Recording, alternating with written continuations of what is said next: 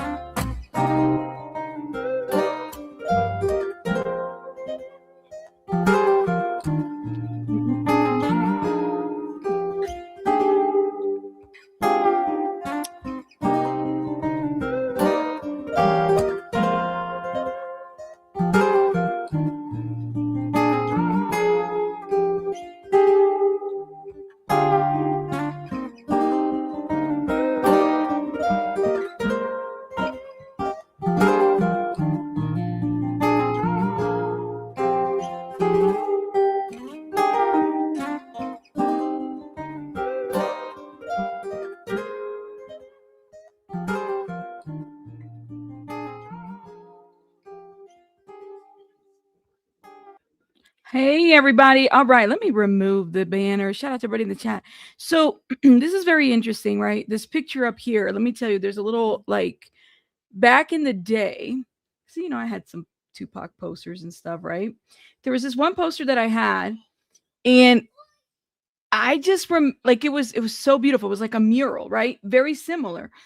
I don't have it anymore, right? It's many, many years ago. And so then I asked, of course, sometimes AI can be useful. I said, I just remember the picture, and I remember, right, because of the the imagery and the art. And so it was Tupac, and then it was like the mural, like kind of like in the alleyway, and then you had the rose that grew from concrete. So it was just a very beautiful. Anyways, so that right there just kind of took me back. I said, oh, I bet you I can get AI to do it for me. And sure enough, it looks exactly like this. There were some differences, but it was a beautiful picture that I used to have like many, many years ago. So that's why I was so excited to have it, like, but it's amazing what AI can recreate. If it can be useful sometimes. Sometimes AI is crazy work, though. You gotta be careful with AI. But welcome, everybody. Welcome, welcome. Shout out to everybody in chat. I hope you guys are having a wonderful Thursday. All right, y'all. I have been checking my email every 5 seconds. It is 8:01 in Vegas time. Yesterday, we did not receive anything. Okay. So my thought process is, all right, it's 8 in the morning. Court opens based on the worksheet, I think 8 to 5. That's what they say. So I'm like, let the coffee warm up. We'll give them till about 8:30, and then I'm gonna call and say, "Hey, I made an order yesterday. I spoke to, what was his name? Nevin. Pico, you called him Evan. Nevin. We spoke to Evan, and Evan said that it should be either by the end of close of business day yesterday or today this morning. So hopefully we will get an update today this morning because nothing came through yesterday. All right. Welcome, everybody. Welcome, welcome. Shout out to everybody in the chat. Let me flip my phone over. Damn, we said, wouldn't it be 5 to 7? I know. Well, no, the courthouse records opens at 8. Mm-hmm. So, yeah.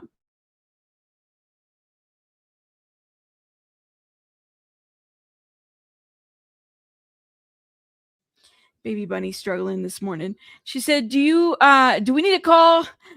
Do we need to call you Nevin? Nevin, where are you? Nevin sounded very, very young, though. Dang, they didn't send them before the day of the. I know, Kadisha. That said, come on, Nevin, because what we ordered around 11:45. So when I talked to Nevin said, well, so this is kind of like if you order it late afternoon. So this is kind of hitting that marker of late afternoon. I said, well, damn, Nevin. It's always the Nevins. Actually, I've never heard of that name before. So shout out to Nevin if he's watching any of the YouTubes. He's like, I'm being dragged on YouTube and I didn't even know it. I don't know what was going on. All right, y'all. So we have some stuff to review while we wait. We're going to give him 30 minutes. Now I'll get on the phone call. Nevin better not be playing with us. I know, right? So yesterday, Kadisha, did you rewatch the 2017 Who Killed Tupac? This pseudo investigation led by Ben Crump or Crunk. Crunk.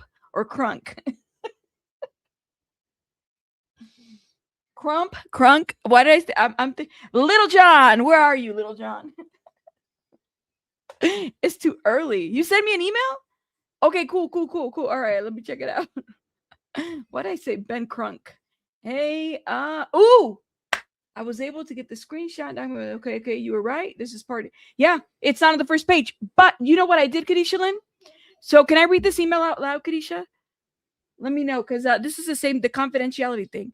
Yep, you watched it all, girl. So this is part of the picture. Okay, so it matches what we have. So let me tell you what I did. So Kadisha just sent me an email. She said it was okay for me to talk about it. She says, hey, Rabbit, I was able to take the screenshot of the document from Who Killed Tupac. You were right. This part isn't on the first page. I've watched some interviews and it's interesting. Greg said they did send it to Vegas and watch ones of Tim talking about it more. Super weird why this doc would say not to send it to Vegas. Okay. So let me tell you what I did after I ended the stream yesterday. So I was like, all right, let me look into this a little bit more. This is a prop. This document is a prop. This is not the real document, clearly, right? But they used it as a prop. I was looking into that episode specifically. It's all dramatics, right? I get that. We've been Hollywood, right? Whatever. So Greg Katie said they sent it to Vegas, right? So then I was like, well, how do we confirm? Because this specific document is talking about, yes, it's talking about Tupac, but it's talking about Biggie. So then I started looking, and it led me to the FBI files that were released regarding Biggie. Have y'all ever reviewed those before? I reviewed those. When did they release them? I want to say maybe after they released them, but I don't remember everything that was like in there. And I put them on the Discord for people to review. Y'all can review those there. It's like 100, it's like 3 sets of documents released by the FBI. And apparently those documents contain that document right there. The one that says that they sent the weapon, or, not to release the weapon out to Vegas PD. Apparently those documents are there. So the FBI released those documents. Did y'all ever come across those? Let me know, because we can review them today. But I wanted to ask, because I'm sure a lot of you guys probably have already reviewed them. I remember seeing the documentary a long time ago. Well, we started watching it on Discord. I think we finished episode 2. 1 and 2, it was just kind of like background information and whatnot. I felt like, that thing is like, what, 10 years old? 10 years old next month. Because they created it in 2017. But they're kind of going through things. Did they find anything or anything like that? I haven't seen the one about the weapon. Have you found it? Was searching for it yesterday too? Yeah, so it led me back to the FBI files from Christopher Wallace. So, hold up, y'all. I feel like we're playing Inspector Gadget. Oh, I need to get that song in here. I downloaded 3 sets of the Christopher Wallace documents from the FBI vault. And essentially, what really caught my attention, because I had forgotten about this. I couldn't even remember when this was released, but apparently it was released. And it goes into 3 parts. And they released, what was so interesting, it caught my attention, was that first paragraph. Hold up, let me remove this. And then we're going to do some jury updates, guys, because we do have some jury updates, just so people are aware.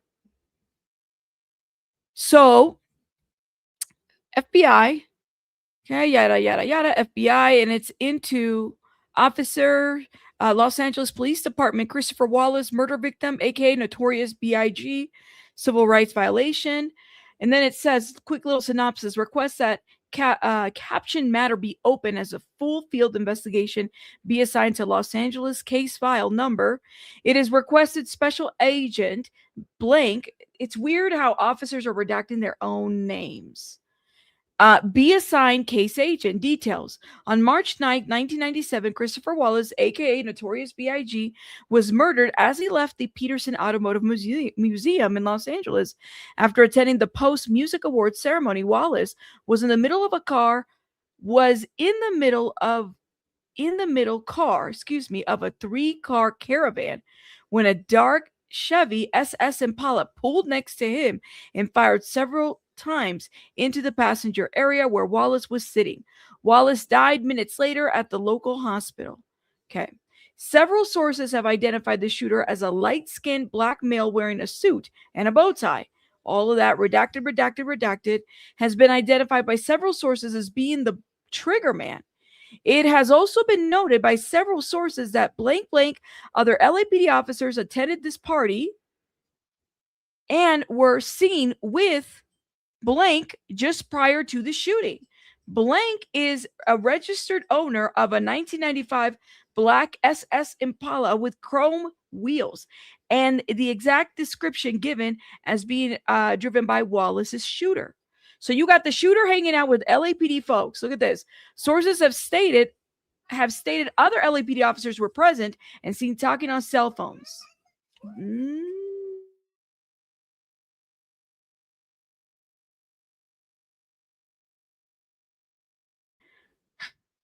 Rafael Perez and the other one. So remember when people were saying, oh, this all leads back to, LAPD cover up, yada, yada, yada. And finally, the FBI says, we're going to release this after many, many years, right? So I wonder, because it's like you got competing record labels, you got competing gang members. Now you got competing law enforcement agencies. Lord have mercy. It's just some crazy ass ish. Anyways, it goes. So then you have blank blank as identified as confronting Wallace caravan just prior to his shooting, and it is alleged that the same tactics were used to pull off the Wallace murder. Because of the professional mannerism in which the Wallace murder took place, it is alleged that not only could one gang member blank mob Pyru blood not pulled this off, but it would have taken a large contingency of people / officers.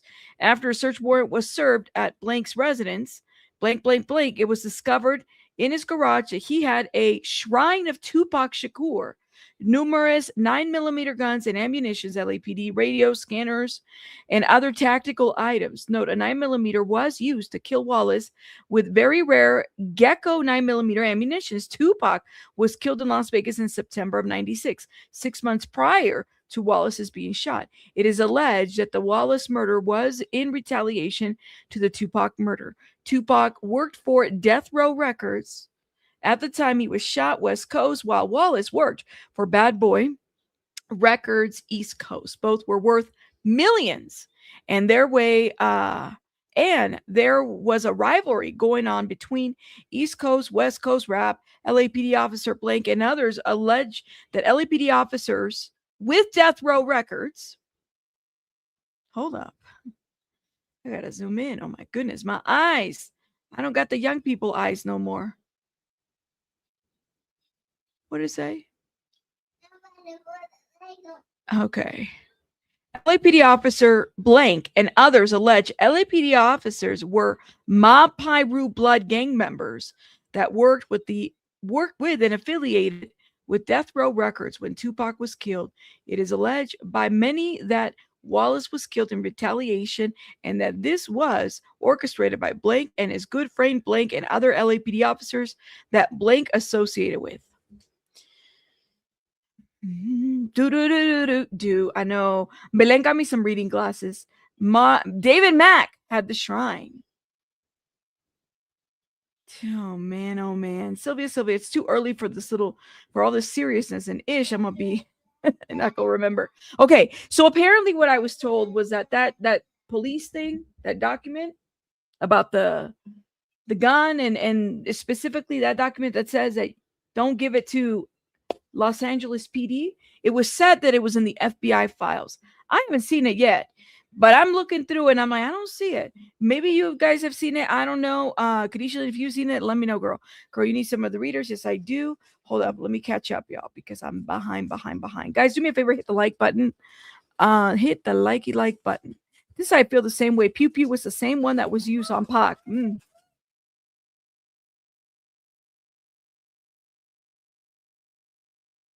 I agree. You think it's the same weapon? I don't know if it was, because if it was, wouldn't they have matched the casing to the same ones as Tupac? I'm not hearing that that's the case, right? A 9mm gun was used to kill Wallace. And he says it's a very rare Gecko 9mm. Tupac was killed in Las Vegas. Tupac was a different weapon. I want to say Tupac was didn't they say it was a pistol? And it was very specific, but they never found they found the pistol, and this goes back to that narrative years after, and it was said it was Corey Edwards' backyard, and the dog pulled it. It's not the same. 40 caliber. Thank you.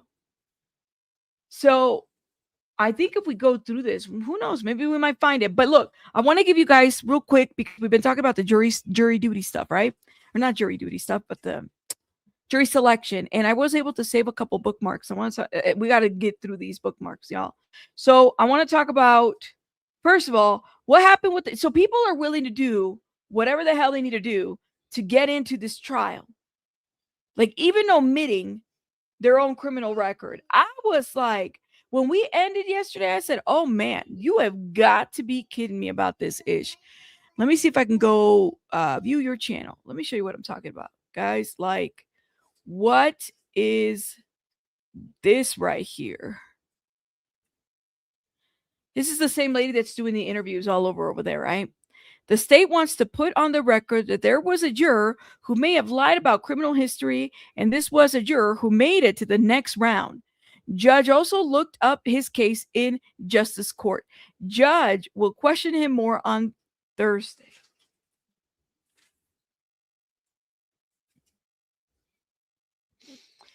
Are y'all surprised that people would lie just to get on? People don't realize the notoriety of this situation, y'all. Like they don't get it. So I'm like, yeah, I could see people lying to try to get into the hearing or something. And it begins. Do you think not shockwave? Like, I'm glad that they're catching this ish early on, because it's like you don't want a mistrial. You don't want to like overturn because of this. This is the kind of stuff that makes things go crazy. But apparently this happened yesterday. And then it said, day 3 on jury selection. Davis is in the court with a white polo on, shook hands with defense attorneys, and nodded to a few people in the gallery as he walked in. He said, like Shaggy, it wasn't me. You can't be mad. You can't be mad for people trying, but it's like y'all need to catch on, people, because people are going to do the most. People are going to do the most because they are and because they can. Now, hold up. It got very interesting yesterday, too, but apparently, because we got some of the updates. That's August 10th. Hold up, y'all. Biggie's manager wins battle against widow Faith Evans. Gained partial control over rapper's catalog. Okay, hold up. Let's see. Somebody said, let's go to the Twitter. Okay. Things just got interesting in jury selection. Hold up. Here we go. The state wants to put on the record. We read this. Keefe D jury selection coverage. All right. Shout out to Jen Just Law, says things just got interesting in the jury selection for Tupac murder. Prosecutor flagged a prospective juror who may not have been truthful about their criminal history. The judge checked the record for himself and plans to question him further Thursday. So this would be today. The voir dire isn't just about bias. Candor matters too. Day 3 of jury selection for the Tupac Shakur murder trial is showing exactly how unusual this case is. Jurors are being screened over Tupac, gangs, Diddy, graphic evidence, criminal histories, and decades of publicity. Finding people who've heard nothing isn't the goal. Finding people who can still be impartial is. I would agree. Oh, yeah. Y'all heard about what's going on with Diddy, too? They're looking for little Rodney Jones. Look, little Rodney Jones should have been careful when he hired Blackburn. 1 second, guys.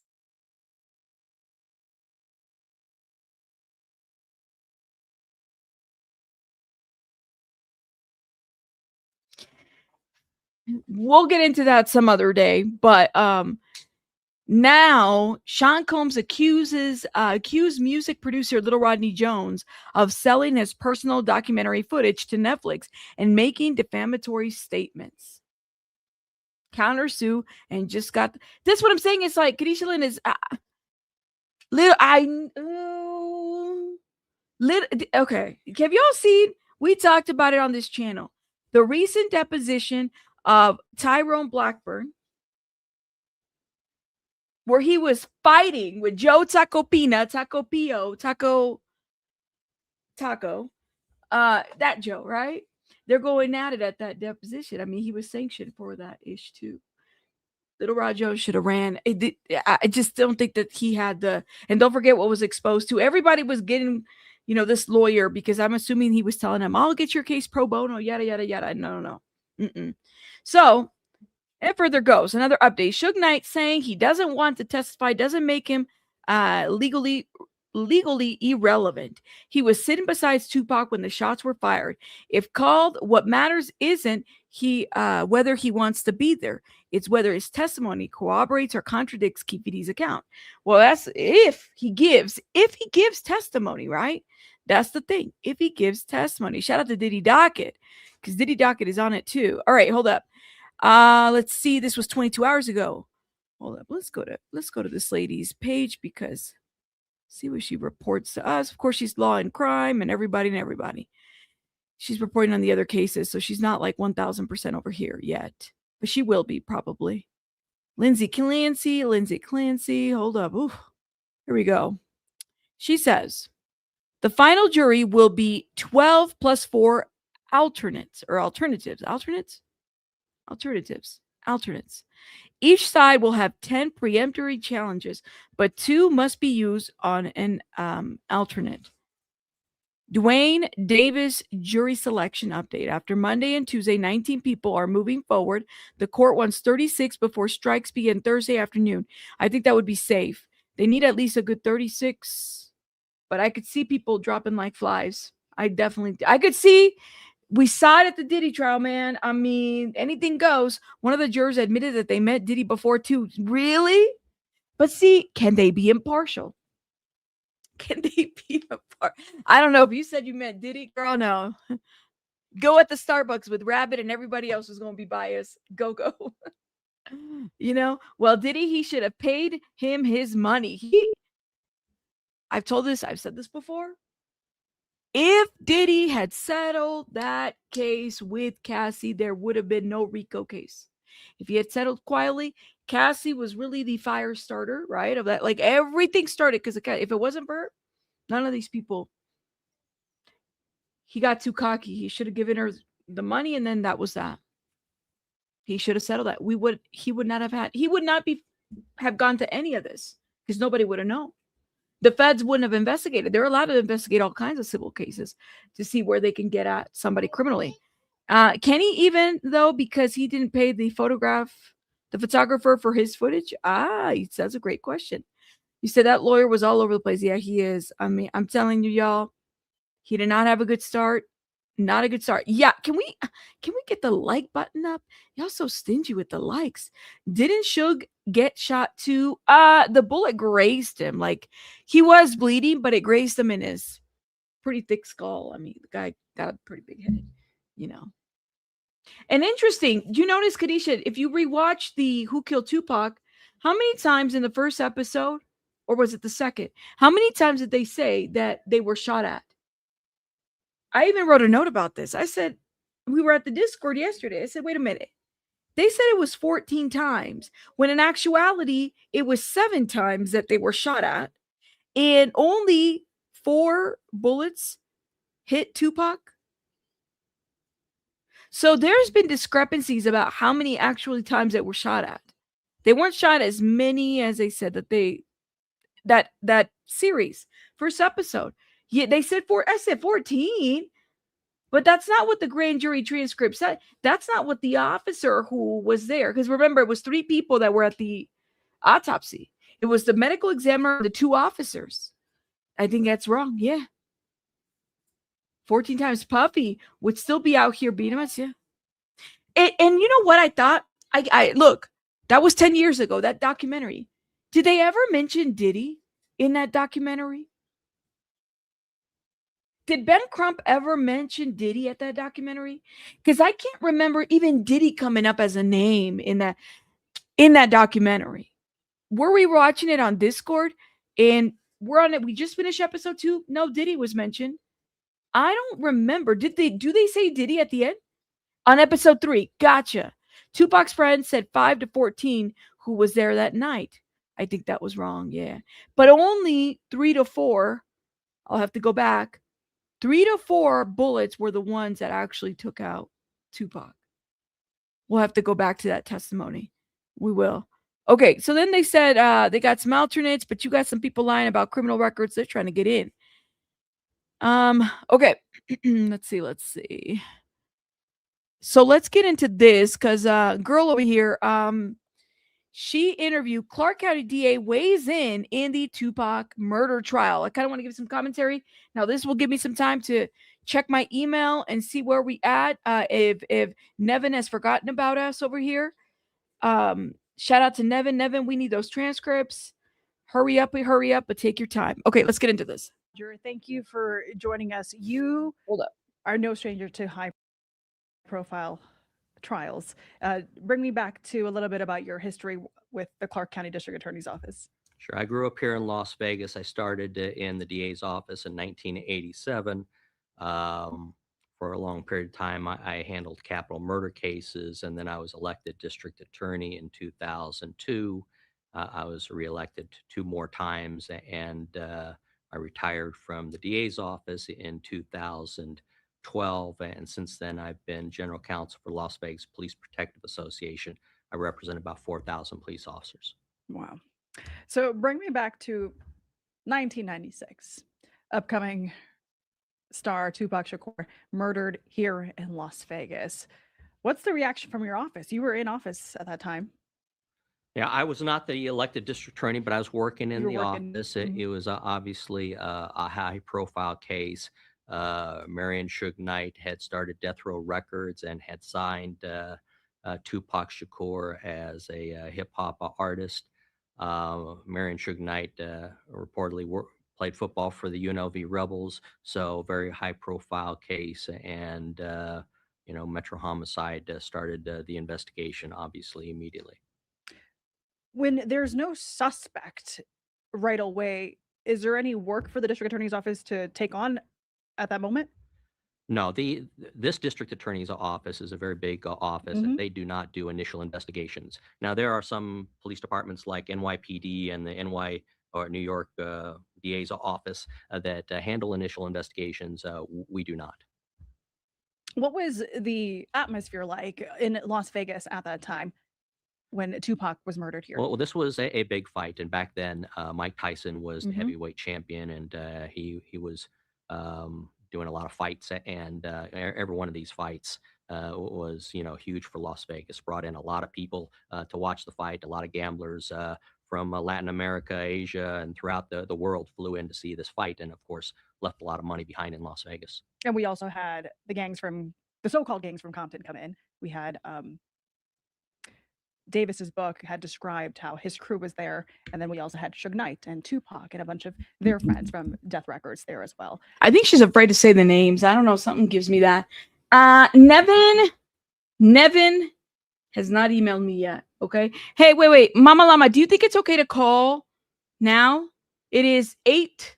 I wanted to give the courthouse the time to warm up their coffee, to get the water cooler, chisme, rumors, gossip out the way before I, play Karen on the phone. Like, hey, what's going on? Where's my documents? Is it time or should I wait? Should I get them? You said yes. You didn't even hesitate, girl. You're like, go call them rabbit now. All right. Nevin is ghosting us. I'd call now. All right, let me get on. All right, let me get my Karen on. Okay, let me get my Mexican Karen on. Hold up, y'all. So this fight happens, and then through the course of the night, they run into each other at a stoplight.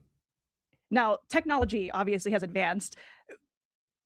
What did you hear from Metro detectives on how they initially handled the investigation? Where could they even start when it comes to looking for a suspect? Sure. And so this shooting took place outside of MGM, I believe on Tropicana. Amazingly, the vehicle carrying the shooters was able to get out of traffic and leave the scene. Officers spoke with Tupac, who was still able to talk at the time. He didn't want to give any information. He was transported to UMC where he died 6 days later. Detectives talked to Suge Knight, and he wasn't giving up any information. And so, there's kind of a mantra out there that snitches end up in ditches. And so in these types of gang cases, it's very difficult to solve them because, nobody wants to talk. But nevertheless, detectives went back to MGM surveillance and wanted to track Suge Knight and Tupac's travels throughout the hotel. And what they saw was that after the fight, Suge Knight and Tupac had a big entourage, and they ran into an individual later identified as Orlando Anderson, which is Duane Davis's nephew.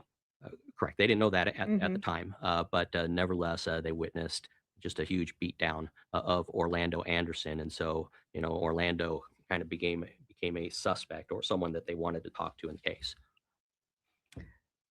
30 years goes by without a suspect. You were away from the district attorney's office when the arrest came in 2023, but what was your reaction? How often does this even happen? Well, there's no statute of limitations on murder, and so we solve cases, sometimes through DNA, but this was an unusual case because we solved it by Duane Keefe D. Davis writing a book and to use his terms, telling on himself. That book has been a big question in the court proceedings as we get near this trial, whether it's going to be used or not. The judge had denied motions for it to not be used. That was brought on by the defense attorney. How critical is this book? Will this book be in this trial? This book will be the focus of the trial because that is Duane Keefe Davis's admission. Everybody else is dead. His nephew is dead. The two other individuals in the vehicle are dead. Suge Knight's not talking, and so this is the case. And it's an interesting dynamic because now that the court has ruled that the book is admissible, you're going to see the defense trying to shoot down the book as being fiction, being a fabrication. They're going to point out every inconsistency in the book, and their position is going to be that, the defendant is just trying to sell a book, and in order to sell the book, he has to embellish, and the prosecution is going to point to everything in the book that is corroborated by other evidence. Mm-hmm. So, because this has been 30 years, there's a good chance that witness list will be lengthy, but it's been 30 years. Does that hurt the defense when it comes to witness testimony and what they may or may not recall accurately? It could. They filed a motion early on saying, listen, you've known about this murder, you have known about this book for some time now, and we are being prejudiced by the fact that you waited so long to charge the case. But they couldn't point to anything specific that was prejudicial to them, and so the court denied the motion. But once again, this case really will revolve around that book, and there are things in there that the defense is going to be able to point to that is not true. And then, of course, the prosecution will be able to corroborate a lot that is in the book. Yeah. And for those of you who may not know about the book, Duane Davis co-authored this. It's called Compton Street Legend. He talks about his early childhood growing up in Compton, and then it goes back to when he met Tupac. In his book, he recalls meeting Tupac in 1986. They would meet a few times after that, but then they would see each other again in 1996. That was September 1996. That book, I've been reading it, and it details the moments that the cars stopped at the same stoplight. There's no accurate way to say who pulled out the gun or who pulled the trigger. Even without that, you're saying that this book is still a key part of this trial. Yes, in any criminal case, people play different roles, especially when there are multiple people involved. And so there's two legal theories that make. Yeah, because it's not. I mean, it doesn't say within 24 hours. It doesn't say that.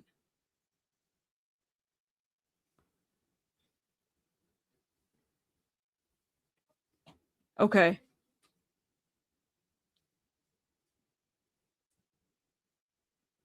Okay.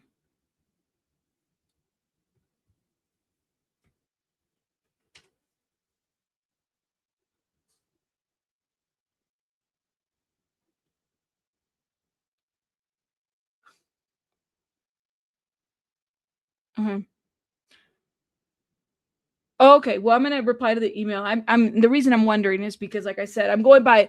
Had I known that if it was gonna take a week, I mean, this is even before I paid. But again, once the payment has been posted, the requested documents will be sent out. It doesn't say in a week. It doesn't say next month. It says literally once it's posted. That's why I have to kind of figure this out.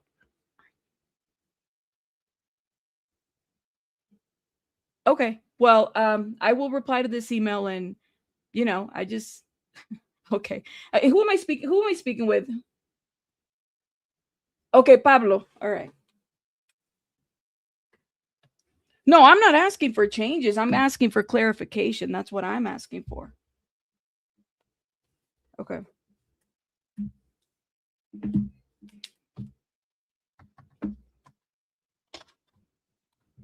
I'm not asking for an expedited Not asking for that. All right, cool. Thank you, Pablo. And then I'll follow up. Thanks.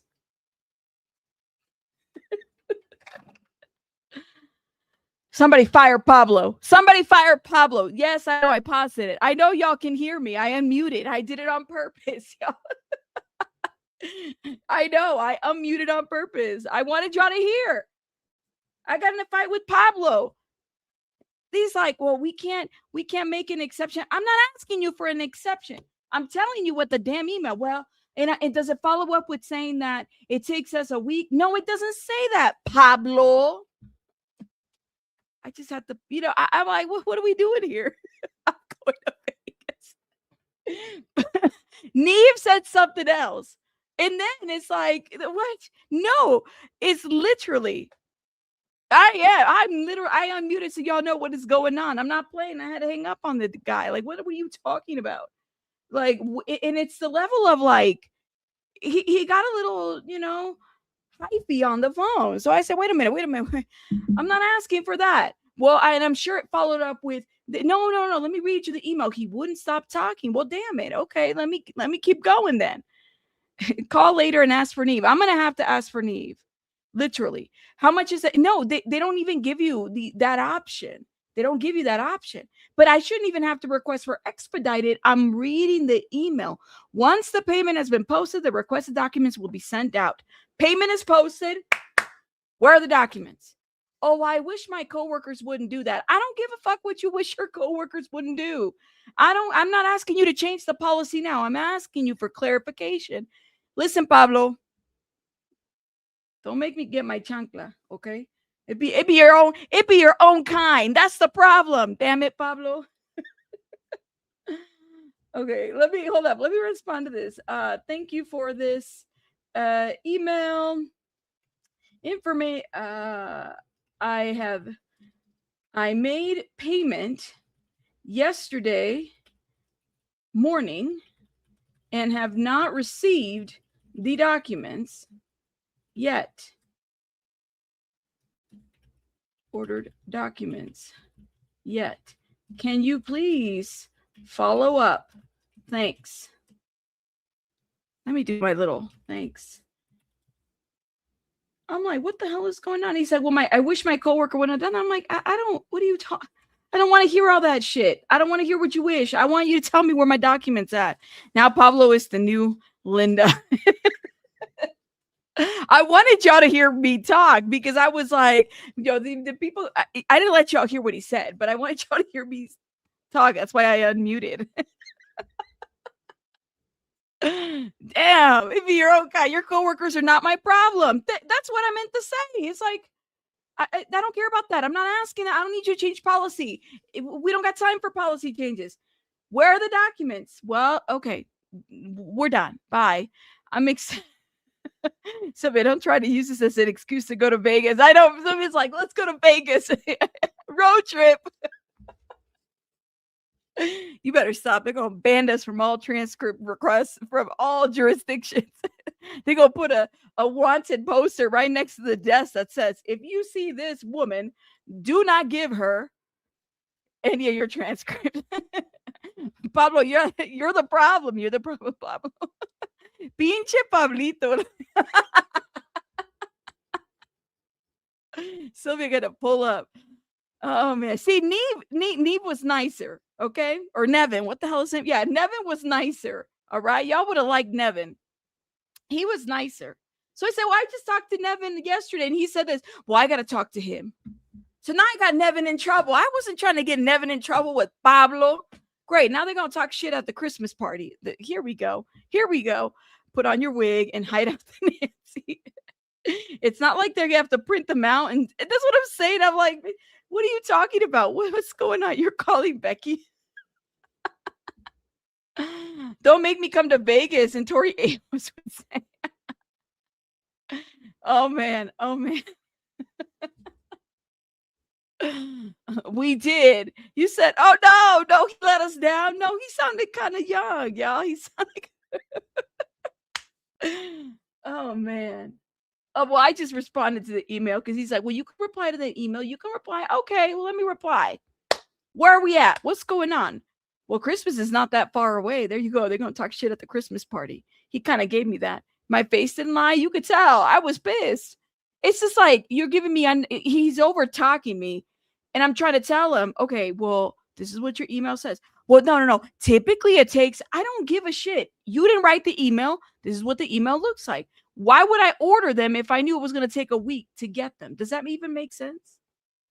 Why would you order? Like, we read it out loud. It doesn't say, but it could take a week. Stop. I'm saying Rabbit Grace needed. You should have asked for the manager. Well, Pablo acted like he was the manager. I mean, I might have to. You know what? Let me do this. Let's give him until lunch. I'm sure right now Pablo's out here yelling at Nevin and trying to figure out what is going on. Okay. Give him a couple minutes. All right. Let me, because it's like, he got a little loud at me. I don't have time for your shit. Just fucking give me the documents. That's it. Let me speak to your supervisor. We gonna get there. Give me a minute. Now that I know that guy's name and the other guy's name, maybe there's a directory up in the records keeping and stuff like that. A rabbit road trip. Well, I said, well, I act like the manager, Rabbit. There you go. He was giving me manager, supervisor, or know-it-all vibes. It'd be the people that aren't managers, but they act like they own the documents. You don't own the records. Pablo being wrong and condescending. Mama Llama, I'm telling you, man, I should give you this number so you can, you put on your court reporter hat and be like, hey, so can I talk to yada, yada, yada? He said, I'm trying to diamond paint and listen to you, and you made me laugh so much. Girl, Bridget, I'm sorry. She said she drew my drill all over the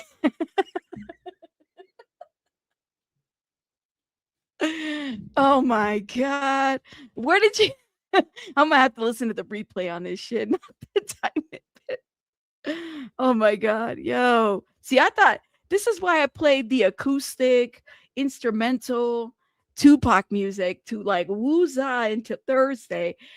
I don't feel like being, I feel like literally gonna go find out what's gonna happen. What had happened? Let's go fight. Let's figure this out. You said, bothers me about this new age customer service, Pablo. The time you spend arguing is the time you could have sent me the damn documents. Get Siri. You know what? Like literally, sir. Siri could have gotten me the documents by now. Alexa could have done it too. Get on your job. All this bullshit about your processes, I don't need to hear that. Does it look like I give a fuck about that? I really don't. Tapping into my inner Karen. Let me stop. All right, let me stop. Now we gonna play Hit 'em Up. Watch me play Hit 'em Up, and then while I'm on the phone with Pablo, do you pick up on this subliminal, bitch? What is going on?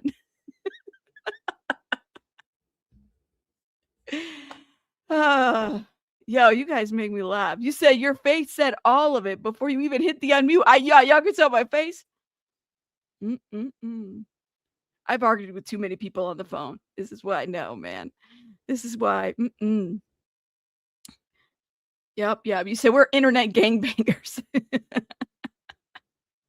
We gonna do Hit 'em Up in the background. Do you pick up on this subliminal, Pablo? Get me the papers. That's what you need to do.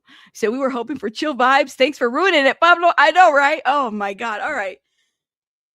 It's gonna be all right. All right. Let me strategize the situation. Okay. Because one thing I do know how is I know how to strategize. Okay. We know how to strategize over here. You gotta think a little bit smarter on how to move. Well, let me go find the directory. I gotta find the directory. I hope there's no more than one Pablo in the records office. You should have put him on loudspeaker. I can't, because then I don't know if it's a two-party consent state. You gotta be careful with that, because they can take your channel down for that too. Play the call next time you call. I can't. I don't know. Can you, is it a consent state? You gotta figure out Vegas, Nevada. What does that look like? Wait, did he say one? That's what I'm saying. Do you see why I lost my shit? If it said that in the email, do you think I would be ordering them? No. You said, and here everybody thought you unmuted because of me. No, I just unmuted because I wanted y'all to hear the bullshit that was going on, but you can't hear his side. You can only hear me. You say, we told you in Discord, we double dog dare you to join us. Oh my God, gonna end up in the court most wanted of all the suspects. Yeah, my mugshot's gonna be right next to the transcript record keeping people. Oh yeah, what am I gonna say, Rudy? This is for quality assurance. I'm recording this call for quality assurance. I'm training myself. Okay, Pablo, here we go. Yeah, Pablo's gonna like hang up on me. Let me just Pablo, we're gonna chill a little bit. We're gonna chill. Let me quit this twice, Rabbit. No more lunch money for you. Damn it, I ruined it for you. Girl, shout out to you. All right. Sounds like he's trying to get through the jury selection. Maybe first, delayed take. Could be, man. Could be. I don't know. But this is Vegas. This is like, this can't be the only high profile case they've ever had there. You know, there's got to be more. Yes, give me your own disclaimer when Pablo answers. There you go. See, and he could probably, because it's government, they don't have to consent. Hold up, let me see.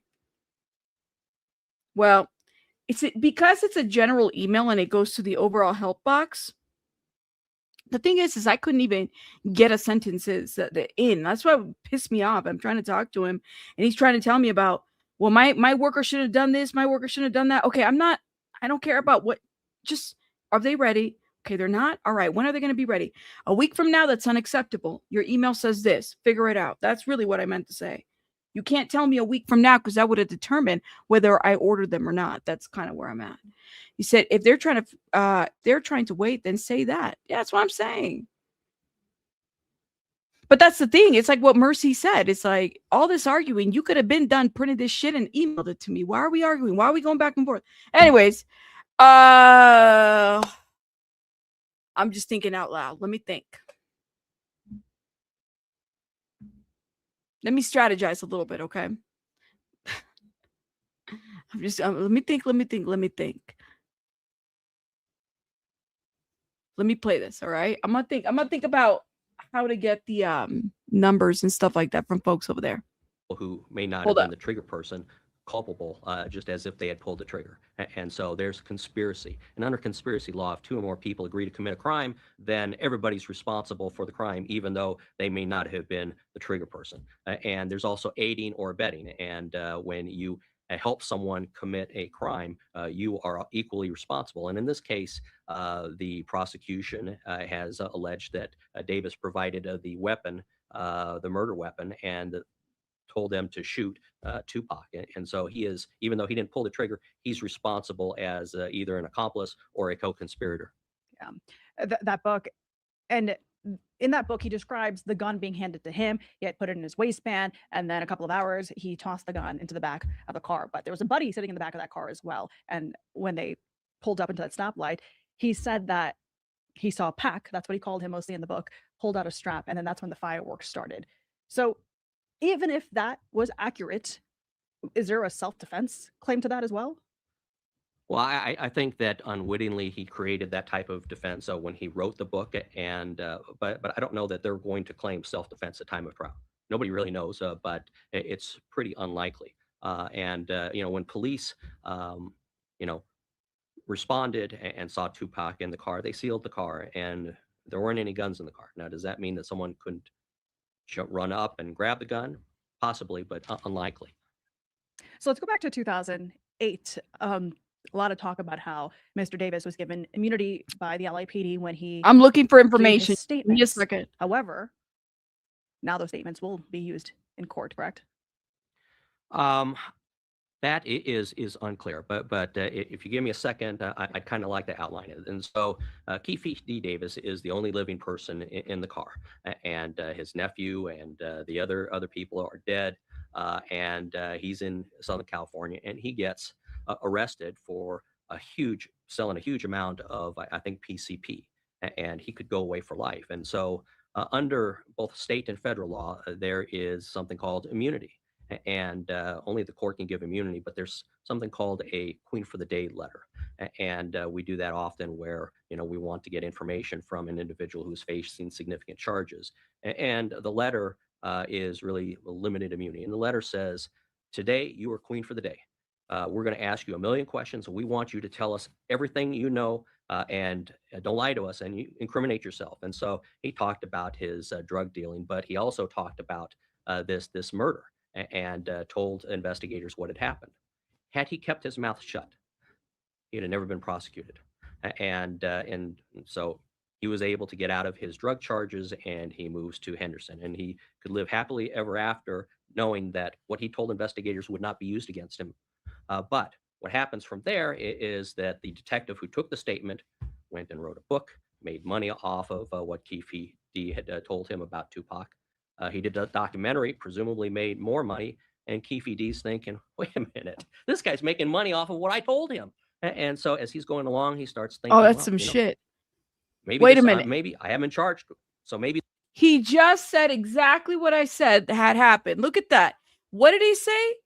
He said something about the proffer agreement, queen for a day, right? And then he says he's seeing somebody else making money off of the story that he told, or at least the confession that he made.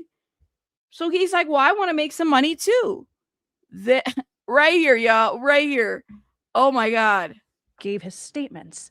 However, now those statements will be used in court, correct? That is unclear, but if you give me a second, I'd kind of like to outline it. So Keefe D. Davis is the only living person in the car, and his nephew and the other people are dead, and he's in Southern California, and he gets arrested for selling a huge amount of, I think, PCP, and he could go away for life. And so under both state and federal law, there is something called immunity. And only the court can give immunity, but there's something called a queen for the day letter. And we do that often where, we want to get information from an individual who's facing significant charges. And the letter is really limited immunity. And the letter says, today you are queen for the day. We're going to ask you a million questions. We want you to tell us everything you know, and don't lie to us, and you incriminate yourself. And so he talked about his drug dealing, but he also talked about this murder, and told investigators what had happened. Had he kept his mouth shut, he had never been prosecuted. And so he was able to get out of his drug charges, and he moves to Henderson, and he could live happily ever after, knowing that what he told investigators would not be used against him. But what happens from there is that the detective who took the statement went and wrote a book, made money off of what Keefe D had told him about Tupac. He did a documentary, presumably made more money, and Keefe D's thinking, wait a minute, this guy's making money off of what I told him. And so as he's going along, he starts thinking, well, maybe I haven't charged. There you So go. maybe this immunity means I'll never be charged. And why not make a couple bucks? And so he goes and he does a couple of interviews and kind of throws out some tidbits. Police don't show up at his door. And so he's thinking, I'm going to write a book.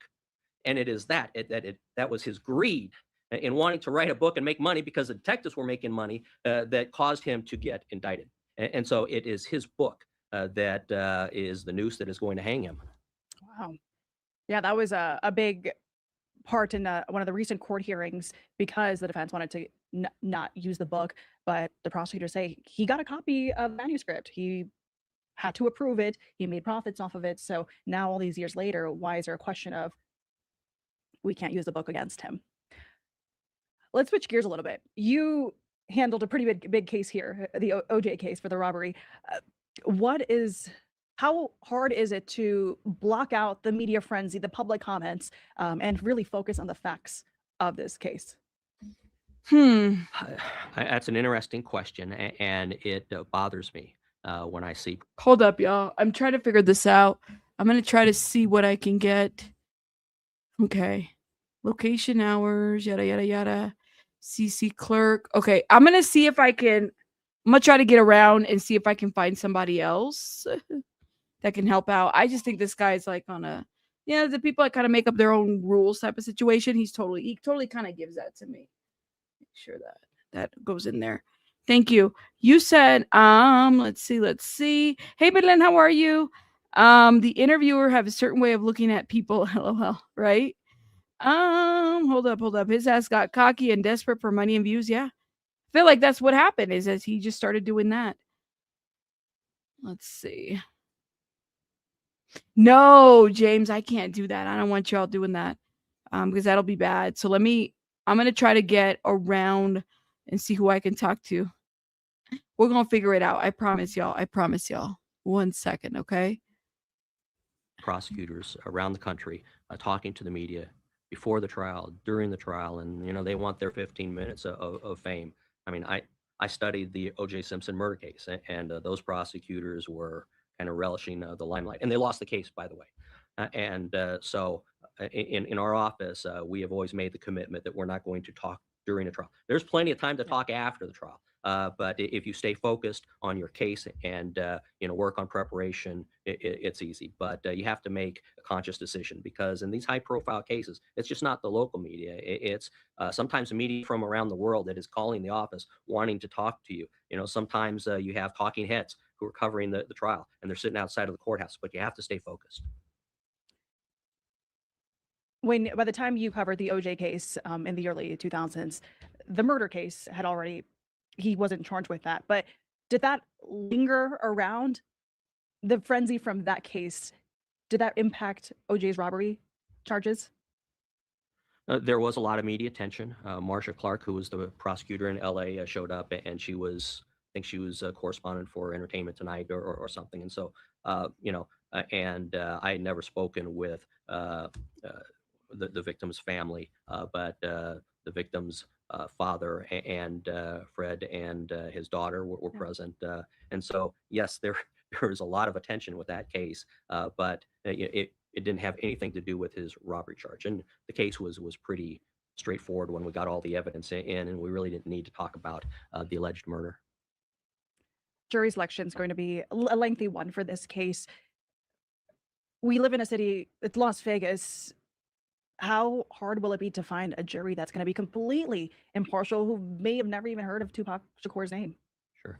I mean, a lot of these cases have at least local media attention and sometimes national. And I've tried a number of high profile cases. I tried one case before O.J. Simpson that was, national news and was in the media almost every night. It was covered gavel to gavel at preliminary hearing. And people said, well, there's no way you could find a jury that could say that they haven't heard about this case. But you would be surprised. And the Nevada Supreme Court has said that the issue isn't whether someone has heard something about a case in the media. It's whether they can set that aside and base their decision on the evidence in this case. And you would be surprised at how little people retain about a case, a high-profile case. And so, they might say, yeah, I remember something about this rapper being shot in front of the hotel. But I think that you're going to find that a lot of people just don't remember a lot of details. This has gotten a lot of media attention because of the book and because of the indictment. But I know that you will find a lot of jurors who are going to say, I can base my decision on the evidence in this case.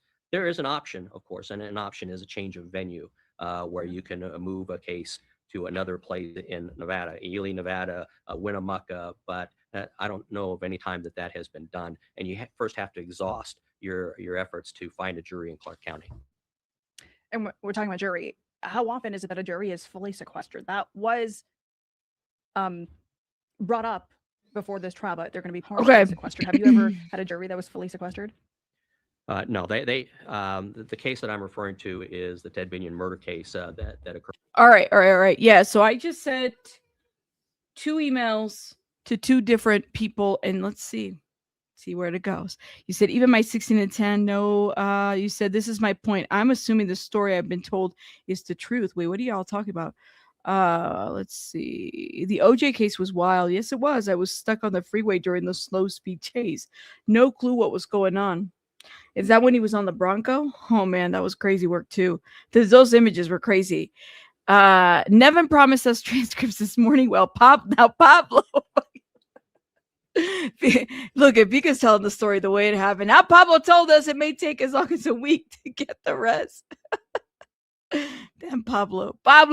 You said Robbie getting gangster on the phone. He just pissed me off because I was like, why are you over talking? Can I speak? Okay, let me know when you're done. Like, what the hell? Oh man, that just made me mad. He said, I can't tell if the man is kind of nervous when answering the questions, barely looking at his eyes. Right? He does look a little nervous, truth teller. Honestly. His name is Nevin, not Nolan. DeMarie. DeMarie gave that guy a whole different name, yo. Oh my God. I literally cannot. I'm trying to stay focused, y'all, and I'm having you know what? Maybe I need some coffee. You know what? F this, man. Maybe we need some music on this one because I'm trying to calm down. You got this. You got this. No, I'm mad. Hold up, y'all. Oh my God, you can't make this shit up. only because Morris said it. Only because Morris said it. Hold up, let me see. Where's it at? Oh my God, I'm already like gonna have to deal with the freaking monetization off of this. Sorry, DA. Can you go get some coffee? Go get some coffee. I can't, man. I'm so upset. Y'all don't even know it. I'm trying like to keep it cute. Try to keep it cute. Only because Morris said it. Only because Morris said it. I can't even be like, I'm like mad, but I'm also like giddy about it. I'm like, what the hell? What is going on? Have you seen the interview with the photographer who took the last picture of Tupac? No, I want to see it.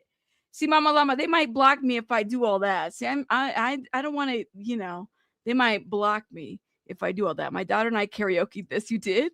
Oh, how do you karaoke this song though? Rabbit, get Gina, get pumped up and call again. No, because then he's gonna buy Felicia me or something, Pay Michael Jordan Skit to stop and get some help. Fuck it all. Yes. No, I'm not gonna do all that. You said Pinche Pablo coming for you. Oh my God, y'all. I'm just thinking out loud of like, okay, how do I gotta figure this out. We gotta maneuver this. We gotta figure this out. We do. And nobody can guarantee me that he's not going to, I don't want to talk to him, but I want to talk to his manager. I'm just giving it a minute to see if I can talk to somebody who's not going to overtalk me and actually hear me out. Not to change the subject. Did you see the daughter? No. Did you see the daughter of Color Me Bad interview? No. Which one? Which member? Rabbit, you got me hyped on this song. I'm just not like, I'm not really in that mood, but at the same time, I'm like, I am upset because he pissed me off. But what if Pablo is the manager? Then it's like, man, if I piss off the manager, but then I'm like,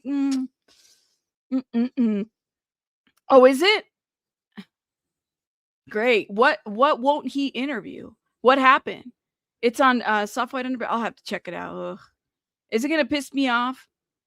You said would be mad funny if someone were to play Hit 'Em Up on the wedding reception. I wouldn't have family to think about it. You said, D. Marie, you got to rewind, love. Go back like, I don't know, 30 minutes, and then you'll find out who Pablo is. And then how dare you take a name like Pablo?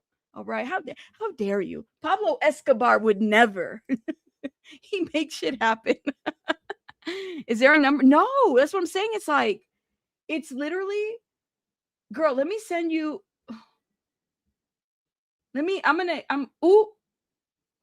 Oh shit. Hold up. See, this is auto-generated. So I went back to the ticket and I said, your records request has been received and will be processed. This is the same email I got when I first made the request. So I forward this over to two emails. The bill that I pay and the fact that the email, right? I forward all over it. I said, this said that it was going to be posted. I was going to receive it on the day the payment was posted. It's been posted. I've not received anything. What is going on? They auto-generated me a new fucking ticket.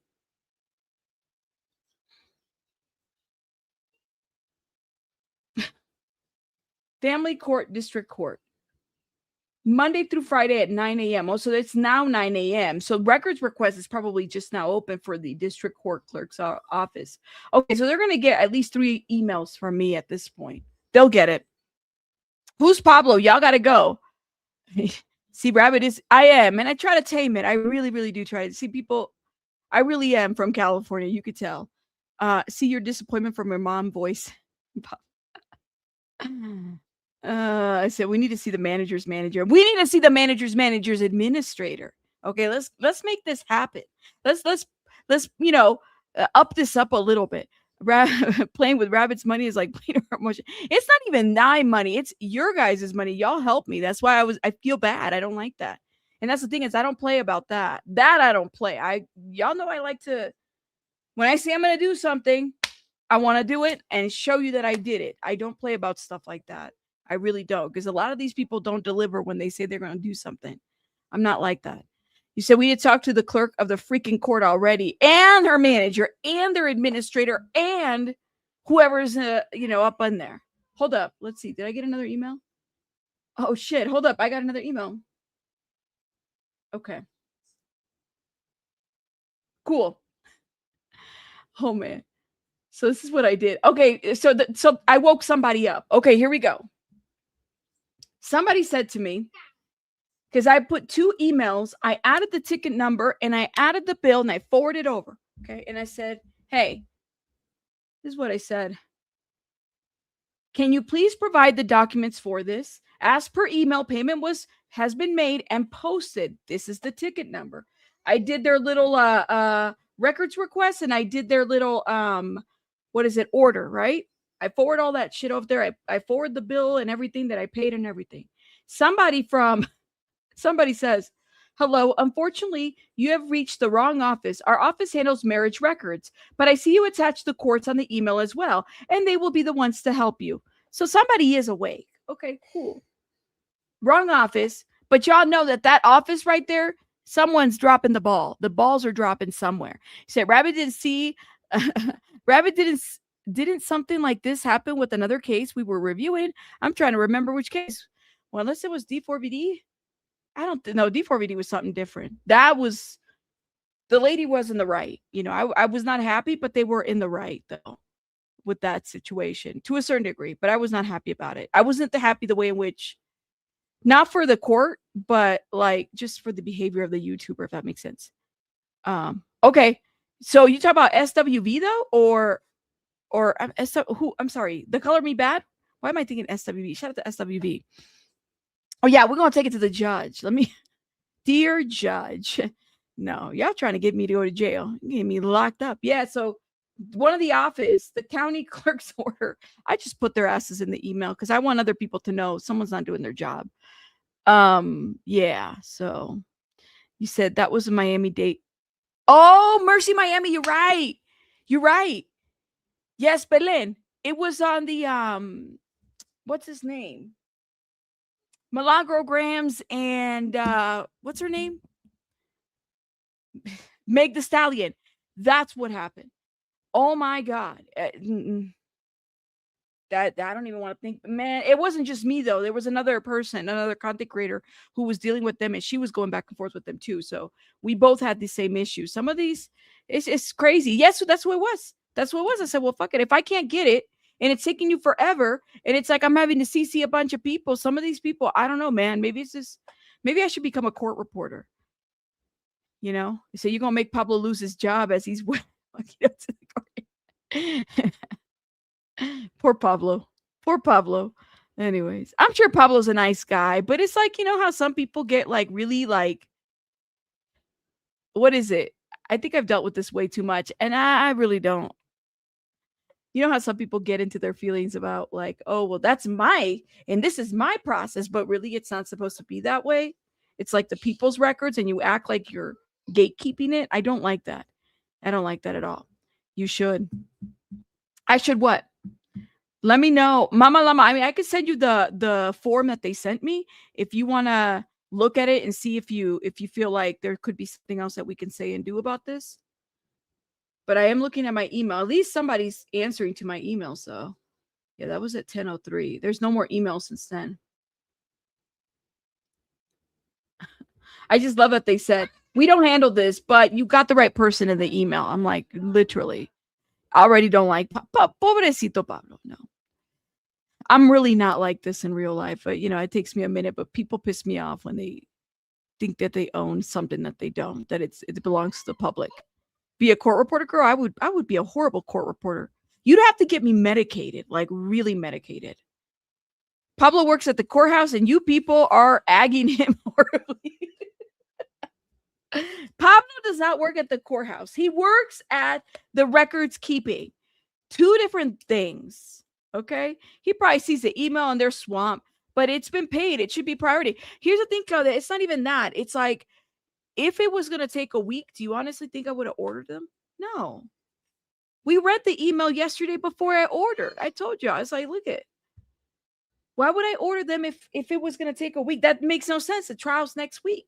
The next week, we won't really be able to go. Oh, I mean, we could, but not as much as this week because it's going to be streamed. And by the way, but speaking of which, I'm going to be doing I got a whole setup going on now. So mentally, I'm getting ready for next week. We're talking about 6 weeks of this. This is not going to be like the Diddy trial where I'm waiting for Inner City Press to give me an update. No, like we got cameras in there. So we'll be able to really stream everything the way that we need to. We'll be able to watch it, live react. We'll have multi screens going and stuff like that. And I mean like dual, where we can get a camera angle inside one area and then another one another area. So we're really able to see things the way we are. We just don't have time. People got to get it together. Can't wait till Monday. I can't wait till Monday either. I mean, it's going to be crazy. It really is. Pablo doing too much. Thank you. See, I can count on Abraham to having my back, and Sylvia, of course, and everybody else. They should have just kept the case where you could order it yourself. I should have just ordered them before. Like, I wouldn't have had to have dealt with any of this. I feel like every day Rabbit tells us she's not about that life. I have to tell people. Once upon a time, not long ago, but once upon a time I was, but not anymore. I promise you. I told you guys I'm a juvie kid, so it should say a lot to you. I've toned it down a lot.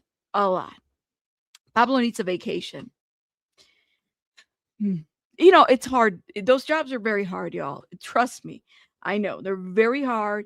You got to be, and I try to be very nice to the court people. It pays to be nice, but sometimes people really do try you on the phone. You know, you just got to turn it up a notch. I did the Karen and then I did the other, and I was like, wait a minute, I got to bring it back. I just understand why they took it off that air. That's what I don't get. I don't get it either. I can't even, I'm logging in and the case is like gone, disappeared, you know? Rabbit, I just emailed you the link to the video. Okay, hold up, y'all. Sorry. And I know, what's it? Dragon Ball Z, our friend over here, he's been emailing me this link. I'll check it out, Dragon Ball Z. I seen your comment. I seen your email. I promise y'all I'm not ignoring you, but I don't want to, again, I'm not going to be playing every link, just so people are aware. I got to be mindful of that too. Some links I just can't play. Okay. All right, now. Oh, see, this is this mother effer's channel. I can't play this. So Murder Rap, is that the channel that's run by Greg the Vulture Kading? Let me know. Hold up. Let me see. Who runs Murder Rap? I got to be careful. Murder Raps on YouTube, because I played some of their shit and then they like immediately got me. Let me see who runs this. The channel stems from the investigative work of Greg Kading. There you go. They don't like us. They don't. You don't like it? No, I don't, Brandon. I don't like Greg Kading. I don't. He's not invited. He's not invited to Starbucks. Thank you so much, Just Joan, again for the 20. And oh my God, Jude, thank you, man, for the $49.99. Thank you. Appreciate it. Oh, y'all are amazing. By the way, just so people are aware, there's been a lot of other trending stuff happening, but my focus has been here because, like, I've had a lot of people hit me up and say, Rabbit, I'm really interested in learning more about this, but I don't feel like I'm in a place to give an opinion because I didn't grow up in this era, or, you know, I'm a little shy. Yeah. So when I get these emails, it's kind of like, thanks for giving me like an idea or a breakdown of this. And I could see why this part, like, you could enjoy the music, but you might not know the ins and outs of certain things. So it's intimidating, right? So shout out to them. And so for me, it's not like the most amazing views because, you know, we get paid by the view and stuff like that. But I love the fact that I got my regulars here every day, and, you know, the super chats and the, you know, Happy Meal, this and that and the other, that really helps. So it does help me out. So thank you so much, Jew, for the $49.99, and also Just Joan and everybody else who's been supporting, not for nothing, for the jewels. Paola Ramos, thank you so much for the beautiful, wonderful jewels. Girl, you are gorgeous. Thank you. Sorry, I saw your picture and I was like, girl, gorgeous. Rosa Garcia, thank you so much for being a member for 20 months. Hi, Rabbit. It's been a while. Where you been all my life? You guys, like, I got people hitting me up that have been like MIA. Rabbit, I haven't forgotten about you, but I'm here. Well, then, where you been all my life? Hurry up and come back. Are we going to get into the into deep dive of Biggie's case. I really want to get into these FBI documents. We could definitely have time for that. A lot of us have been waiting. Like Amethyst says, she's been waiting 30 years. Yeah. Who is Kading? Kading, Greg Kading. Who is Greg Kading? Who is he? So, you read the defense? Okay. All right. Would you want to tell us about it? Because I could drop the link too. You let me know, but I don't want to take up your time.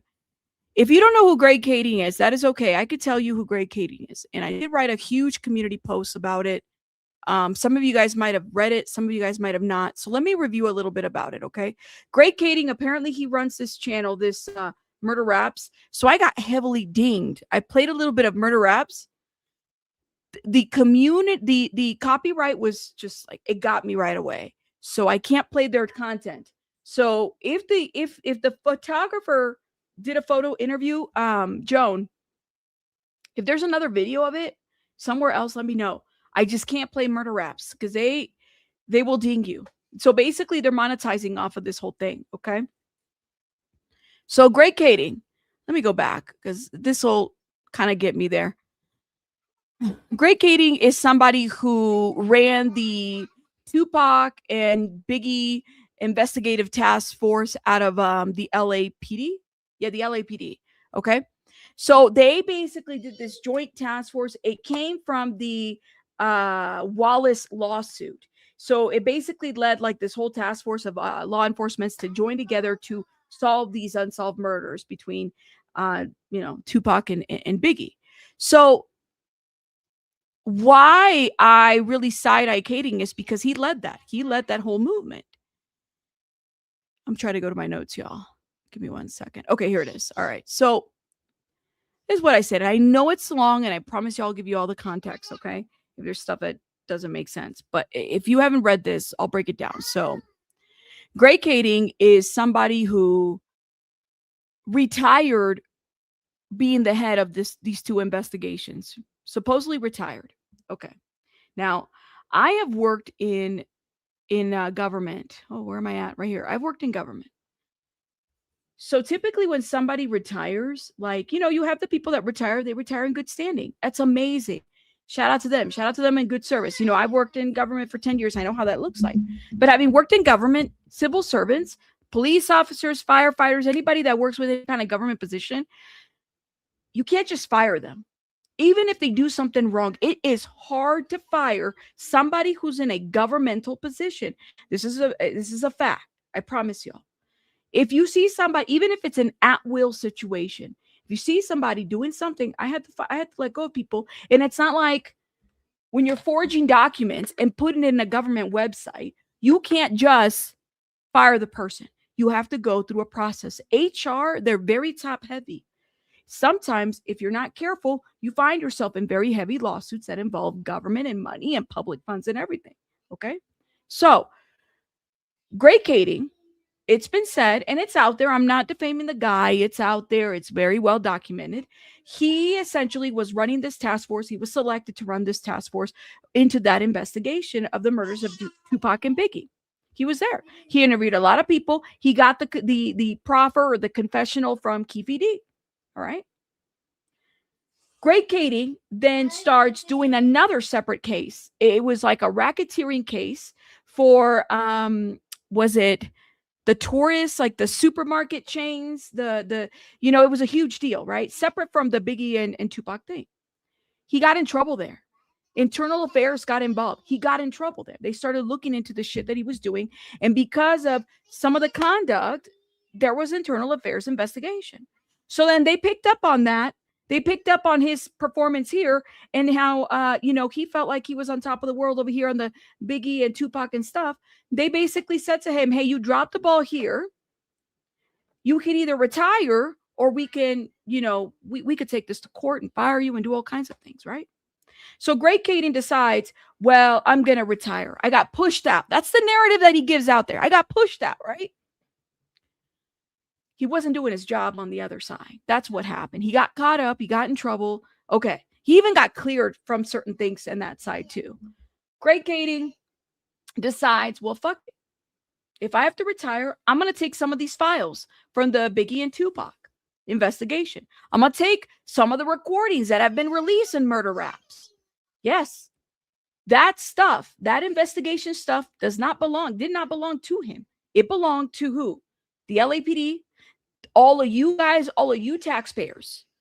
If I, as a government employee, decide, and I've had cases, I take these cases and I, wait a couple years, and then I say I'm going to expose the government, okay?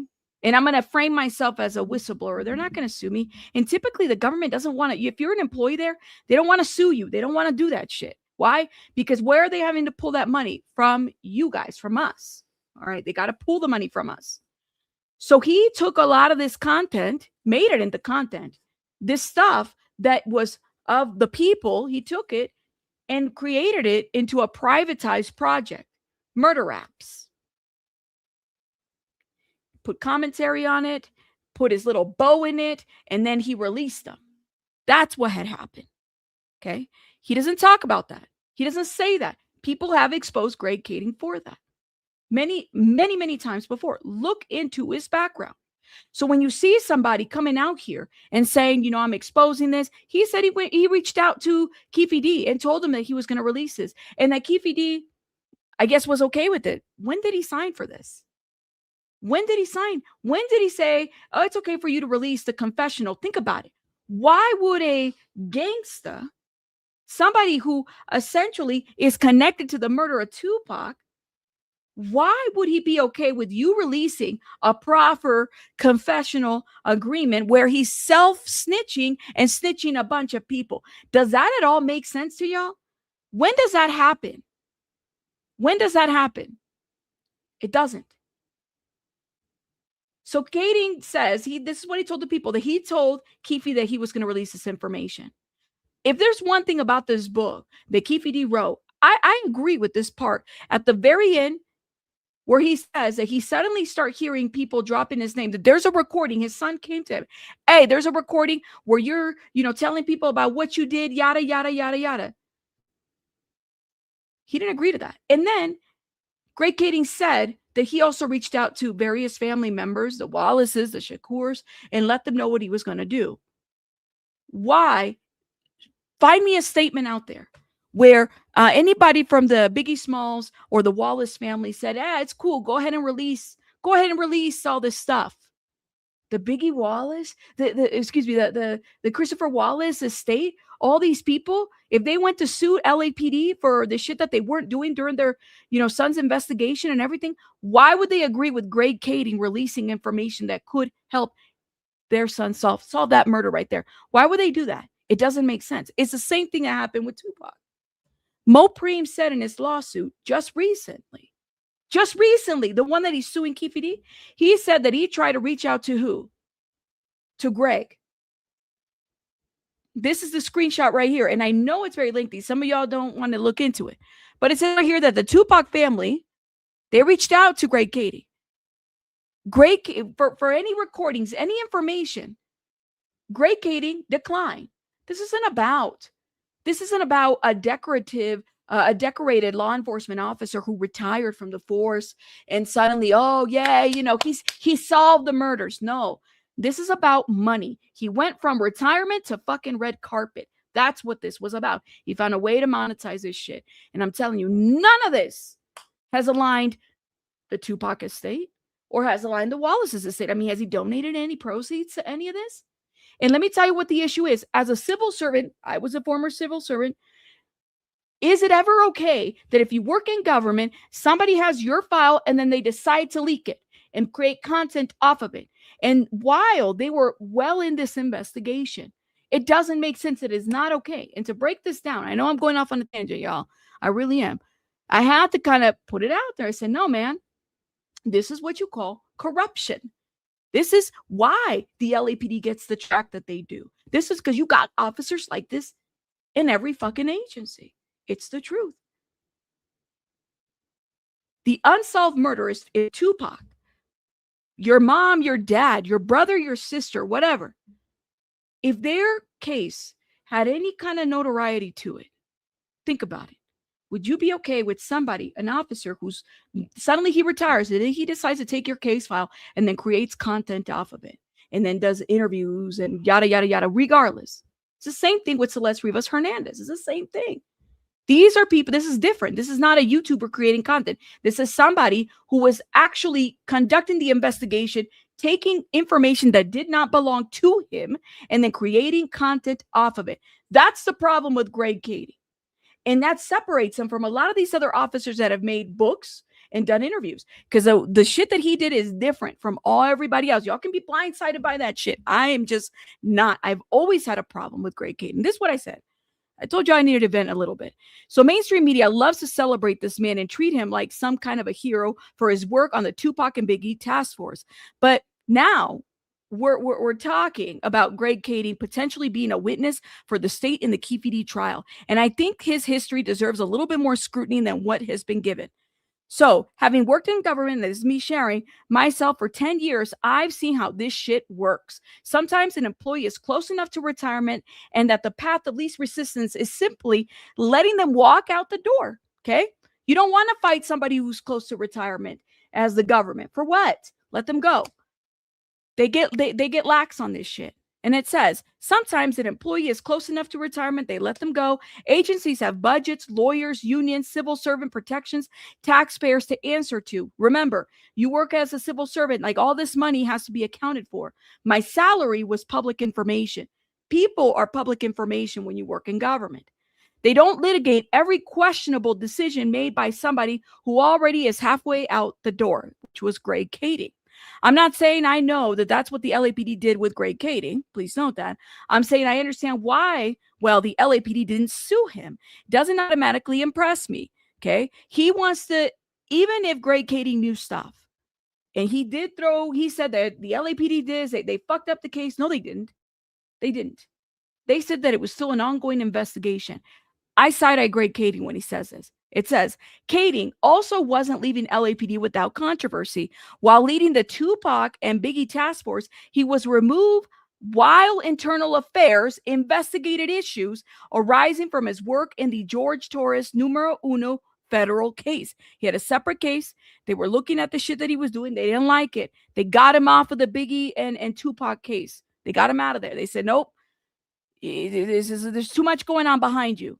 A federal judge scrutinized Cady's handling of the information in the case and found a reckless disregard for the truth, while stopping short of finding that he intentionally lied. Internal Affairs ultimately did not find that Cady intentionally or maliciously misrepresented material facts. That's really all I'm going to say about that. That's all I said here, because we'd have to get into a deep dive on that, and I don't think people are ready for that. What bothers me even more is what happens afterwards. So Cady, he had access to witnesses, interviews, recordings, investigative information because he was an LAPD detective assigned to these cases. He wasn't a journalist. He wasn't researching a book. He had access because he was a public servant doing his job. And then he retires, and that investigative material becomes part of the Murder Raps, that channel, documentaries, television appearances, interviews, and ultimately an entire LAPD post career surrounding these murders. All that shit that he did, that content, that's the LAPD files right there that shouldn't be privatized, that belong to us, the public, not Greg Cady. Okay? Distinction.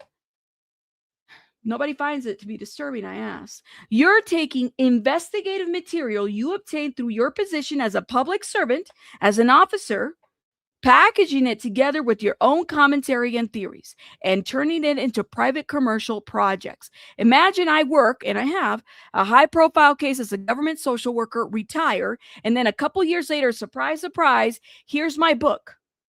I'm going to write a book about every case, every child, every death investigation, everything I've seen. I'm going to write a book and privatize it and create content on it.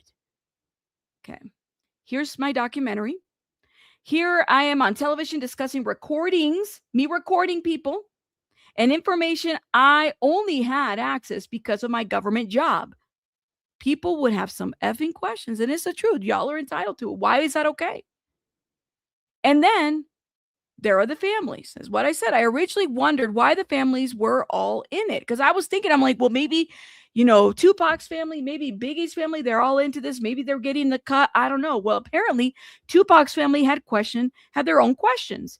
According to Mopreem Shakur's lawsuit, Tupac's family contacted Greg Kading around 2024. The lawsuit alleges that although Kading had retired from the LAPD, the family understood that he retained copies of the case files from his work on the task force. The family requested access to those files, and Greg Kading declined. And that bothered me. It really did. Because at some point, I think we have to ask, who was this information supposed to serve in the first place? Who was it supposed to serve? Greg Kading? Justice?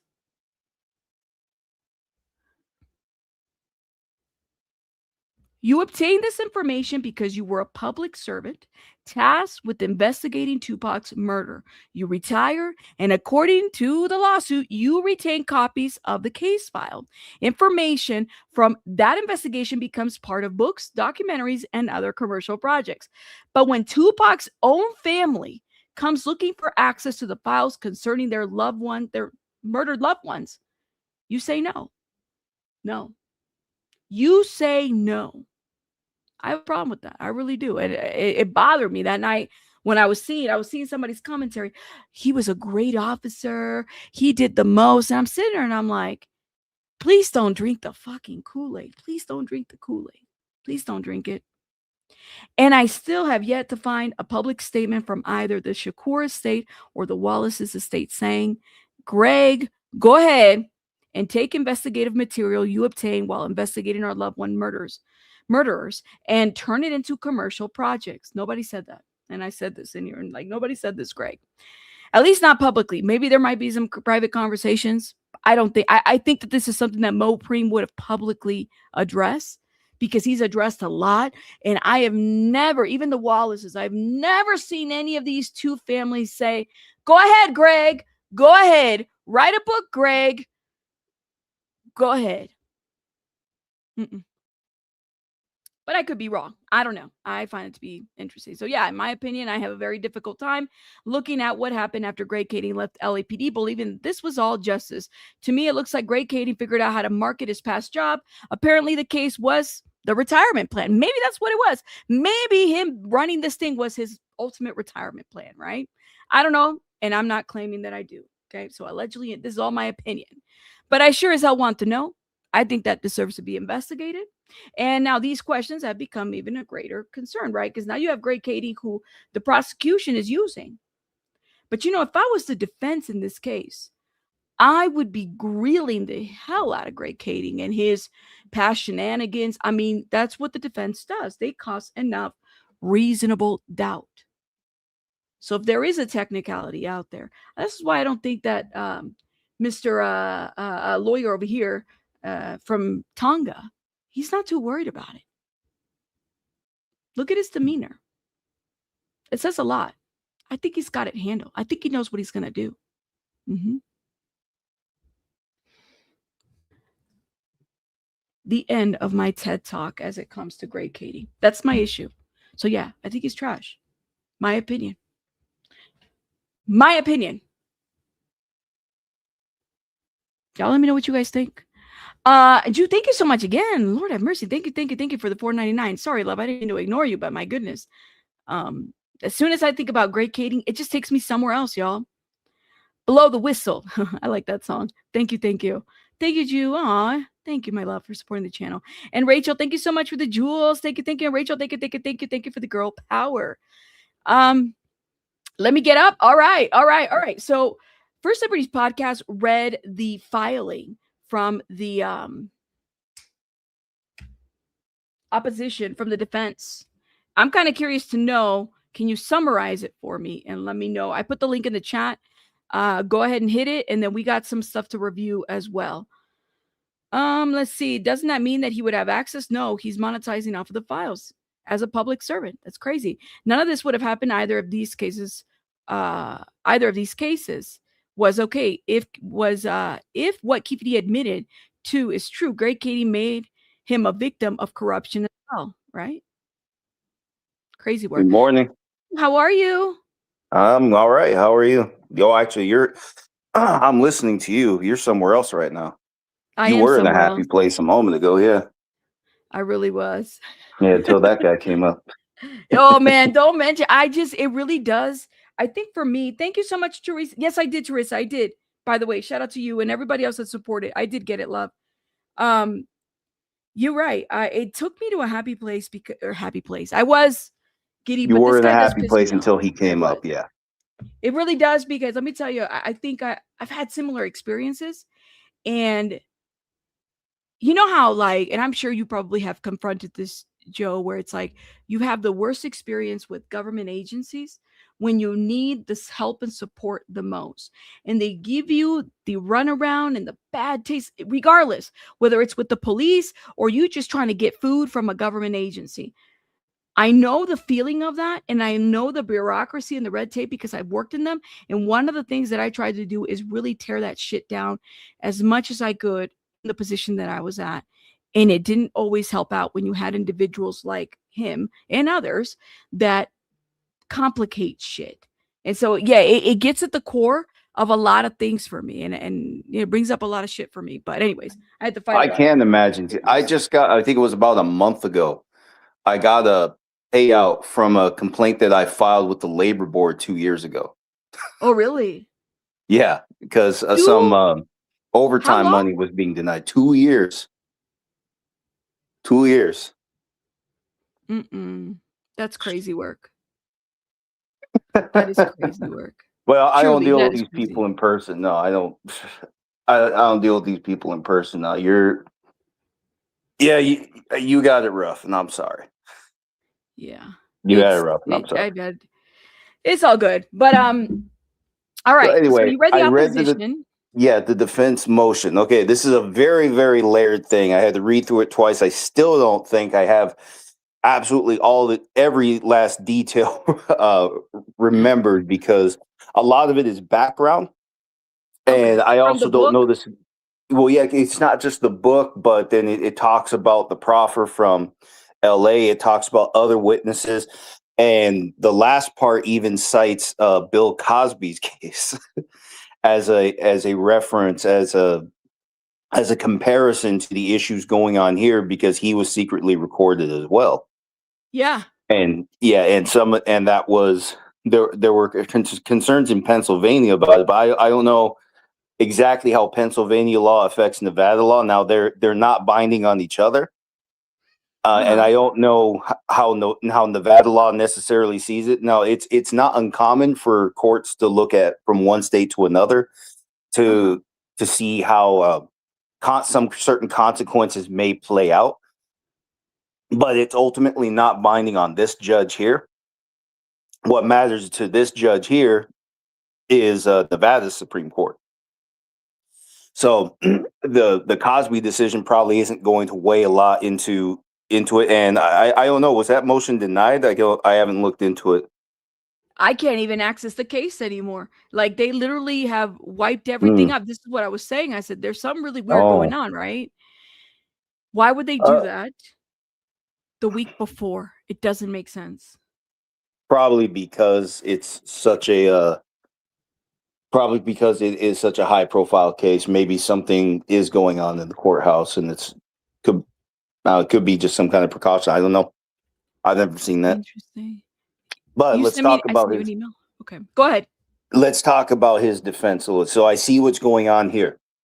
The state is putting onto the record all this evidence of his gang affiliation, stuff we know. Okay.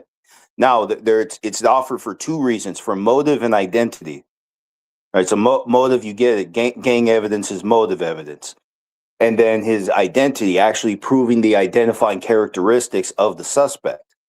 What the state seems to be doing is lumping in the gang evidence and his identity evidence. And what the defense is arguing is that this is giving the trial a risk of unfair prejudice, which means that the evidence would give the jury a conclusion that isn't actually supported by the evidence. So in this case, just because he was a gangster at the time, we know he was we know he was a shot caller. He said that, and we know he had a long history out in Compton as a gangster. Remember, he said we weren't gangbangers, we were gangsters. That's right. So what the state seems to be doing is lumping together the evidence of his presence as a gang member, as a gangster, to prove the identity of the defendant. You know, and these identifying characteristics are supposed to be relevant it's relevant to the day in question when Tupac was actually shot. And the defense is fighting that part and it's citing other cases from Nevada Supreme Court explaining that motive evidence is not necessarily identity evidence. That now when so in this case other gangsters have been prosecuted, their identity evidence, the other bad acts that they committed with that gang was used to prove their identity, but there was a pattern of behavior in some of those cases that made it appropriate evidence for the trial. So what the defense is arguing is there is a lack of this. There is a lack of identifying information. There is a lot of evidence this man was a gangster. Okay, well, that's not in dispute. But there's a lack of identifying information showing that this man, Duane Davis, was actually present during the day in question. Basically, all we have is his word, and that leads us to the next part. The book you might know if when people write books, they have drafts, they have different versions, different wording that might have gone into the book, and then they have the final cut. So what this guy is, the lawyer is saying, he's saying that the evidence has to be completed. So there are some writings that were not added to the final version of the book that the lawyer wants admitted under what's called the rule of completeness. So when text is out of context, or if some context, you can prove some context is missing, the rule of completeness requires that all of the relevant texts be put together so that the jury has all the information necessary. So part of the defense is arguing that even though the book is being admitted, which they still want it out, but it's not going to happen. The judge is final on that. It's just not going to happen. Okay. Even though the book was admitted, it's also incomplete. So apparently we're going to hear about other writings of other drafts that were supposed to go, or not supposed to, but other drafts that were considered for the final product that didn't make it to the final product. So they're going to try to discredit him, basically, right? They're just going to try to discredit their own. That's basically what I'm gathering. Apparently, they want to prove that the context of the book, the final product, might be misleading. Now they didn't say specifically, because the motion also says for strategic reasons they're not going to respond to absolutely everything that was stated in the state's motion. But that seems to be the implication that something is missing from the writings, and they want that admitted. Now, per the rules of evidence, the judge does have to admit it if it's relevant. Now, the key for the defense is actually proving these writings, these drafts are relevant to that final product, that it's not just something that was written down later to cover this man's ass. It has to be I'm not a professional on that, so I don't know how the professionals actually keep track of those drafts. But if there's proof that these drafts were documented, right, if they're time stamped and so on, then that helps the context of that helps support the defense argument in this case, that the context of the book, and that seems to be the case, that the context of the book is incomplete without these writings. So the jury, they got the final product, right, but they obviously don't know the whole story behind the book. So that seems to be what the defense is looking for, to add writings to show that the text is incomplete. So oh my God. So there you go, y'all. That's how they're going to do it. They're going to try to basically say, that's why I'm like, well, I guess you would have to discredit him to basically show that, yeah, he was lying. He just wanted to get paid. Basically the lawyer's getting up there saying, guys, my client's an idiot. There's no way he did this. This is why I'm like, I don't see him. I don't, again, I don't see him being too worried. Like, he's not worried about correcting the record or correcting his client. Yo, I mean, but that strategically, that makes sense though, right? Because it's kind of like, well, I got, even if he did quote unquote write the book, he could say, well, I just gave him, because he did say that. He said, I gave the person a bunch of pictures and told him what to do and everything, but that would make sense. You basically. Wait, is that really what he said? Yeah, he told in the interview, this is on the interview with the young woman that was interviewing him, where they kept going back to the book, and he said, I'm going to leave this interview if you keep going back to the book. He told the woman that that he just gave a bunch of pictures and then they wrote the book and it was written. That he didn't, this is why he was discrediting the whole like thing. But that makes sense. I want to see the picture he drew of himself. And this is why when Keefe was laughing, he was like, why would I wear, I'm just making this up, y'all. I don't think he said this, but he was like, why would I wear a fedora hat when it's 110 degrees in Vegas? And why would I wear a fur coat? Yada, yada, yada. Like, he was trying to say, like, why would he do things this way? If he was in Vegas, he wasn't there. He keeps saying he wasn't there. So I'm like, well, then he placed himself there through the book.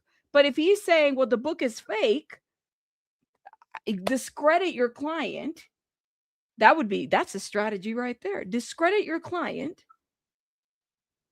I mean, you could do 100 interviews. Doesn't mean you're always telling the truth. But here's also another thing. If he drew pictures of what happened, unfortunately, that's for him, that's just as damning as writing it down in plain text. He told his mistress. You remember that he told his mistress that he did write the book, and this was reason. They're gonna that's also gonna be in submission of evidence. So he was on the phone. Mm-hmm. Oh, is that recorded? Yes. This dude's a fool. Well, he is. I'm like, well, not only that, I think his wife is also a witness. I'm like, wait a minute, you got I said, Lord have mercy, you better rot in jail, in prison with that one. What's funny though is like when I was younger, I used to joke like Grimace is the one who shot Tupac, and then look how we look at this guy right now. He looks like Grimace. Oh, that's horrible. Yeah, so I just like, oh, you can't make this shit up, man. Oh, you can't though. But yeah, it's a good look at the defense strategy. They're going to look to not just discredit Keefe, but they also want to narrow the scope of the defense. Of the witness statements for the state, because what the lawyer seems to be fighting is the way that these witnesses are going to be offered to identify Keefe. And it looks like they're generalizing him that because he was a Crip in Compton at the time, that somehow that could have made him more likely culpable for this crime. And that's exactly the kind of stuff that would get a case reversed. Yeah. Because that's what unfair prejudice is. Okay, that's also similar to what happened in the Adam Montgomery case.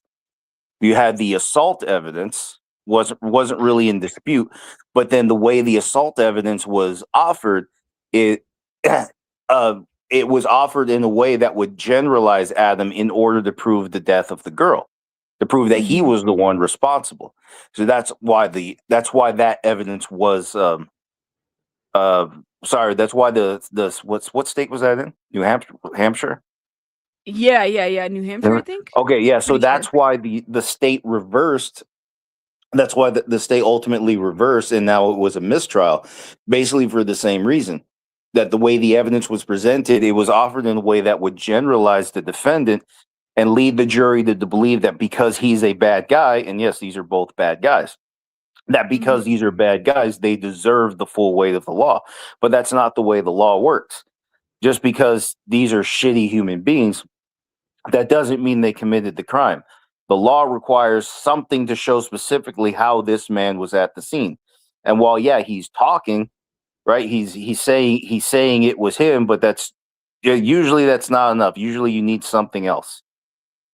Cooperating. Yeah, you need something else corroborating. Like there was a neutral witness at the scene who saw Keefe in the back. That would be a lot stronger, and I haven't heard that yet. Well, I mean, You know, it's interesting, right? Because we haven't gotten the other. I think once we hear the grand jury, you know, Yeah, you're still waiting on that, right?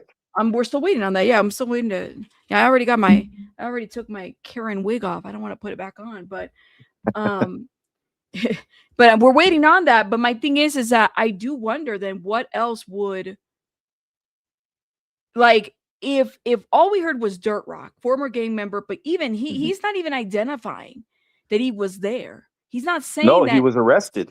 He was he arrested wouldn't even prior be to able the say incident. that. Everything that he got was third information through Dre, and Dre is gone. Dre is no longer here, right? Yeah, and that's really what's plaguing this case is everybody's statements seem to rely on third-party information about Keefe D's involvement. Mm-hmm. And then Mhm. you have the book, which, again, under the circumstances it was written, I think he has it is a weak argument, but at the same time, all right, we don't prosecute people for their words alone. That's what Alexandria Kazarian was saying when she spoke to News Nation. We don't do that, and that's why she said if she wrote a book about shooting JFK, that doesn't mean she flipping did it, right? Yeah. So, Well, anybody can write it, right? yeah, that's the thing. So now this is a little bit stronger than than that, because he's talking about something more current, something more plausible, and it's not nothing. Okay, so it's not nothing, but at the same time, it's not everything. As much as Yeah. people want to believe that it's everything for purposes of law enforcement in the court, that's not everything. Just because he said he did all this stuff, there's got to be something independent of his statements, and that's also what she was saying. Now, like I said, based on this case, if they're independent statements, the independent evidence is just other witnesses talking about third-party information from people who have all gone and passed. I think they've got nothing. And even if he does get convicted, I think this will get overturned on appeal. Damn. Yeah, so This is far it gonna looks be weak. Now, interesting. like I said, I honestly just started following this now that the trial came up. So I'm really learning about all the evidence, in a more recently, like the book itself. I actually didn't know about the book until this trial was announced. That's what I'm saying. It's like it's a lot. Why would you, if you were, well, and it's what the DA said. The DA said, well, Keefe D sees that Greg Kading is making money off of these recordings, and so he's like, well, why don't I go ahead and do? Why am I not making money off of it? Which to me, it's like, okay, I get where he's coming from with that, but it's a situation where it's like, I don't think he realized, even if he did participate, even if it was I don't think he realized that. Or maybe he did. Maybe he was just like, okay, this is not going to get me caught up. This is not going to do something for me. I don't know. But I mean, there's enough to push. You talk about 30 years, and these people, a lot of these people are gone. I don't know, man. Yeah, they're all gone. So you have the three inside, the three who passed away that were inside. What was it, an SUV or something? Cadillac, or what was it? Wait, say that again. When on the day that Pac was shot, what were they driving? Oh, they did that white Cadillac, and then that they got rid of it or something. There was something, we even talked about that yesterday, that something happened there, with this Cadillac, with this car and whatnot. Is that Cadillac gone? It was they a don't rental. even know where that is. It was a family rental. They don't know where it's at. Nope. It was a rental. And that's what they said. Now, here's the deal, though. Here's the deal. Kadisha, if you're still in the chat, do you remember? I had said this a couple of days ago too. I said, I remember that there was these women that were witnesses, and then suddenly they disappeared. One of them, they said that she had disappeared. Something had happened to one of the women. They said there was no witnesses, but there were these women that were yelling out Tupac's name. That's how they were able to identify that Tupac was in the car. That's how the guys were able to identify. So that's what made them turn, right? Well, I remember those that. women, they did interviews. They did interviews with Ben Crump back in 2017. Do we have that? Yeah, it's on A&E. We watched the first and second episode. I completely forgot that they had done interviews there too. There was 3 women. They did interviews, and one of them said that they tried to tell the police exactly what happened, but they were turned down by the Las Vegas PD back then. They didn't want to hear it. They witnessed. So I said, wait a minute, we do have witnesses, but they have been turned down or been discouraged from testifying by the police. The 4th can't be found or something like that. Yep, there was 4 women in a total. There was one that like disappeared. Where is Pac in the beatdown video? I've seen Suge, but no Pac. Yeah, Suge was in the video too. There's 2 angles to that video. There's one where you just see Tupac, and then there's another one where you see Tupac and Suge coming in from the MGM. There's different angles of that video. Yeah. Yeah, I'd like to know. Do you know if any of them were on the witness list? Any of those women are on the witness list? That's the question. That is the question. Are they on the witness list? We don't know unless they gave their names. I think Kadisha might have stepped away, but unless they gave their names in that documentary on episode 2, and we watched it on the Discord, unless they gave their names, I mean, I wonder. I wouldn't, if they were worried, they probably didn't want to say anything more. There's just been so many different stories. Now, you mind you, this is what on Flamingo, on the Strip of Vegas, one of the busiest streets, to have no witness see what happened. That's some shit. There's always something going on in Vegas on the Strip. Always. Yeah. So immediately that was some BS. They just chose not to. Maybe they got scared. Maybe they got threatened. I don't know. No witnesses. The person that was filing, one of the outlaws, right, from Tupac's entourage, they were following behind when the shooting happened. One of them was killed shortly after, basically taking out a witness in New Jersey. He was killed. I mean, it's like all these people are one way or another. They disappear. They're out. They can't be found. Nothing can happen. Yeah, like I said, overall, it seems like a really, really weak case. You think so? Mm-hmm. You think it's going to be a weak case?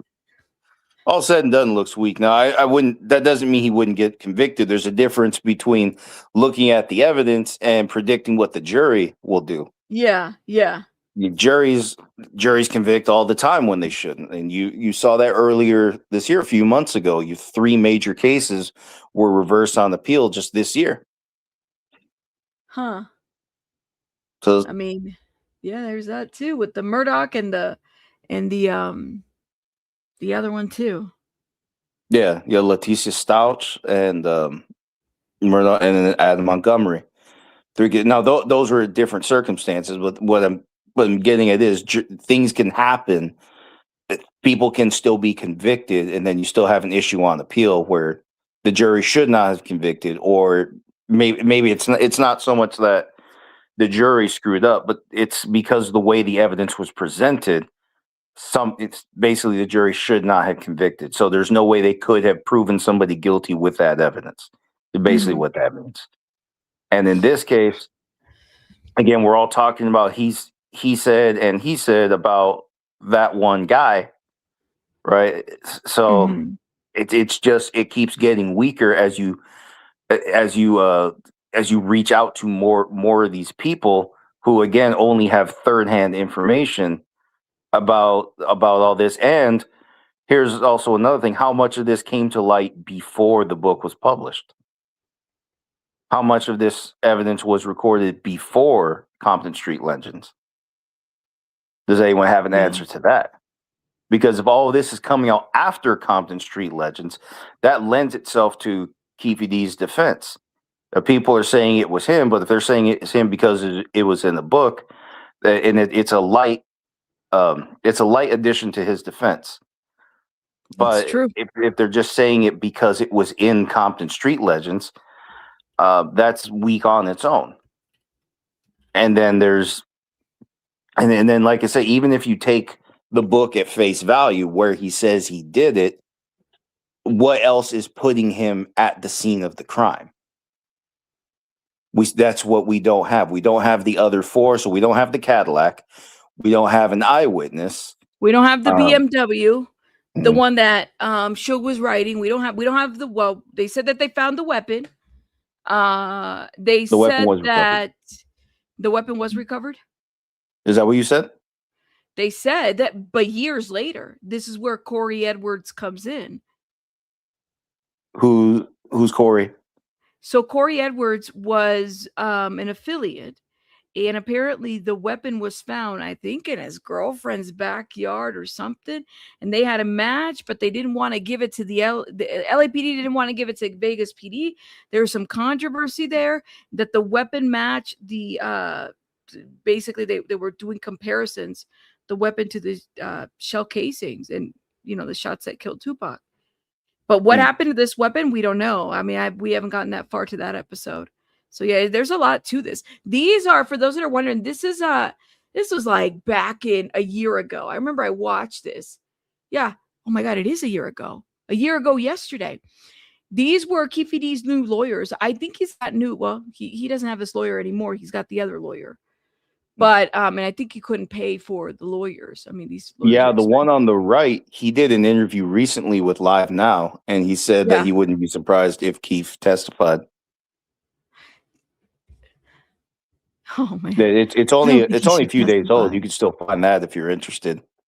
Well, I was gonna play this while we wait to hear back from these people. You could stay up here if you want to join me, or if you can. Yeah, I'll join you. I'll join you for a bit. I got nothing to do. All right. I hear you. All right. Put in one in the chat if you guys have seen this interview before. It's not even an interview, it's a press conference. This was a very interesting press conference that they did back in a year ago.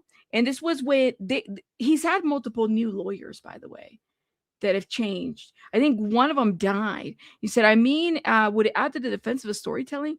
He said, he's dumb enough to do it. Lord have mercy. All right, hold up. Let me play this. Y'all let me know. This is August of last year.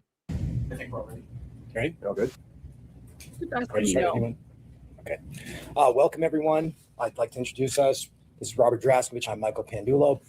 The reason we asked everyone to be here today is obviously we are the new attorneys for Duane Davis in the Tupac murder case, now set for trial February of next year.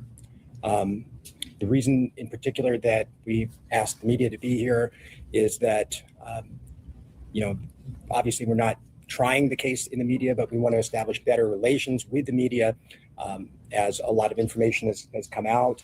And so we want to make ourselves available to strengthen the relationship with the media as the case develops. We're going to have hearings. There are going to be developments in the case as we go along.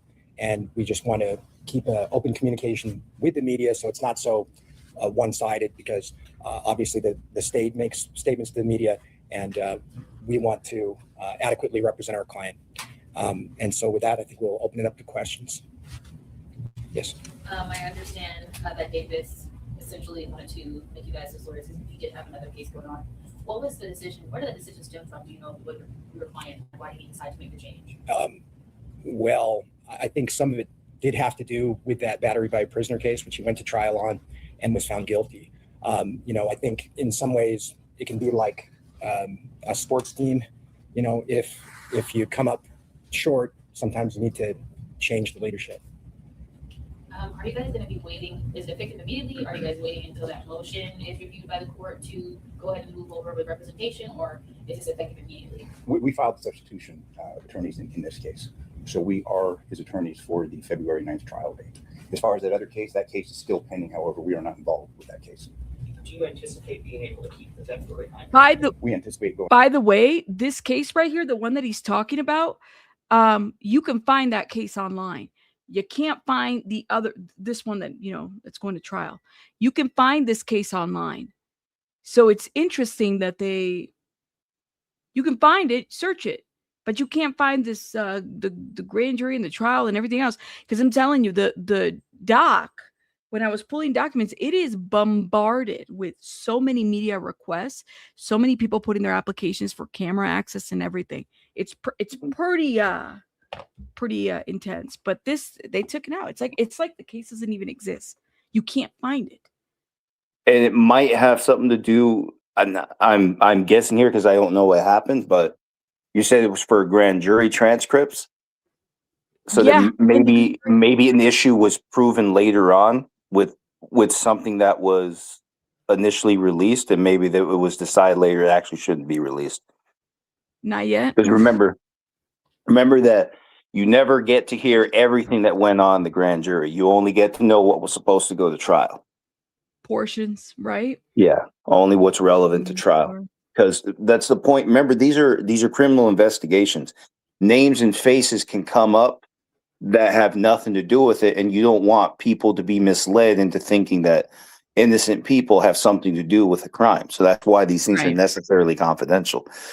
So Right. something could have been insufficiently redacted. Maybe it just had to be reconsidered. There could be a lot of things. I don't know what's going on exactly, but just from what I know, that could be the case.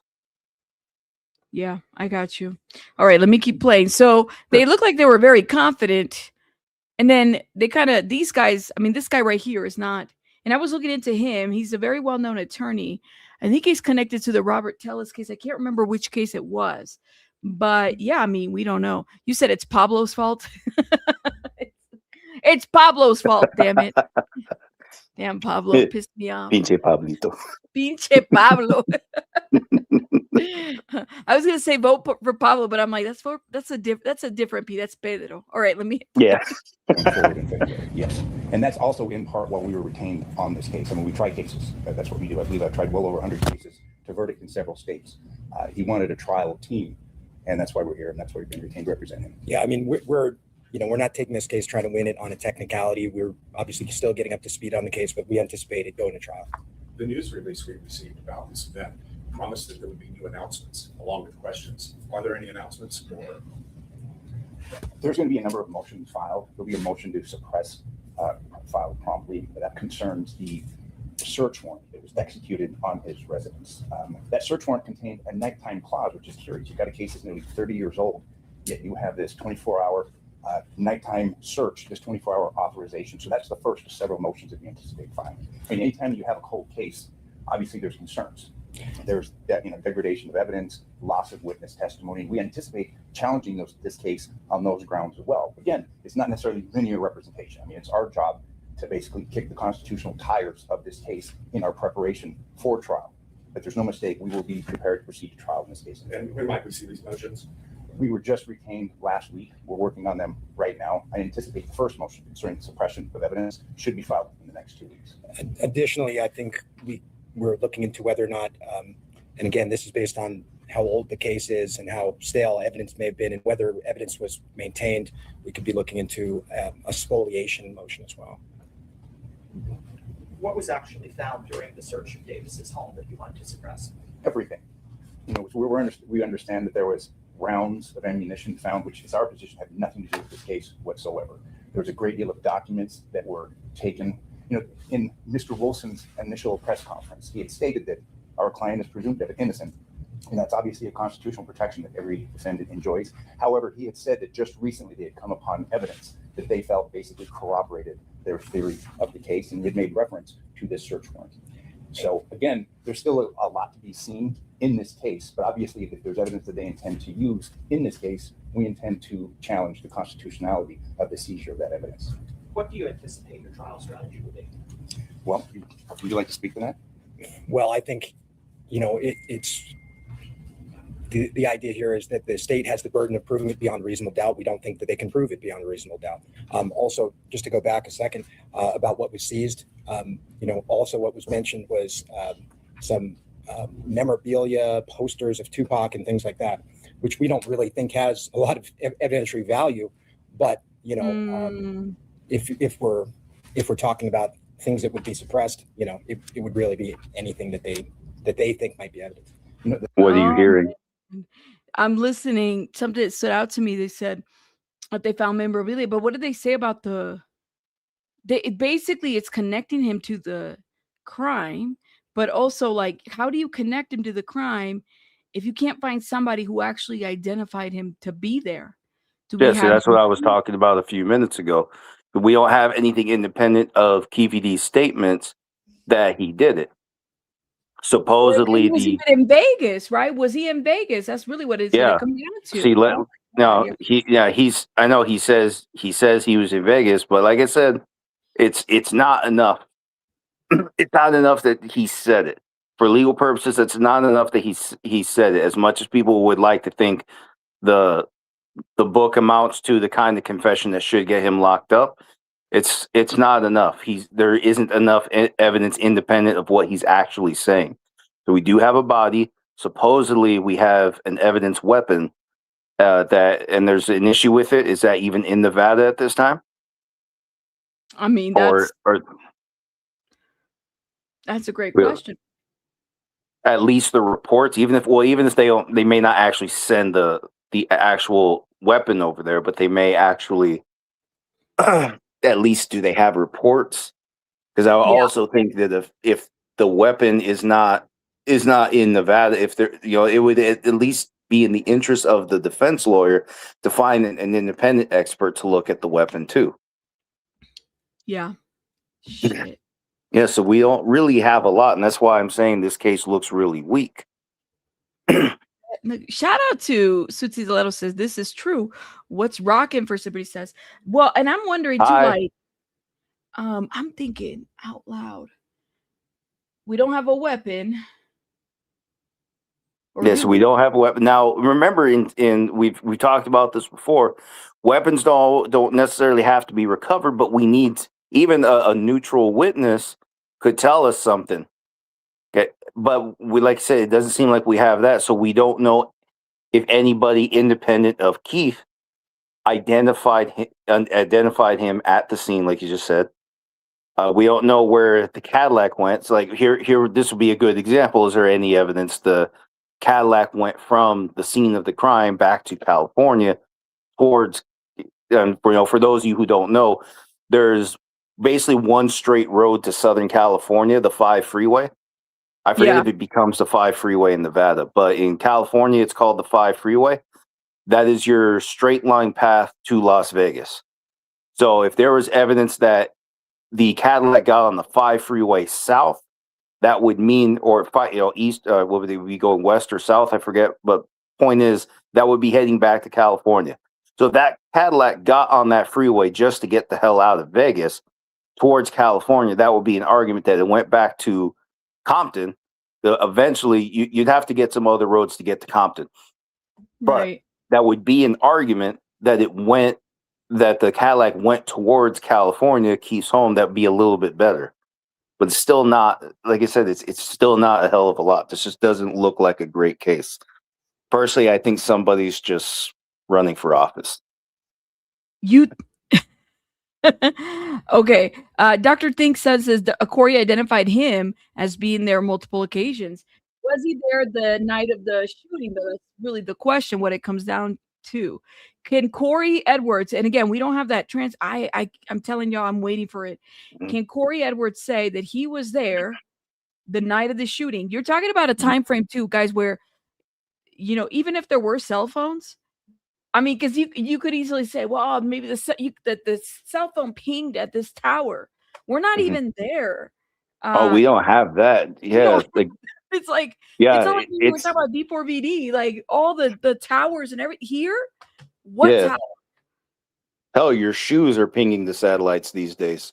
There you go. Some of them have Wi-Fi in it. I don't know. But it's definitely a different time frame, guys. But I do wonder if Corey Edwards does identify him multiple occasions. Can he identify him the day of the shooting? Can he say that he was there? Because I could see a situation where the lawyer says, the book, yeah, he might have written it, but what value do you put when there's a bunch of manuscripts? Maybe a manuscript puts him in a different location around that time. We don't know. Yeah, and more than that, we would also need to know Corey Edwards was actually in Vegas. Dr. Think's son said that Corey. I didn't think Corey Edwards died. I thought he was still alive. They were in the caravan of the 624 Pac. Well, we'll find out because somebody else said in the chat yesterday, we're going back and forth on this, whether he died or he didn't. See, we'll find out. We'll find out for sure. Now, before I continue playing this, because I know I have Dragon Ball Z, who's been Lord have mercy. You've been sending me this email again and again and again, love. He's Hold trying up. to prove Pac is alive. He's trying to He's prove. Okay, not right. guilty. I'm gonna play it for you. All right. Look, whose channel is this though? Let me be careful. They nothing. Off. Then there's no music, right? Yeah, there's no music, but let me just double check. He's trying to prove All it. right. All right. All right, I'm going to mute and listen. All right. It says her name is Paige Hemis. Extreme Makeover Home Edition interviewed at the Tupac was shot. Was she a contestant? Only 31 seconds of a clip. Okay. I can't play the music, love. Hold up. Okay. What if we just go to the transcript? When it happened. Oh, I gotta pass it. Hold up. So she does speak here. What if we just go to the transcript? Just never mind the video. Let's just see if the transcript underneath is good enough. Yeah, I'll check it. But it's only 31 seconds. Hold up. Let's see. Pretty far down the street when it happened. We didn't know if we heard gunshots or we didn't really know exactly what we heard. We heard a lot of screaming, a lot of cars screeching. We were just hanging out, taking photos at the time. We ran up the street as cops were running past us, and by the time we got here, they were already taking, which now I found out was Tupac, into the helicopter away. He had been shot. I see. So what Dragon Ball Z, our friend here, said that he was airlifted. And there's contradictory accounts to this. They're said that he was airlifted, right? Said pretty far down the street it happened. We don't know if we heard gunshots or we didn't know really exactly what we heard. We heard a lot of screaming cars. We were hanging out taking photos at the time, and we ran up the street and the cops were running past us. And at the time we got here, they were already taken, which now I found out Tupac into the helicopter away he had been died. So you're saying that he was airlifted. Was he airlifted to where though? To Cuba. And then Stranger Than Heaven, what is this? PlayStation, Tupac and cast revealed trailer for PS5. Hold up, I gotta be careful because I like to silence us here. There we go with the yeah, there's music in there. Yeah, I gotta. All right, love. And what is this being offered to prove? Him in the video game with Snoop. It's a game about because he did tell me that Snoop Dogg was making a video game and they were using his likeness. And I said, well, the family's probably gonna do something about this. There it is. Look at this. Oh, there he is. Lord have mercy. Well, they said it by name, so I bet the family knows. Probably. Look at this. Oh shit. Now, why is there like mariachi bands playing after him? I don't know what's going on either. Snoop Dogg, what were you thinking? I know I saw that too, but I'm guessing that's used. Was he implying that they're throwing it in our face? That he's alive? I don't think Tupac's alive, guys. Anybody can be alive in the video game. Yeah. Oh, now this, but I thought this was quite the intro, but they got the whole mariachi band. Who is this? Oh, I mean, you could create anything in a video game. Look at that. That's pretty good, though. I would say that's a pretty good animations, man. Video games aren't what they used to be. You said, yeah, even though they're playing all this stuff, I don't think this game actually takes place in Cuba. I think it takes place in Japan. Well, is there mariachi bands in Cuba, though? I don't know, but they are in Japan. Yeah. No, you think I'm joking? I've been out there. They got lowriders. They got lowrider culture out there. Yeah, they have a whole Chicano culture in Japan. You're right. I heard about this too. There's a whole Chicano culture in Japan, actually. Imagine you have a whole nation full of fucking Toyota Scions, and then you see this one Cadillac that's got a fucking hydraulics and shit, and it's just bouncing around. That's the only one. You imagine that? That's how I found it out. Okay. All right. Well, anyway, we got sidetracked. So anyway, back to the weakness of this. Oh, well, yes. Let me just say real quick. So, Storm said the lady that was doing an interview about Tupac being airlifted, her name is Paige Hemis, and she's a well-known, I guess, person. Must be. I never heard of her. I've never I'll heard of take a her. report. Yeah, I mean, I guess. I don't know. I don't know who she is, but apparently, like, you could search her up. She's an American television host and entrepreneur.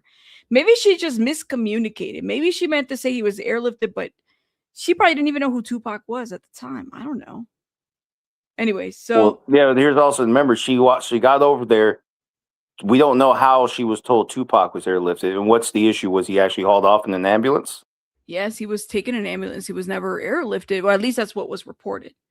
So that's part of the controversy, the speculation. I'm just like, okay, well, so could Tupac be living somewhere else? And we don't even, we just, maybe he's in Cuba the whole time. I don't know. But I don't think so. I don't know. I don't think they like Crips in Cuba, honestly. He wasn't a Crip, though. Was he? Oh, no, Blood. Sorry. There you go. Blood. You got the I old don't think they story like wrong. it. Sorry. You got I don't the think whole they like story any of that in Cuba, though. there you And go. That's the whole especially fucking- if you look like him, I would think not that I don't think he would have an impossible time blending in over at Cuba. But at the Yeah. same time, you look that much like him, and like the world's looking for you. I don't think he would have lasted long. Yeah, Yeah, I it see. didn't happen. All right.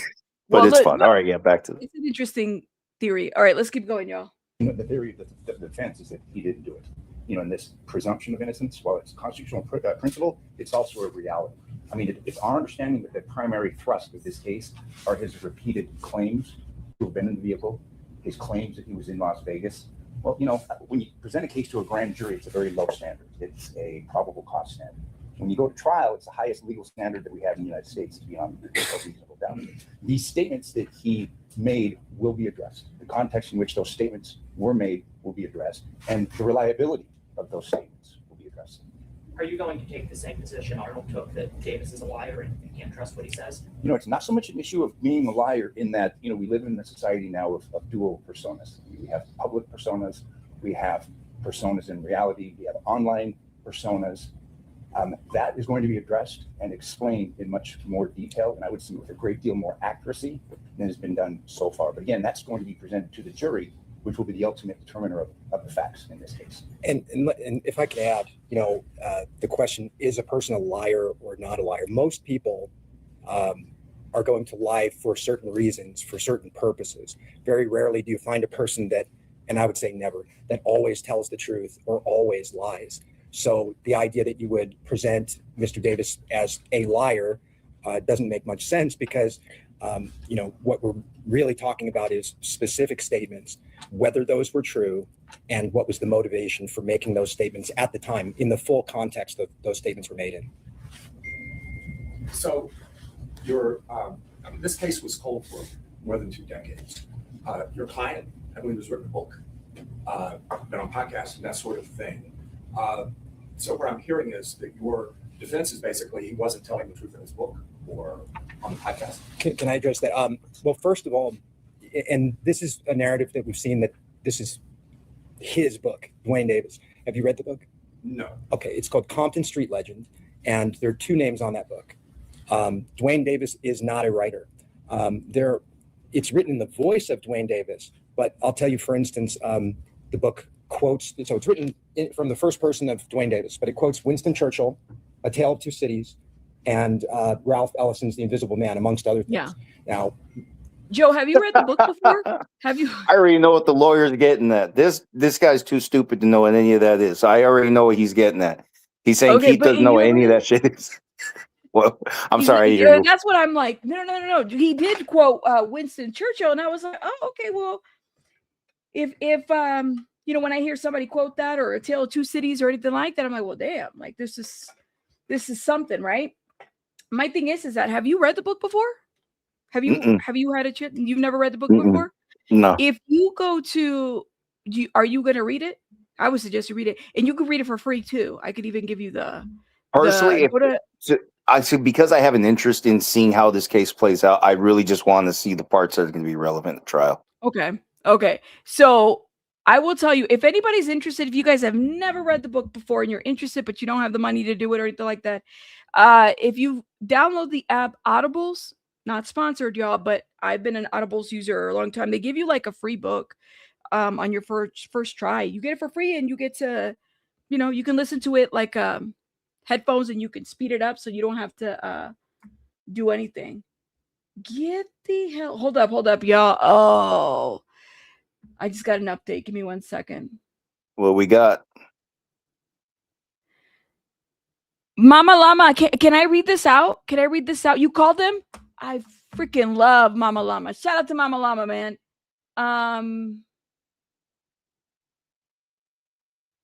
Bitch. Can I read this email? They're full of it. Can I read this email? Oh. I'm glad I asked Pablo's name. All right, so this is Mama Llama, who is a former court reporter, by the way. Shout out to her. She actually called. She says, oh my God, I talked to someone at the court, and she said it takes 7 business days. I said, after it's paid? She said, oh, it's paid? I said, yes. And Nevin said it would be. You spoke to Nevin too. All right. Nevin said it would be available by the end of yesterday, and she put me on hold. Okay. So when she came back, she said it's being processed by the clerk. I asked, what is the name of the clerk? She said, I can't tell you, but it's being processed. You can't tell me the name of the clerk? Okay. And then it says, I said, you can't tell me the name of the clerk? She's reading my mind. She said, no, it's getting assigned randomly. I call BS because who did she put me on hold to talk to? Question mark, question mark, question mark. And then she says, I asked if it would be okay or how many days. She said, I don't know. It's up to the clerk, but it's being processed and you'll get it when the clerk is finished. I asked her what her name is, and she said her name is Dana. You know what? Let me, isn't the Mama Llama that charging document that I gave you, not the charging document, but the sheet? Who's the head? If his name is Steven something, does Steven something, can we find Steven's email? And then we can, I'm going to do a very nice, let me get my Karen wig on, email that says, hey, I have talked to Pablo, Nev, or Neve, or Evan, or whatever the hell, whatever his name is, Nevin, and Dana. And your email says specifically that as soon as the payment is posted, that we would receive this. I'm trying to understand what is the holdup. So his name is Steven something. We got to find out what his name. You said Nolan. Now Dana's on the list. Who else wants to get? We're gonna get the whole staff members on the list. Oh, Nevin, thank you. Oh my gosh. Anyway, sorry, Joe. You could. I'm upset. Lord have mercy. But here's also the shitty thing though. You paid for that stuff. Yes. And the email said it's y'all, I'm not making this shit up. I showed you guys the email. Hold up. Do I still have it? Let me see. Hold up. Or did I remove? I must have removed it. Damn it. I would start asking for my money back on Monday unless it's too late. Yeah. Anyways. Personally, I don't think it's worth it right now. It's too much. Let's just figure it out. Maybe by the end of, I don't know. This is so weird. This is the kind of pushback you'd get. Like, why? And then you don't even want to give the person's name. I'm looking. Yeah, let me know if you find it. And then I can do like an email and say, a very professional yet pissed off email. This is why we need Mark the Shark. He's in Arizona right now, and we should be sending him to Vegas. Tell Mark, him, go knock on there. those courtroom doors, dude. Yeah. Go get on it. Mark the Shark. Get us some names. Oh my gosh. All right, let me play this. And that style is certainly not his. So at the very least, those words are not exclusively his. And we can delve more into what words were his, what words weren't his. Okay, stop right there. Words were chosen in that particular context. All right, so that's what we go for it.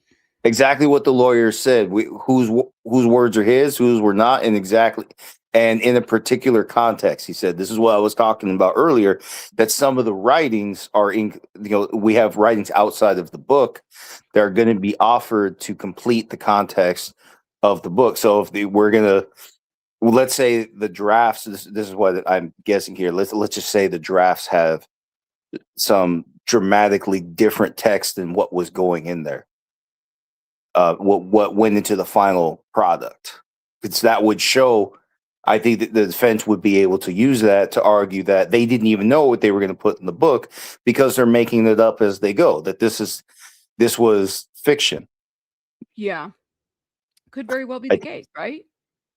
It could. It could be that they could argue from the inconsistencies they didn't know what was going on, or obviously Keith is kind of screwed up, or Keefe D is kind of screwed up. So we'll say who's the co-author? Who was the co-author? It starts with the Y. Hold up. He was Yancey. not the co-author. He's just the reader of the book. He co-wrote it. Who was the other Yeah. author, guys? You guys remember? You said you have to have a writer to enhance up the book correct grammar. I can't remember. There was another, but he also was the reader of the book too when on Audibles. By the way, again, you can get a free little thing there. And you can get it for free. But yeah, I can't remember who. Oh, well, the other guys. So it seems to be that the argument is that Keefe D is not actually the one who wrote it himself. He didn't write it himself. He didn't act alone in this book. So who's Steven? Is that his name? You gotta be kidding me. Then why is Oh. his name still on the document as the person head of the records? See, this why everybody's cutting up over there. That's the problem. These people Yeah. are just messing with you. They really are. Hold up. Wait till they really piss me off. He would say that is his name. His name is Grierson. He's like the head of the clerk court's county office. Oh my God. Who's Yeah, I the think- substitute? I bet you they're just pulling stunts because they knew a lot of people are going to buy that stuff.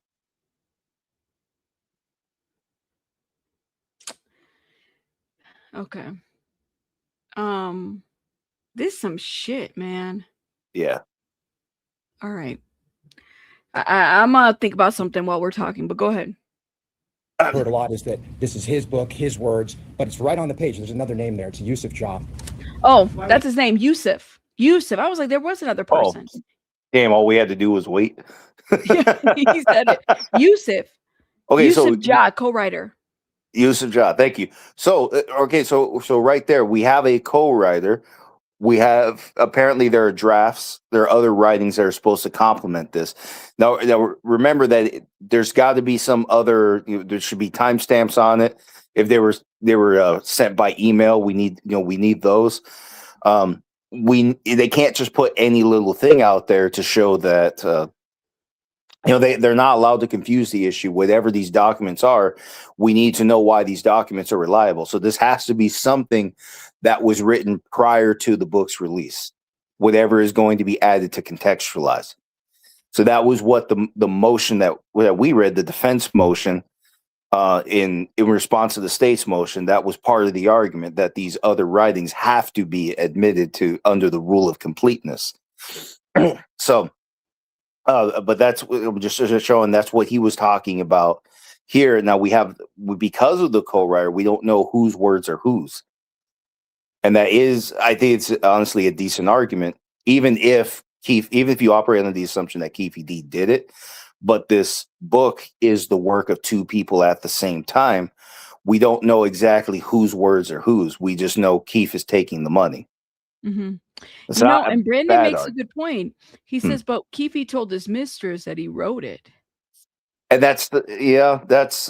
they might be able to get her in there, but it's still the same thing. We know it's him, right? Like his name, we know his name's on it. See, that's not the problem. That's not the problem for the court. We're still at this issue where the court seems to be relying on Keefe's words alone, which our courts don't do.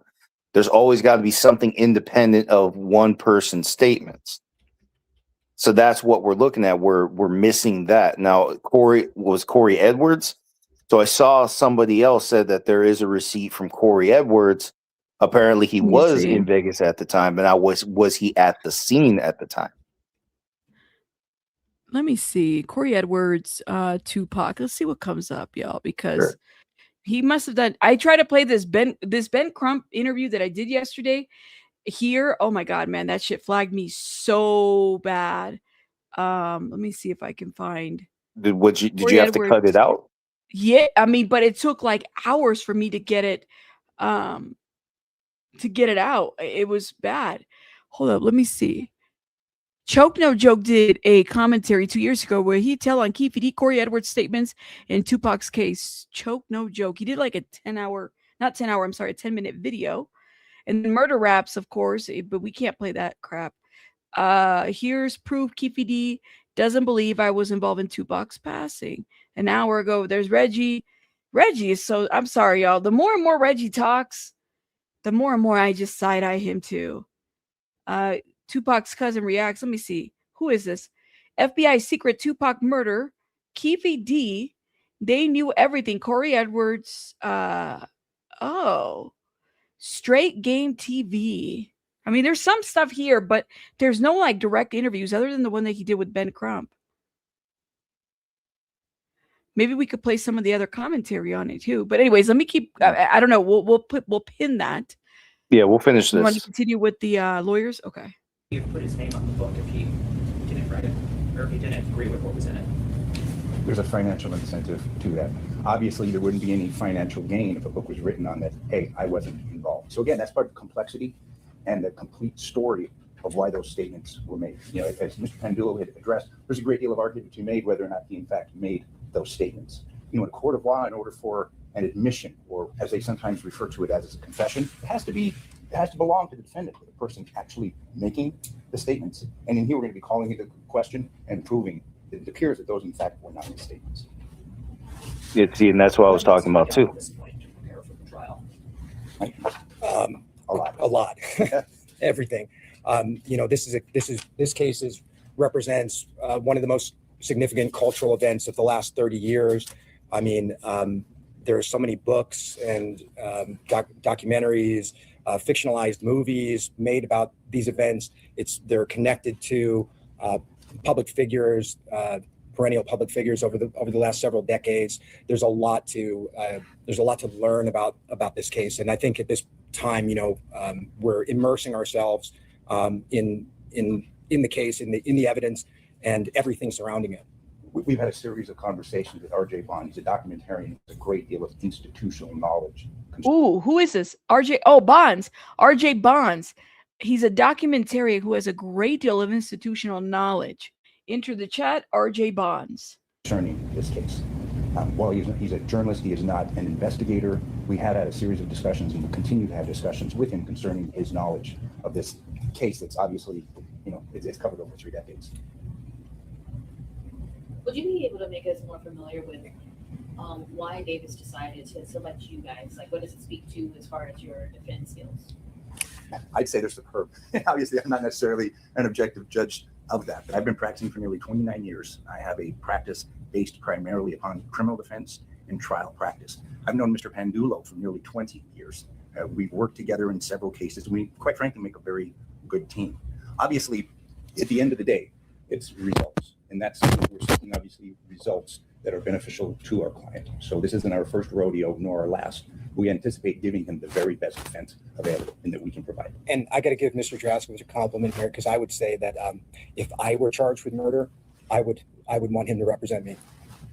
So I know you just started, but it is just 5 months or so until the trial starts. You have an idea of witnesses, specifically someone like Suge Knight. Do you have any expectation that he would be called by you or the other side, brought over from prison in California? That's a very good possibility. Obviously, we will leave no stone unturned. And we do, as officers of the court, we do have powers that are given to us by the court. So we anticipate. Their sound is horrible. I don't know. Yeah, that was killing me. I'm like, may oh I my ask, God. while you're figuring that out, may I ask what would Suge Knight have to offer other than, I know he was one of the guys that got shot, but then what else would he have to offer this?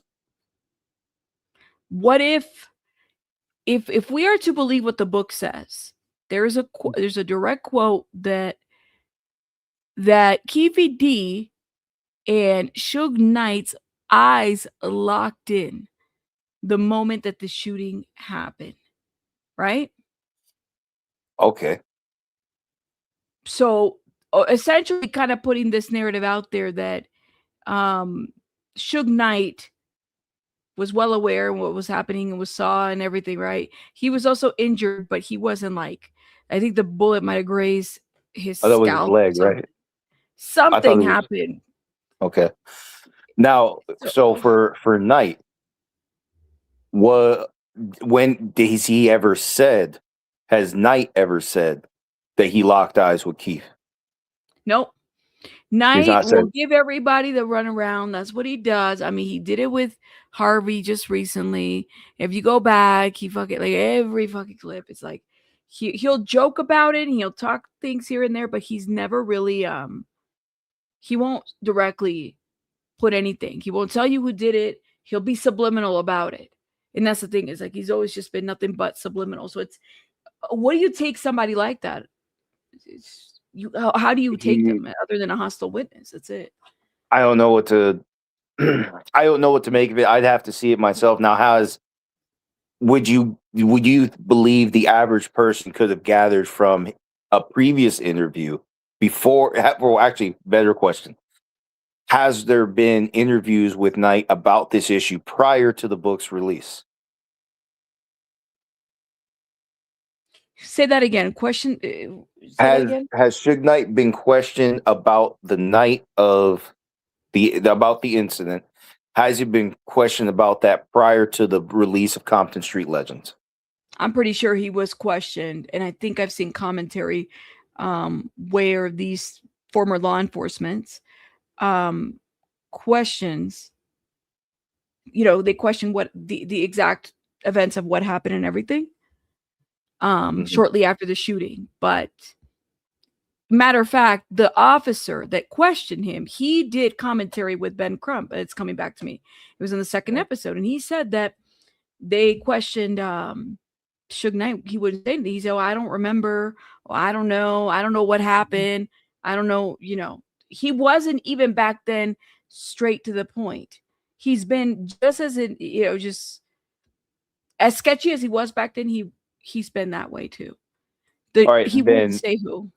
Then that works on Keefe D's behalf too, because he's not answering straight questions. Yeah. All right. He's not giving straight answers. The book comes out. It's too late to have, or it might be. When did Knight go to prison? When did he go? What do you mean? When did he Is go he to in prison? I thought he's in prison for what he's serving. He's serving like a 28 to life sentence or something. Okay, so he's been locked up for a while. Mm-hmm. Okay, now I doubt he would have any credibility if we were to say now, yeah, it was him. If he said I saw Keefe D, I doubt he would have any real credibility right now. Okay, because he had plenty of opportunity to be open about this, and granted, he has an incentive to lie because he was a gangster himself. Yeah. But at the same time, therein lies the problem. He has an incentive to lie, and that also favors the defense. Because he has that incentive to lie, that's also one of those things that if he did testify, theoretically he could be scolded for that at trial too. So then there's just no reason, there's no sound reason to actually believe him. So it doesn't seem like he has, even if he knows, let's just say that's true. I operate from that assumption that he knows, but he's not going to be straightforward about it. Then on the court record, he doesn't look reliable. What's up, Joe? Yeah, he doesn't look reliable. So because he doesn't look reliable, there's no reason for him to even come to trial. Now the defense is saying, don't leave any stone unturned, but that's he's just talking basic defense. Don't leave any stone unturned when the lawyer says that. Because of course you want to keep your options open when you're a defense lawyer. He doesn't want to say, all right, no, we would never call that guy over to talk to our client. He makes our client look bad. You see what I mean? You don't want to say something like that in public, right? So that's why he said it like that. But if what you're saying is true, it doesn't sound like Suge Knight has anything to really offer the state. And it sounded like he covered his own ass in his own conversations with police. But and you're right. How does it favor? Because that's what I said. It's like, how would it favor Sugar? Unless they offer it, which I'm kind of wondering, did they offer him something for his current sentence? And like I said, I don't feel like Suge Knight, even if they did offer him something, I don't think he would take it. I don't. I mean, we don't even know what that looks like. What would that look like for Suge Knight? What good would it do Suge Knight to say something against Keefe D? Because What was obviously, he convicted of? let me see. I'll tell you. Suge Knight current conviction. Hold up. Suge Knight current convictions. He's serving, I forgot what it was. Okay, so he is serving a 28-year prison sentence after pleading no contest to voluntary manslaughter in a fatal 2015 hit and run. So he's been there since 2015. Wow, he got 28 years for that? Yeah, it says right here. So he pled and sentencing Knight pled no contest in 2018 and was sentenced to 28 years in state prison. So it says right here, though voluntary manslaughter typically carries a shorter base term, his sentence was significantly extended under California's 3-strike law because of his past felony record. So he won't be eligible for parole until 2034. Oh, good. Fuck him. All right, so and then in 95, before the shooting, in 1995, he had a federal case. Knight pled no contest to felony charges of armed robbery and assault with a firearm. The past convictions served as a prior strike that lengthened his 2018 prison sentence. Okay. Oh, he ain't coming out. Well, I mean, what deal do you make with somebody who's already hit 3 strikes? He ain't coming out.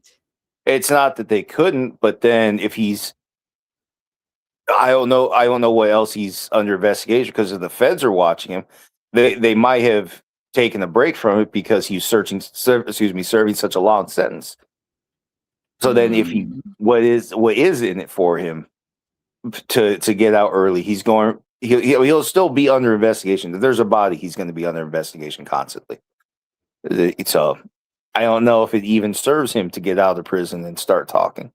I don't know if it serves him for any reason. Also, now, just because the government wants this guy to have immunity, that doesn't mean he would get it.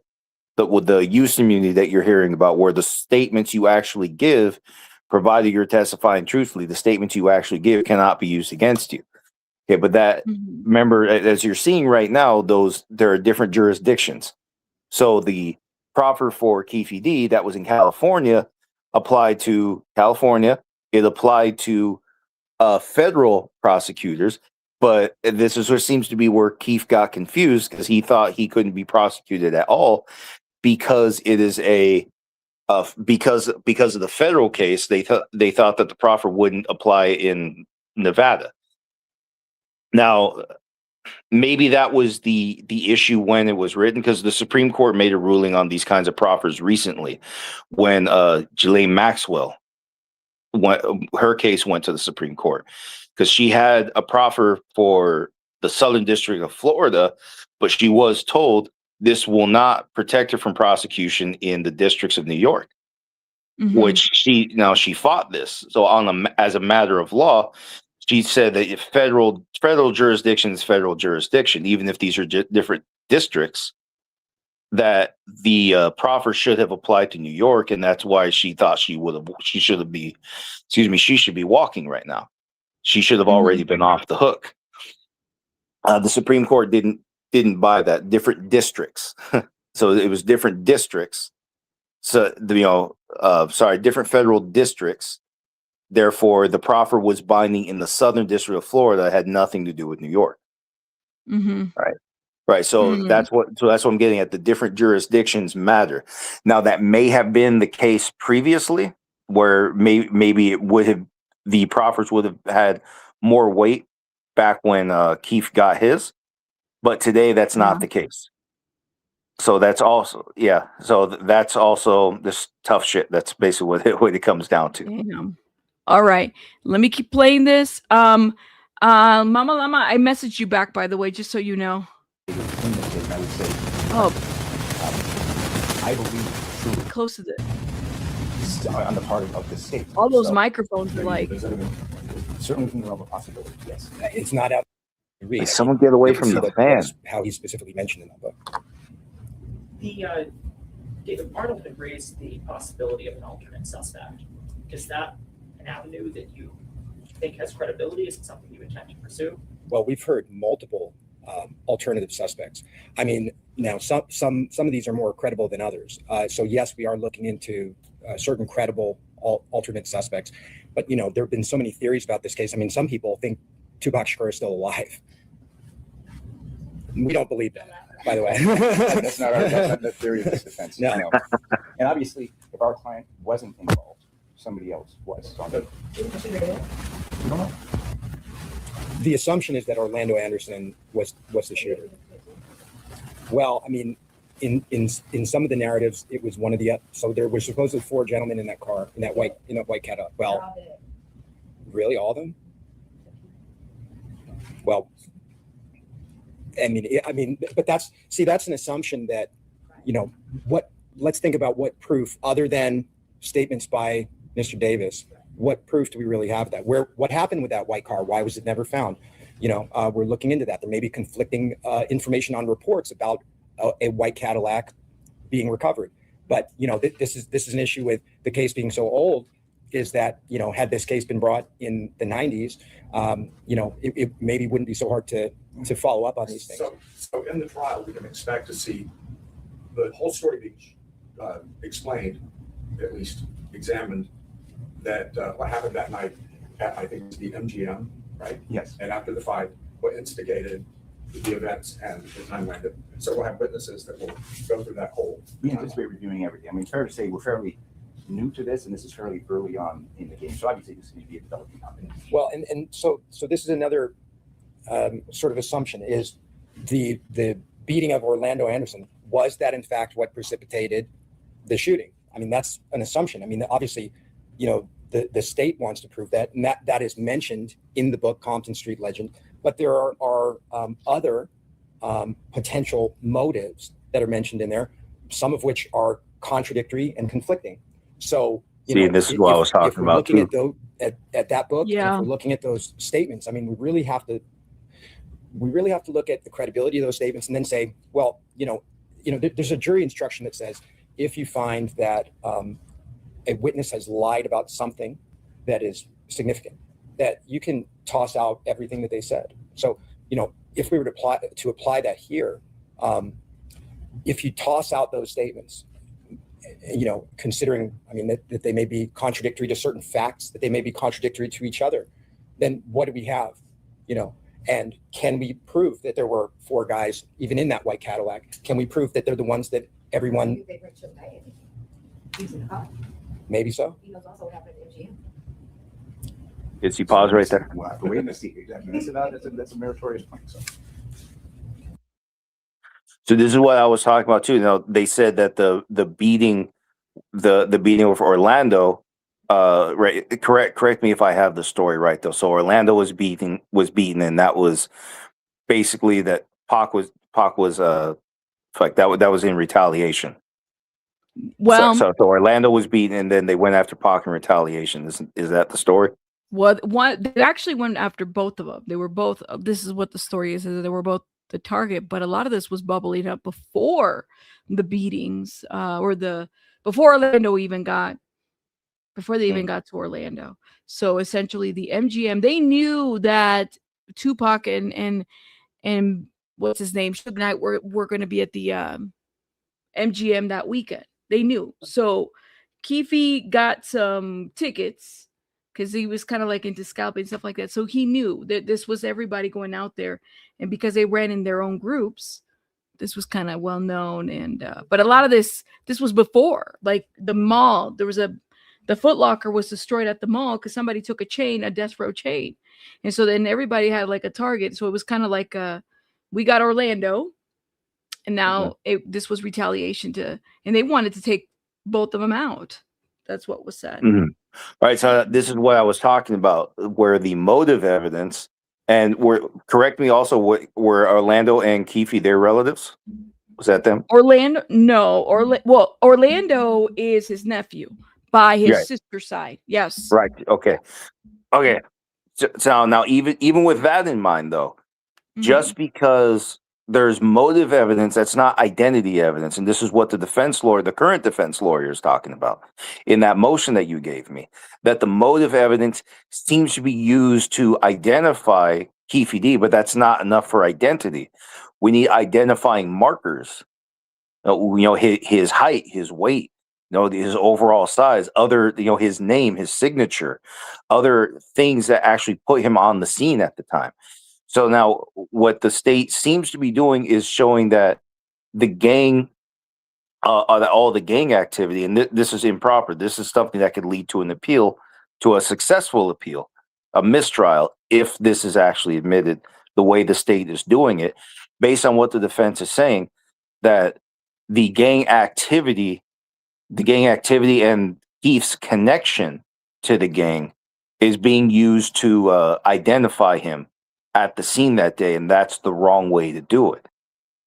So if that does go forward, like I said, if it does lead to a conviction, I think that's one of those things that is something that would lead to a successful appeal. And remember, guys, just in case you don't know this, fewer than 10% of appeals are ever actually successful. And most of those are just lighter sentences. And it's even worse if you're being charged with something like first degree, which is what he's charged with, especially in the gang enhancement. So for him to have a likely successful appeal because the state is predictably admitting evidence the wrong ways is actually huge.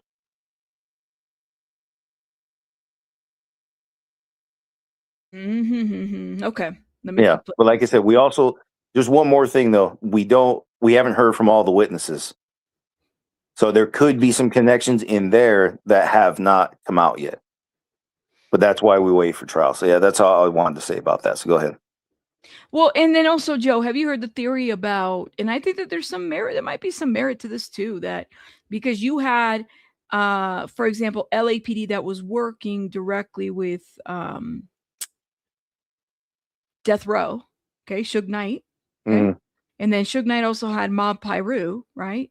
Have you heard about the fact that, and then it was later found out in 2017 that the same officers that were working with Death Row, they had this whole little case against them too.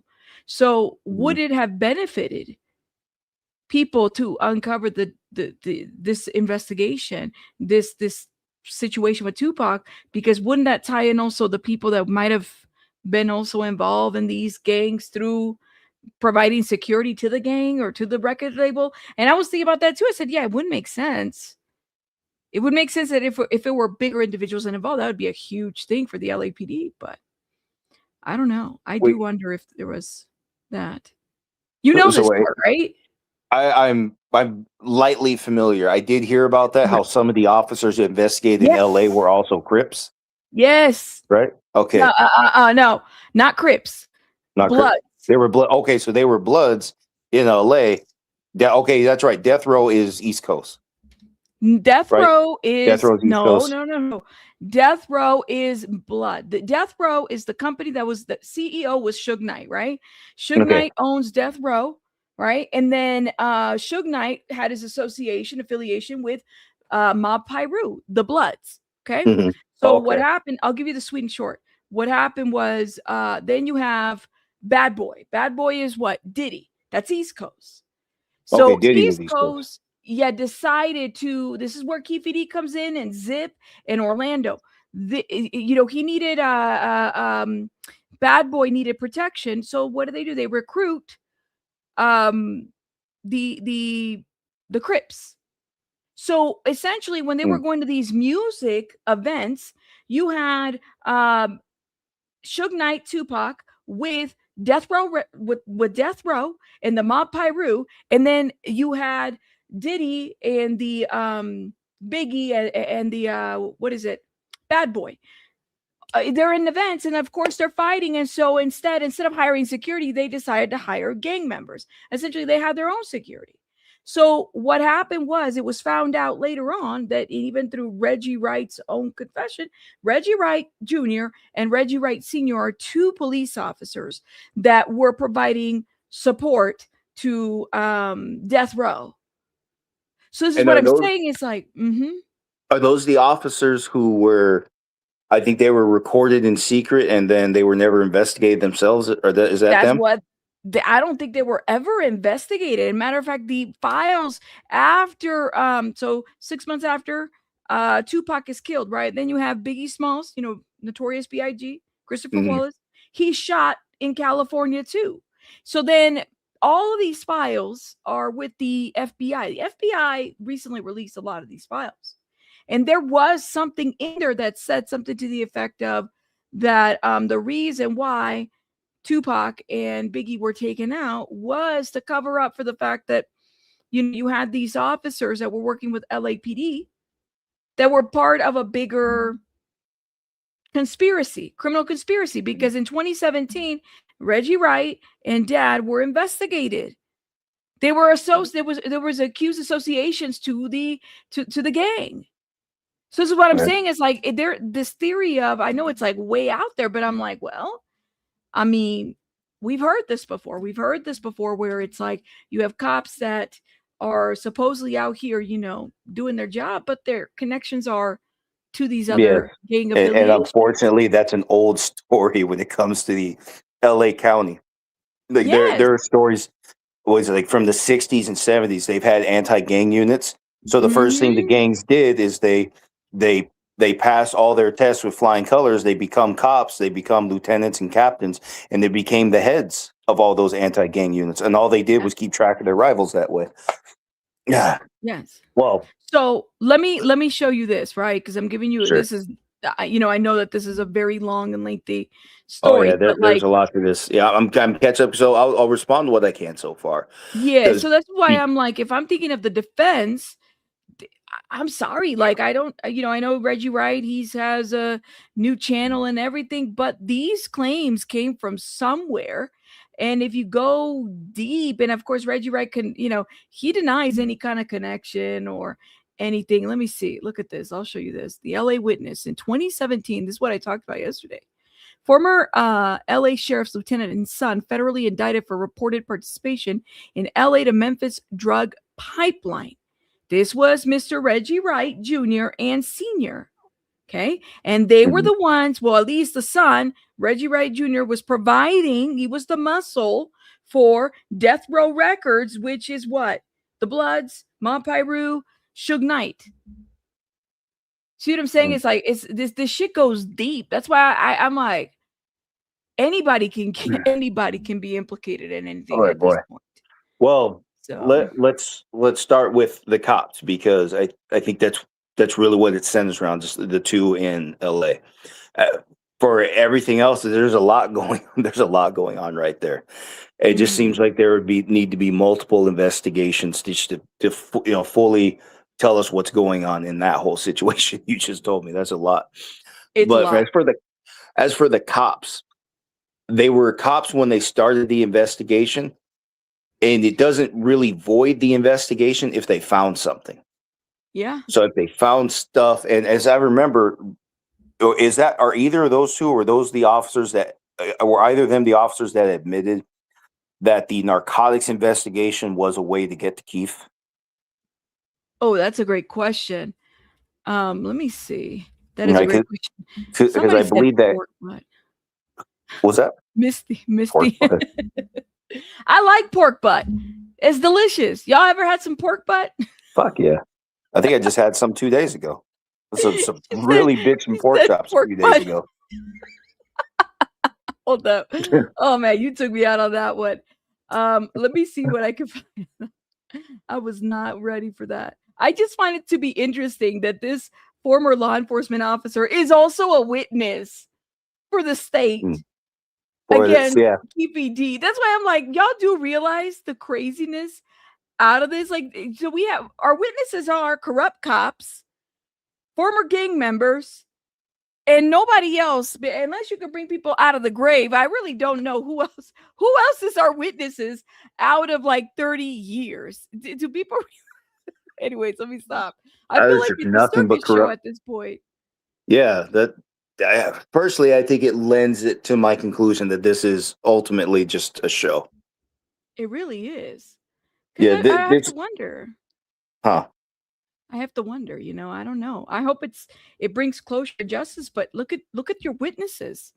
These are not I don't know. Anyways, I'm looking into this. Give me 1 second, because I think it's a good question that you're asking. But I think that this is the kind of stuff the defense is going to use.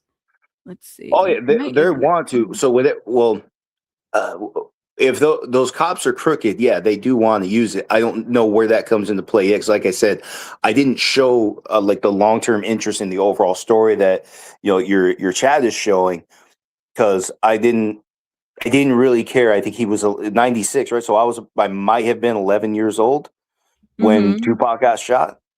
I Yeah. heard about it. We heard about it everywhere, right? Actually, we were watching the Mike Tyson fight at my house. So I remember, and that was the night Holyfield's ear got bitten off, right? No. That was the same night. That That wasn't was the same night? years ago. Years after the Oh, Mike that was Tyson later. fight. Okay. Yeah, that was Okay. later, because I had already moved out of the state. I remember that. Oh, okay. So never mind that part. But then point is, I was never much a fan of his music anyway. It's just not something I followed. It's just stuff I've always heard about. Conspiracy theories. That's just the old. There are conspiracy theories about everybody. Just Kurt Yeah. Cobain. Everybody big. Everybody with a name. They go straight to conspiracies. Kurt Cobain's conspiracies haven't died out. Tupac's haven't died out. Okay, 100 years from now, they're not going to die out. You see what I mean? So I didn't pay Mhm. that much attention to this until recently. That's why I'm so lost. I got to learn who these characters are. As far as Yeah. as far as the crooked cops, it's what it's going to come down to is since they were officers at the time, what they did was lawful, and they were never arrested, right? Or were they? Well, let me tell you. So this is what happened. So following the high-profile June 2017 federal indictment involving 22 defendants in the Western District of Tennessee, specific public records or mainstream media follows up detailing the exact individual courtroom dispositions or final verdicts, specifically for Reginald Wright Jr. You can't find a lot of information. That's what it says. It says right here what typically follows after such indictment. So cases involving multi-state rug pipelines, such as the alleged Los Angeles to Memphis pipeline linking the Grape Street Crips and the Peta Roll Mafia. Is it PETA or PETA? Anyways, I think it's PETA. Roll Mafia typically involve lengthy multi-year federal proceedings. Now, there was plea agreements. Large-scale federal conspiracy cases of this nature frequently result in individual plea agreements, sealed documents, or separate tracks for various co-defendants. Consequently, the final legal outcomes for secondary or co-accused individuals often do not make major headline medias. So outside of this, it sounds like Mr. Wright did successfully earn a PhD from Liberty University. His 2023 doctoral dissertation focused on lived experience of Black fathers and strategies to narrow the academic achievement gap. So he and this investigation in 2017, it involved you talk about the AFT, the DEA, the US Marshals, and local law enforcement. But as far as documents or anything, nothing to show that. I just think that it's interesting because it's like if Mr. Reggie Wright had something to do with this, right? What would he also gain? I also heard the idea that he was upset with Tupac because he might have gotten fired from death row as a security person. Like there was just so many ins and outs and whatnot, and I'm like, we don't even know. We don't know. Yes, it's because you're highlighting a lot of connections, but unfortunately, without a conclusion on each one, I couldn't really say a lot. I'd be guessing if I said anything about that. However, when it comes to the cops they're in LA, that were in LA, so like I said, they were cops at the time, so the government rules apply. Now, if they're fabricating evidence, this actually is interesting. They're fabricating evidence, so then that means Fourth Amendment rules apply. So if you're, as a police officer, if you're fabricating evidence to get somebody arrested or prosecuted, that's where you probably heard this titled "Fruit of the Poisonous Tree," that whole thing, where the roots of the poisonous tree are the constitutional violation. Fabricating evidence is a violation. So every benefit from that violation is now voided at trial. That's what the fruits are. That's what that's where that whole metaphor comes from. So point is, anything that was a direct benefit from fabricated evidence to get to Keefe would be invalid at a criminal trial. Yeah. And like I said, I don't know enough about that investigation. I don't know, maybe that stuff already happened. I don't know who Reggie is. Well, that's the officer, Brandon. And let me. This is what I'm saying is that now Reggie's the one that was in 2017. There was an indictment that happened, and we don't know what the disposition was. We don't know if he was acquitted. Maybe he said publicly. I have not seen anything that would show me that Reggie was acquitted. Now because he is a state witness to this, he just did an interview with News Nation 8 hours ago. This is Reggie. A strange theory because of who Reggie Wright is, a former Compton police officer who was the head of security for Death Row Records and Tupac on the night of his killing. Why would Death Row Records, his company, Mob Piru? Okay, so it's just interesting how all of this works. someone paid to protect Tupac want him dead? You know who? The same thing. Same thing I said about Keefe D. The same thing I said about Keefe D.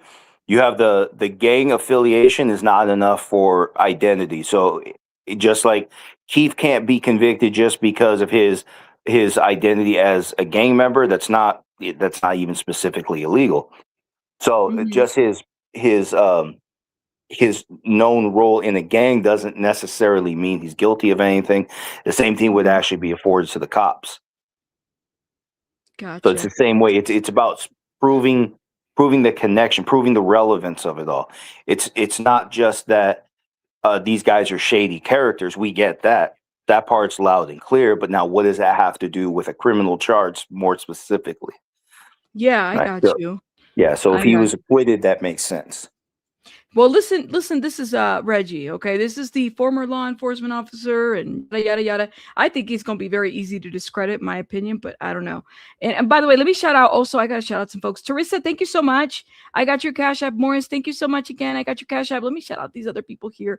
Holly Mac, thank you so much for becoming a member. Shout out to you. Spherical, thank you for the Silver Star, my love. Thank you. Lou, thank you for the GOAT trophy. I wish I could see these little animations, man. I would really like that. Miss Toby, thank you so much for the jewels. Thank you. May, thank you for the party hat.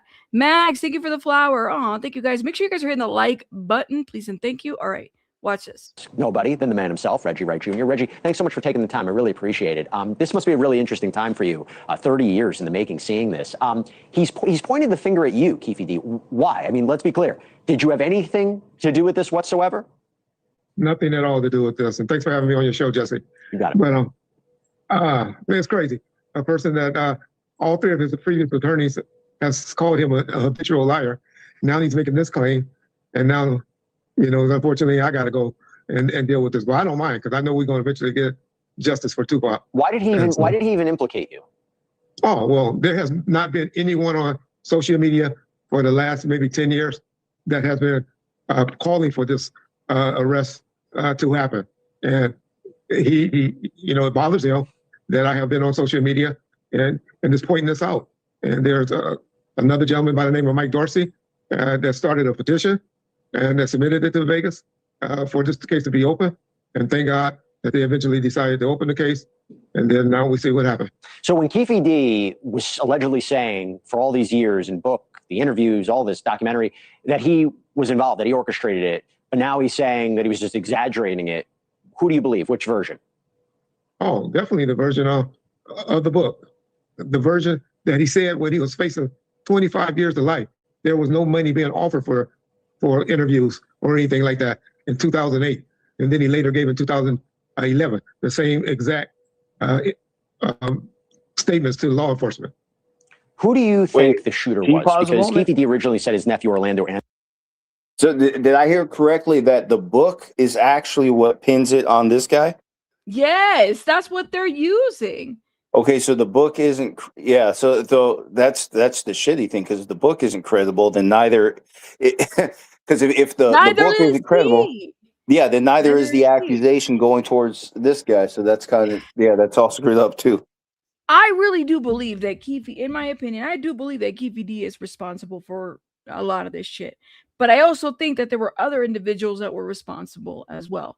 And I do find Mr. Reggie Wright, I just side eye him. I mean, the guy got a PhD, and he's still over here talking the way that he is. Maybe it's just the way people talk mess over here online, but it's like, use the word snitch when it's 2023, right? Your father. Wait, Storm laying into me? I'm getting laid into in the chat. Joe says, boo.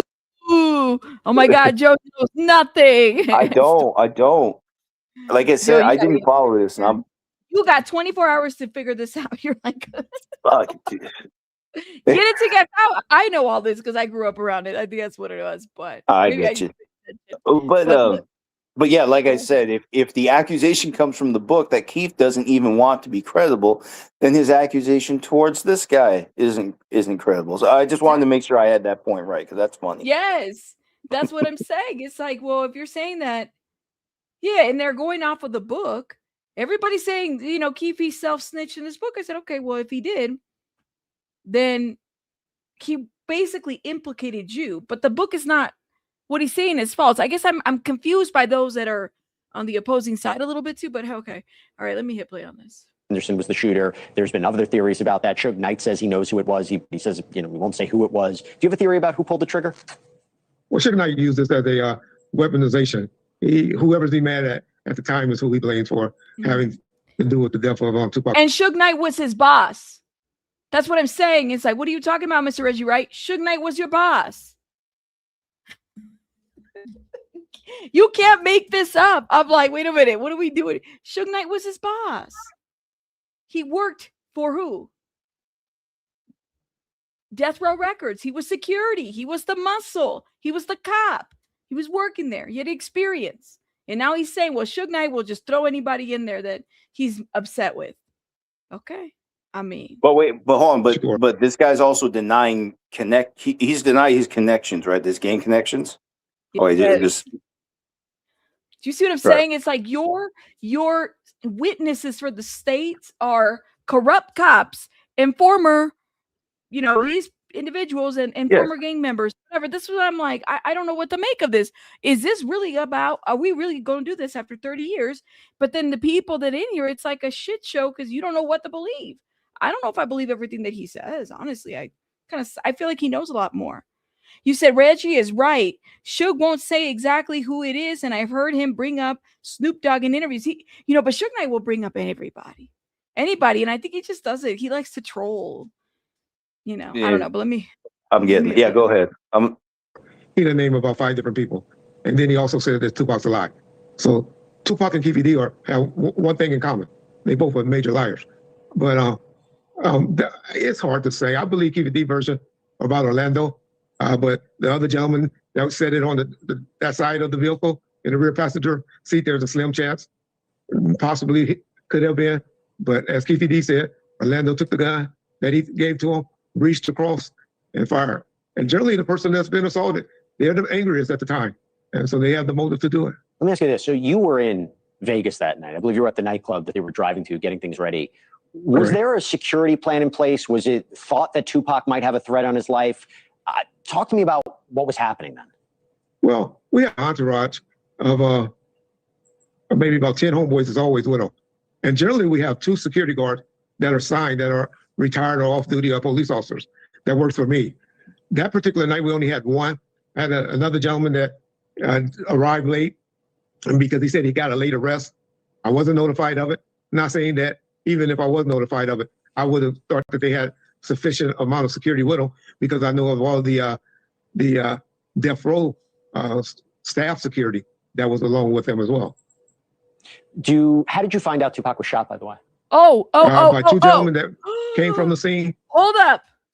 Hold the phone. Yes. All right. I think we got it. Hold up, y'all. Let me not get too excited. But we got it. I think we got it. Hold up. Oh shit. Hold up, y'all. Hold up. Hurry up, email. Hurry up and refresh. Here it is. Hurry up. Hold up, y'all.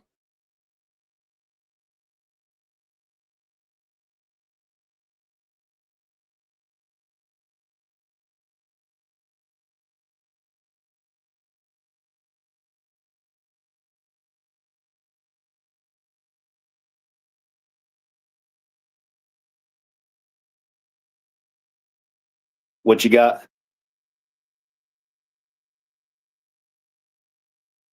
I muted. Guys, we got him. Okay. We got him. I got to download them. Give me a second, cool. okay? We got him. We got him. Can you, Pika, can you tell everybody on the Discord that we got him? We got him. Oh, my goodness. See? What do you want? All Do you right. want to start a new stream, or are you going to continue from here? I'm going to continue from here, but I just want to make sure everything's here. Hold up. All right. Okay. Okay, we have this one. Hold up, y'all. Let's see this one. Yep. Volume 3. We got it. Let me download them before things go crazy. Oh. Yo, we got it. Volume. And did you pay for all future documents, or did you just pay for just this volume? No, it was 2 through 6. 2 through 6 grand jury transcripts. We already had 1. We had 2, but again, I accidentally added 2, so I had to eat that. Okay. We have 7 and 8, so now we have 3, 4, 5, and 6. So okay, there's one download. Hold up, y'all, because I want to be very careful.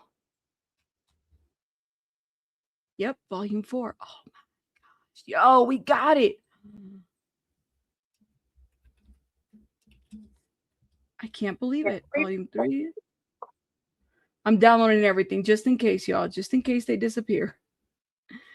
Guess you never know. I get so nervous about this shit.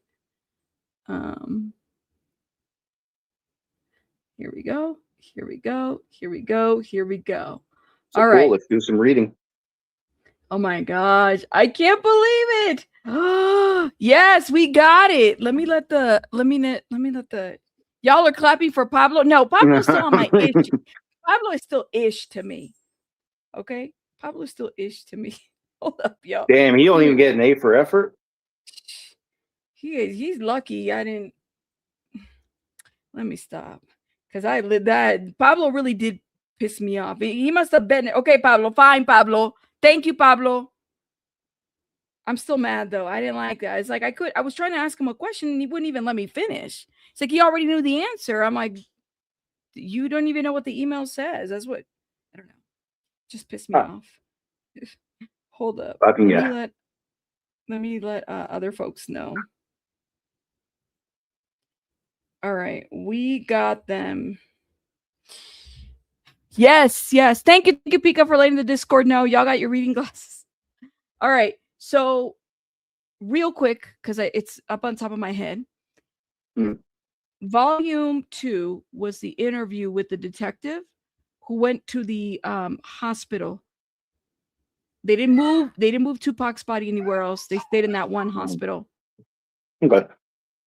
So then we're going to hear on the record. How do you know how the decedent arrived at the hospital? Probably get that question. Well, so that was they excused that witness that day unless they brought him back in volume 3, which I don't think they did. But let me pull it, okay? Let's see, volume 3. Because volume 3. But then did he answer? He did. He said that he saw Tupac's body. He said that he saw that it was in the shape. He said that he saw all of the bullets that were there. Even though, and that's what took me back is how I remember. And did you have a report from an investigator that had responded to the hospital when Mr. Shakur died? Yes. And did you also have an autopsy report that was dictated by Dr. Robert Jordans? Yes. Now, back in 1996, the medical examiner office document their autopsy with autographs in the same way that they do today. No. What did the office of the medical examiner really have for documentation of photography? Yeah, they did a combination of either Polaroids or they actually had film in the cameras at the time. Polaroid films. Well, those can't be very well preserved. I'm just saying with, I don't know. Question, based upon that, did I supply you basically a link to Las Vegas Metropolitan Police Department crime scene analysis or analysts photographs from the autopsy? Yes, she says. And did you have an opportunity to review all those? She said, yes. Okay. After reviewing all those, were you able to form an opinion as to the cause and manner of death? Yes. Question. So I'm going to go through a few of these exhibits that somebody else already laid the foundation for. This is grand jury exhibit number 9. Is this one of the photographs that you were able to look at during the course of your forming your opinion? She says, yes. Question. And essentially, this was an overall photograph of Mr. Shakur on September 13, 1996, because he died like, 6 days after the shooting. Answer. Correct. Question. Did you learn during the course of your review of this that he had actually been shot or injured 7 days before? Answer. Yes. And that he had medical intervention, and there's evidence in this photograph of substantial medical intervention? Yes. Question. So let's move on to during the course of your review. I want to start with the top. Essentially, there's what is some pretty obvious medical intervention, but there was a gunshot wound to the chest. Yes. Question. And so can you see generally where the gunshot wound is identified here in the photograph number 10? She says, yes. Question. Can you actually, I have a little toy for you. There's a pointer. Can you point for us generally the area where the entrance wound was? Answer. Yes. It's here on the right lateral aspect of the chest near the, is it axilla? Is that how you say that? It looks like axilla. I would just take axilla.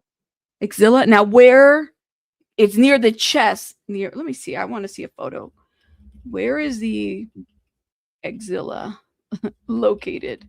I Chest? hope we want to know the answer. I want to know. I do too. Oh, okay. This is interesting, y'all. Let me show you. So it's like right here on the side. Let's see. Let me see. Axilla is the side of the chest? The side of the chest, yeah. So is it close to the lung area? Yeah, so let me show y'all. Picture time. Underarm, yeah, like that area. I can't see that. It's not coming out over here. If you see it, oh, okay, there it is. You see it? All right, now it's I wish you loaded. could blow it up. It's like right there. Oh, it went into his armpit. Oh, he got shot in the armpit. That's where they pulled the bullet, right?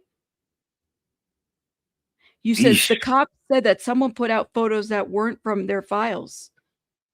People are putting it. Well, I heard too. I mean, I heard that Celia, armpit, under armpit. Marta, thank you so much, Marta. Oh, okay. It was spelled wrong. Okay. Mm-hmm. Lived for 6 years, died. Lived for not years, 6 days and die on the 7th. Thank you, Amethyst. Okay. All right. So let's see. Remove this. And let's go back to this. That's interesting. All right. So did I learn something I didn't know? Because the AR was out of the window. That's right. All right. So then it says, okay, and did you learn the path of that particular wound? She says, yes. Question. And where did it go? Answer. That wound entered into the chest cavity, damaged the right lung. You said lung, Joe. And then ended up just in the interior aspect of the chest beneath the internal notch. Sternal notch. The sternal notch. The sternal notch is right where you can feel the top of your chest at the midline, kind of where your how do you say that? Clavicle. Thank you. Your collarbones. Clavicle. All these medical terms. Your clavicle, your collarbones come together, and that's your sternal notch. And so underneath, that is where the projectile was recovered. This one was recovered during the autopsy procedure. Something I want to know when the defense will get a chance to cross-examine this witness, I want to see if they can open the door to any possibility that this witness would have any insight to medical malpractice. Interesting. Why? Why? I want to see if they try to open the door to a theory that the doctors, like the doctors mess with Pac. And He would saving his live. life? Yeah. Well, because it's fun. You guys would be amazed. It's interesting you say that. You'd be amazed how many people get injured while they're trying to save somebody's life, right? Yeah. I've heard sometimes. Well, they got to play rough with those tools sometimes. Mm-hmm. And unfortunately, yeah, sometimes other things happen. It's a sad reality, but yeah, that is how it goes. Mm-hmm. Mm-hmm. Okay, sorry guys. Right. So he says, okay, so the other items we see here, the large stitching, the stitching down to the stomach, as well as the stitching over here, all that appears to be medical intervention. Correct. Oh my God. They opened him up to get all the bullets out, right? Yeah. And it moves on to another exhibit. Correct. He said, okay, let's move on to a grand jury exhibit 11. There are several ones for the hands. So I'm just going to go to the top down. There appears to be 2 injuries. What's so funny? He got shot in the butt. He did? Oh, Just says right there, 2 injuries to the buttocks / flank area. Oh my gosh. He said, let's move on to the grand jury exhibit number 11. There's several ones for the hands. So I'm going to go down there. I mean, these bullets were coming. You don't even know where they were going, right? Like, yeah.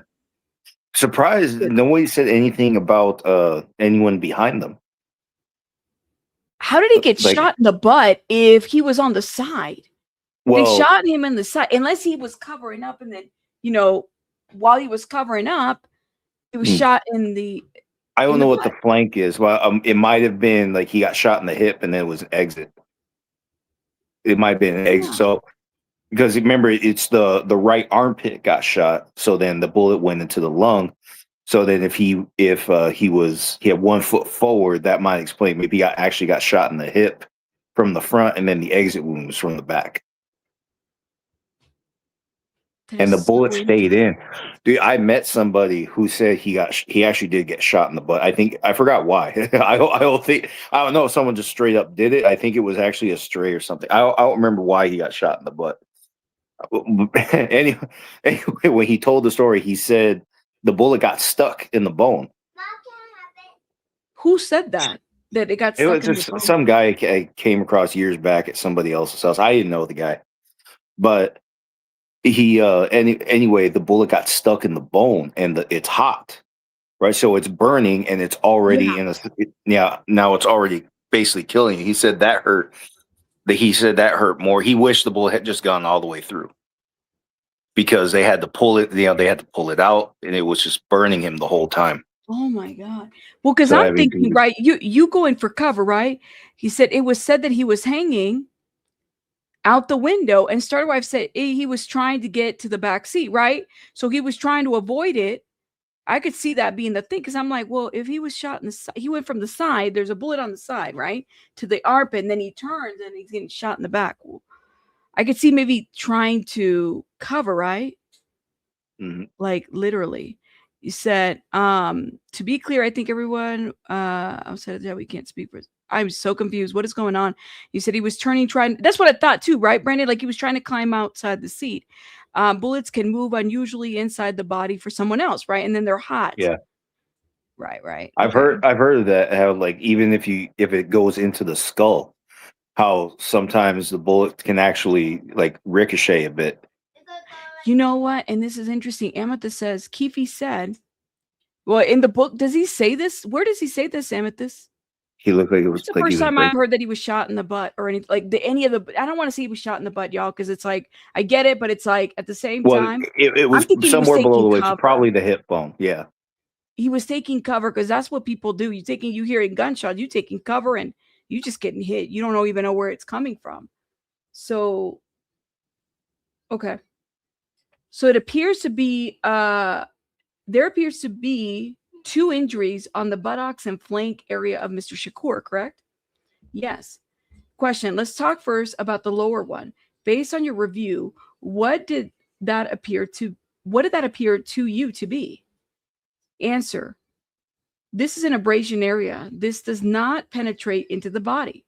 There's no evidence of that within the photographs or within the autopsy report.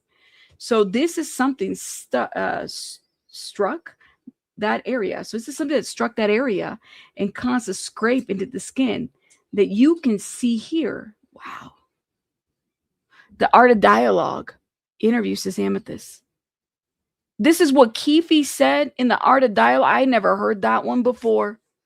Amethyst, so Keefe D did an interview where he said that when they were shooting at Tupac, he looked like he was dancing. Ain't that some shit to say in an interview? After you're shooting somebody? Oh my God. I think it just the fact that he's saying he shot someone in an interview is bad all on its I'm own. like, why are you saying that? Well, imagine if he didn't, we wouldn't be here right now. Literally, if he told them. I heard that too, that he was breakdancing. Which one is now? I want to pull it. Yeah, is this a spoken interview? Yes, the Art of Dialogue is spoken. Hold up, let's see if we can find it real quick. Intermission detour, y'all, because now I'm curious.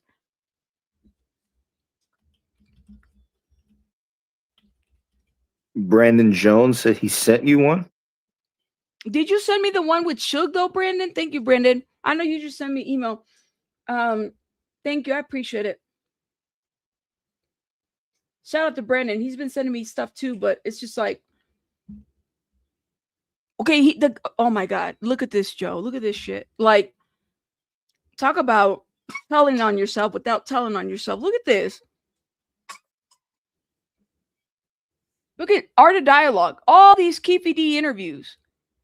Like, the first 5. Which one is it? Do y'all know which one he said that when he shot, he looked like he was dancing? You could probably search for the exact line through Chat GDP. Yeah, I bet. Or GT. Chat what is GPT. it? Chat ABC. Chat GPT. What? Oh my gosh! Shout out I don't to use Brandon. it. I use Gemini. I don't use that. Keefe D says Tupac was dancing when shot. Art of Dialogue. See if it pulls it. It'll tell us. Yep, he said he found it. Okay, get me the link and interview. Well, I guess it's both. Give me the link and interview. How do you say this shit? And then you're wondering why you're being charged with it. Like, what are you doing? Watch the exact video. Here it is. Well, remember, he was misled by his lawyers. They'd said he can't be prosecuted at all. And like I said, maybe that was the case back when he signed. It looks like he's crying in that top one.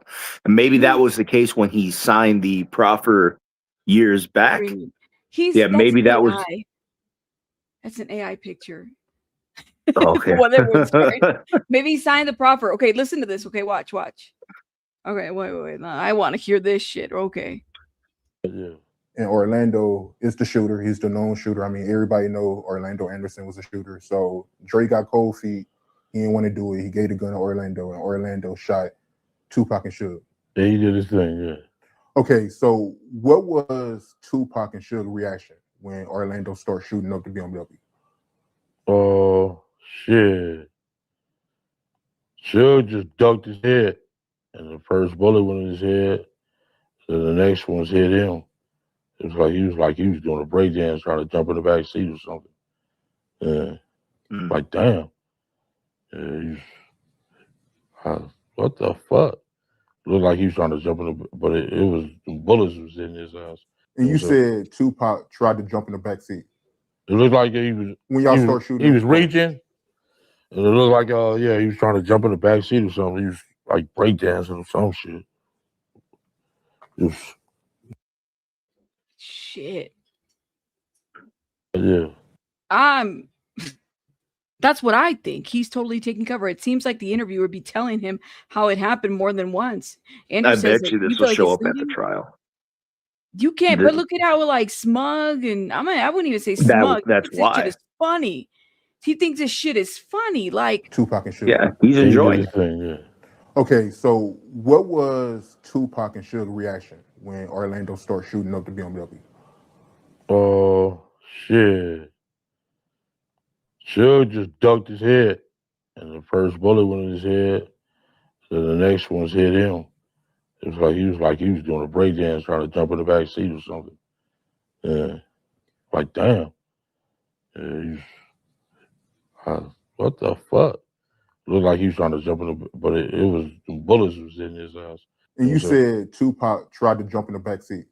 It looked like he was when y'all start shooting. He was reaching, and it looked like yeah, he was trying to jump in the back seat or something. He was like breakdancing or some shit.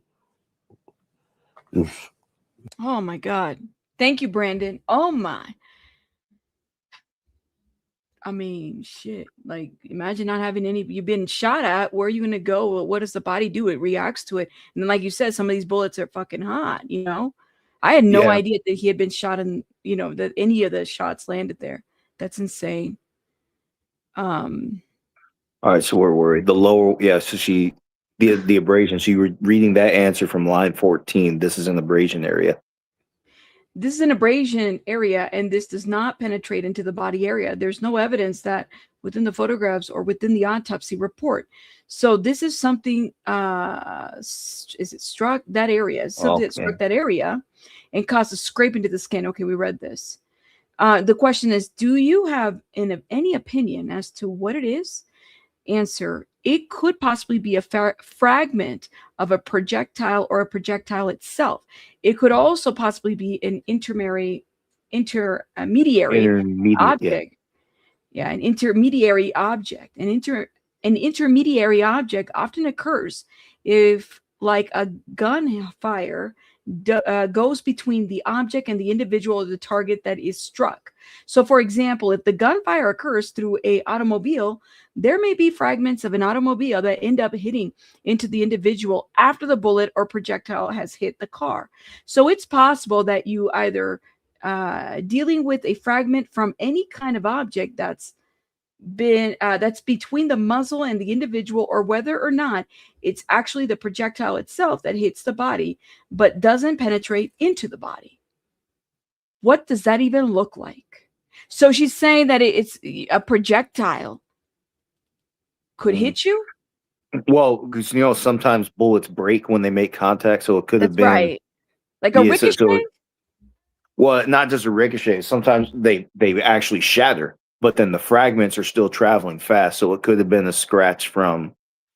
That's what I gathered from it. It could have been a scratch from something that popped because it hit a hard surface and broke, or it could have been just a bullet that it scraped the skin. So it could have been a scratch from a bullet.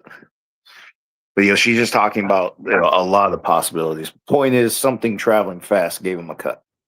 Yeah. So okay. Let's see. And then right kind of in the center of the screen on his right flank, on Mr. Shakur's right flank, there's a fairly large injury or of some sort. Did you form an opinion as to what that is? Answer, that is his right thigh. Question, right thigh? Answer, yeah. He had said flank. Excuse me, you had said flank. And this is his right thigh. So on the lateral aspect of his right thigh is an entrance gunshot wound. Okay. Question, can you tell me the path of that wound? Answer, yes. This gunshot wound then perforates into the thigh, then goes upward into the abdominal cavity. Injures several of the small intestines, and then comes to the rest in the anterior abdominal wall. This projectile is removed during the surgery and is documented as being removed during the surgery. Okay, so this one was removed during the surgery. The one that was at the sternal notch was still present at the time of the autopsy. So there was still a bullet present at the time of the autopsy? Yeah, correct. So it probably got stuck in the bone. Oh my God. See, I didn't know this ish. Wow. Okay. Because I'm thinking about what the officer said. All right, I'll go back to that. My mind keeps going there for whatever reason. All right, so he says correct, and then question, and then, well, you can see it a little bit here. I'm going to move on to grand jury exhibits 12. And on his right hand, did there appear to be an injury? Answer, yes. And did you form an opinion as to what that was? Answer, yes. He has a okay, sorry y'all, baby bunny here. He has a through and through gunshot wound of his kind of his third or fourth finger, depending on whether you count the thumb as the first. And this is a through and through gunshot wound in his finger. Remember, that officer did say that Tupac was shot in the finger too. One of the bullets hit his finger. So it appears that Mr. Shakur had 2 penetrating gunshot wounds and 1 perforating gunshot wound. Correct. Okay. And based upon your review of the records of the Clark County Coroner's Office, as well as more photographs than this, did you form an opinion as to the cause of death of Mr. Shakur? Yes. What was that? Answer, he died of multiple gunshot wounds. Question, and did you have an opinion as to the matter of death? Yes. And what was that? Homicide. Now, normally, if somebody dies immediately and gets taken to the hospital or get taken directly to Clark County Coroner's Office, there's a toxicology done. We know what's in their system at the time they were shot, correct? Yes. There was toxicology done on Mr. Shakur, correct? Correct. But that would have been taken, that would have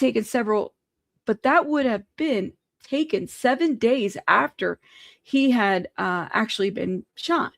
Answer, yes. The blood that was tested was that taken at autopsy. So this is after hospitalization. Question, and in your review of that, was there anything other than what appeared to be medical intervention and medical type stuff he would have received at the hospital within his system? Answer, no. There's nothing else except stuff that he would have received at the hospital, in my opinion. Okay, here's question. Okay, did I ask you this? Do you have an opinion as to the matter of death of Mr. Shakur? Answer, yes. What is that? Homicide. Thank you. That completes my question. Does the grand jury have any questions? Okay. What do you think of, why did she ask that twice? So was the toxicology taken at the autopsy? Not before that. She asked that twice. Why did she ask that? That's interesting. I don't know. You said that's what the witness said happened. I'm confused. I thought he died 6 days of being in the hospital. Am I correct? I think he died, it was the 7th day, I believe. It went from, where's Amethyst? Amethyst, you're in here because you said it correctly. It was like he was there on the 7th and then he died on the 13th. If Amethyst is in the chat, please answer. Amethyst, thank you. I feel like she had the correct date. So, okay, they get to ask questions. So here's a question by a juror. So actually, what killed him is the gunshot to the chest? Answer, he had injury also to his abdominal organs as well. So both gunshot wounds would be related to his death. So it's multiple gunshot wounds. Okay. So whether it was the chest or the organs, they both would have K'd him, right? He wouldn't have been here. Thank you, thank you. No worries. Thank you, Joe. They both would have K'd him. Thank you. Oh, no, thank you, y'all. Thank you, thank you, thank you. It's a lot. It's a lot of stuff. Okay. Then juror says, and you said they all went up. The trajectory was going up instead of like sideways, correct? Okay, so here's another question from the jury. Very interesting. And you said they all went up. The trajectory was going up instead of like sideways, correct? Answer, the question. He got shot here. You said it was up here. He got shot here. You said it was up here. That's what they're saying.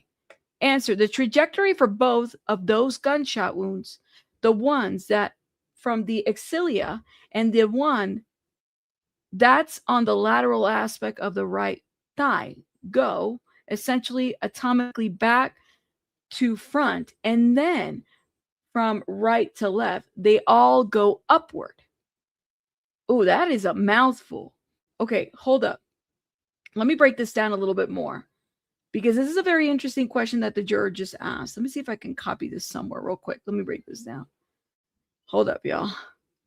Copy text. Let me see what the AI says about this, because that's interesting. Tell me how this is explained. Let's break this down, because I don't know how to. I get what the doctor's saying. He said the trajectory, and I could see the confusion, because it's like, well, the trajectory. You're saying that he got shot down here and then it traveled up, or what happened?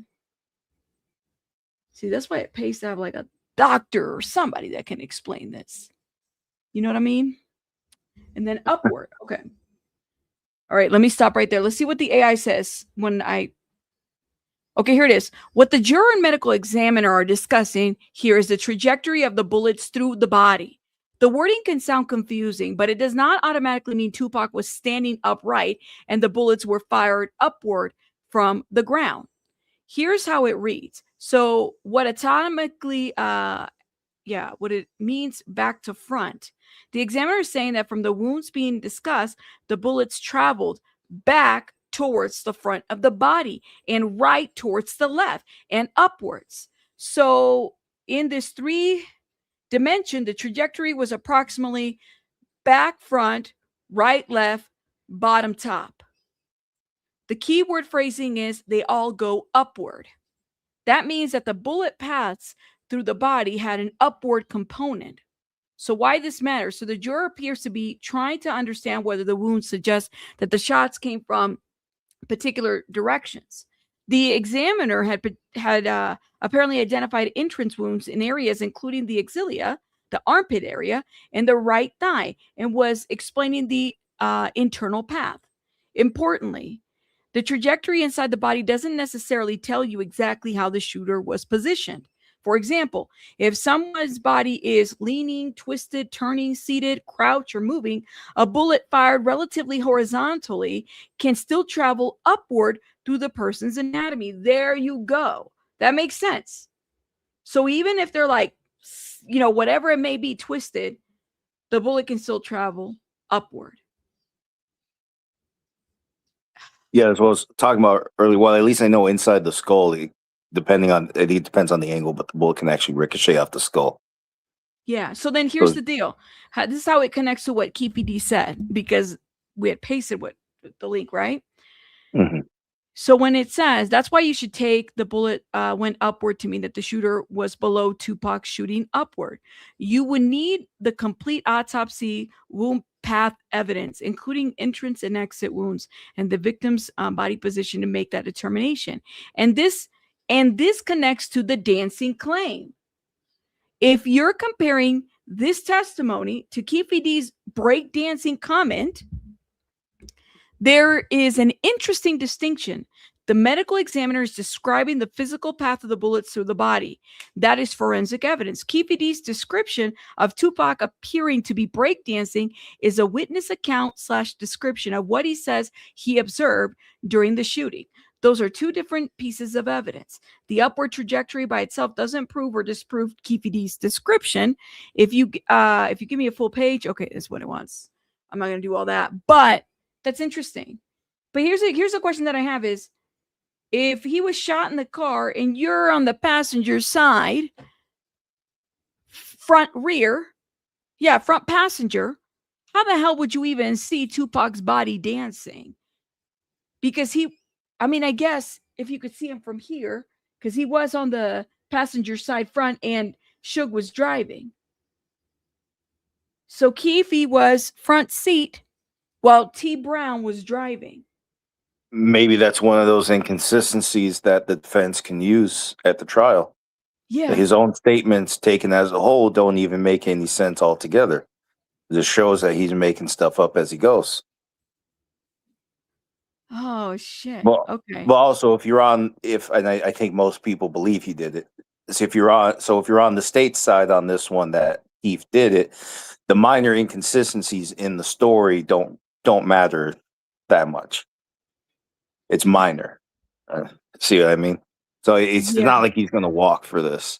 So no. I just think the details are interesting. I'm like, here for it. Oh, okay. I'm like, whoa, because I mean, first of all, not having ever, you know, been shot at, thank God, but like literally just thinking about the traveling of the bullet. But also if you think about where Keefe D was positioned, or at least he said he was positioned, he said he was in the front seat. He said he was in the front seat and that T Brown was driving. And that Orlando was in the back and the other guy was in the back, right? So it's kind of one of those things where it's like, if you're in the front seat, I guess you could see Tupac dancing in a dancing position while he was being shot at. Anyways, interesting. All right, let me keep going.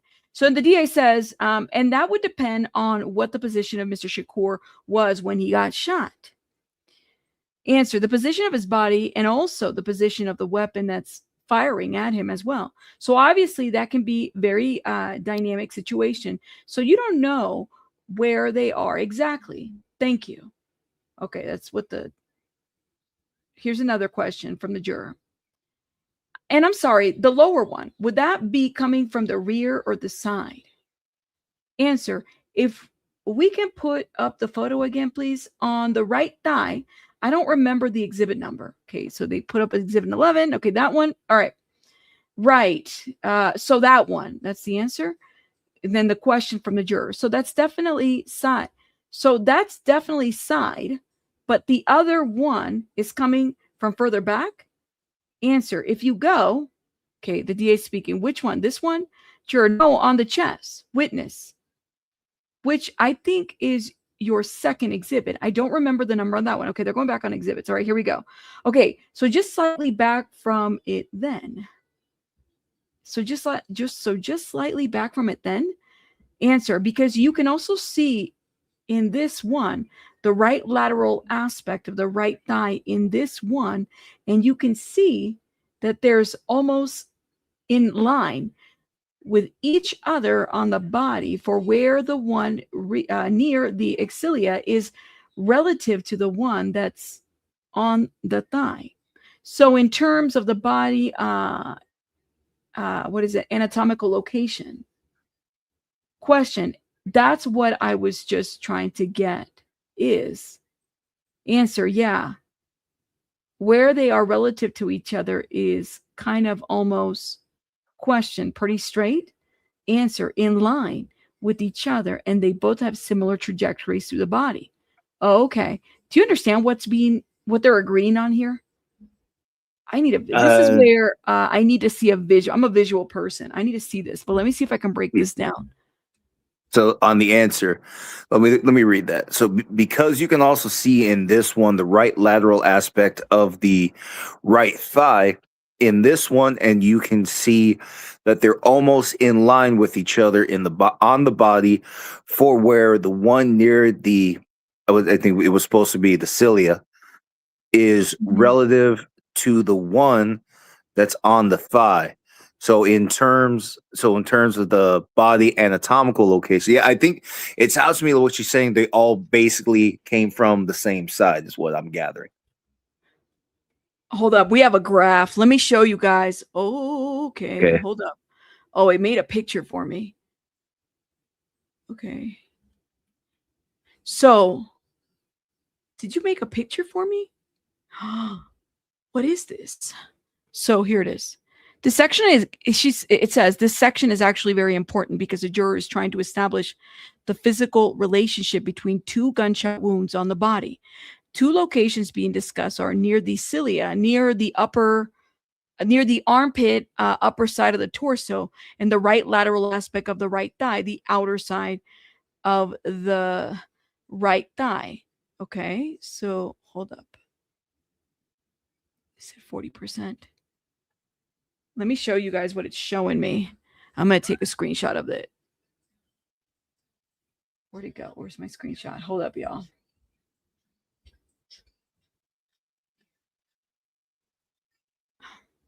Sorry, give me 1 second. Remove this.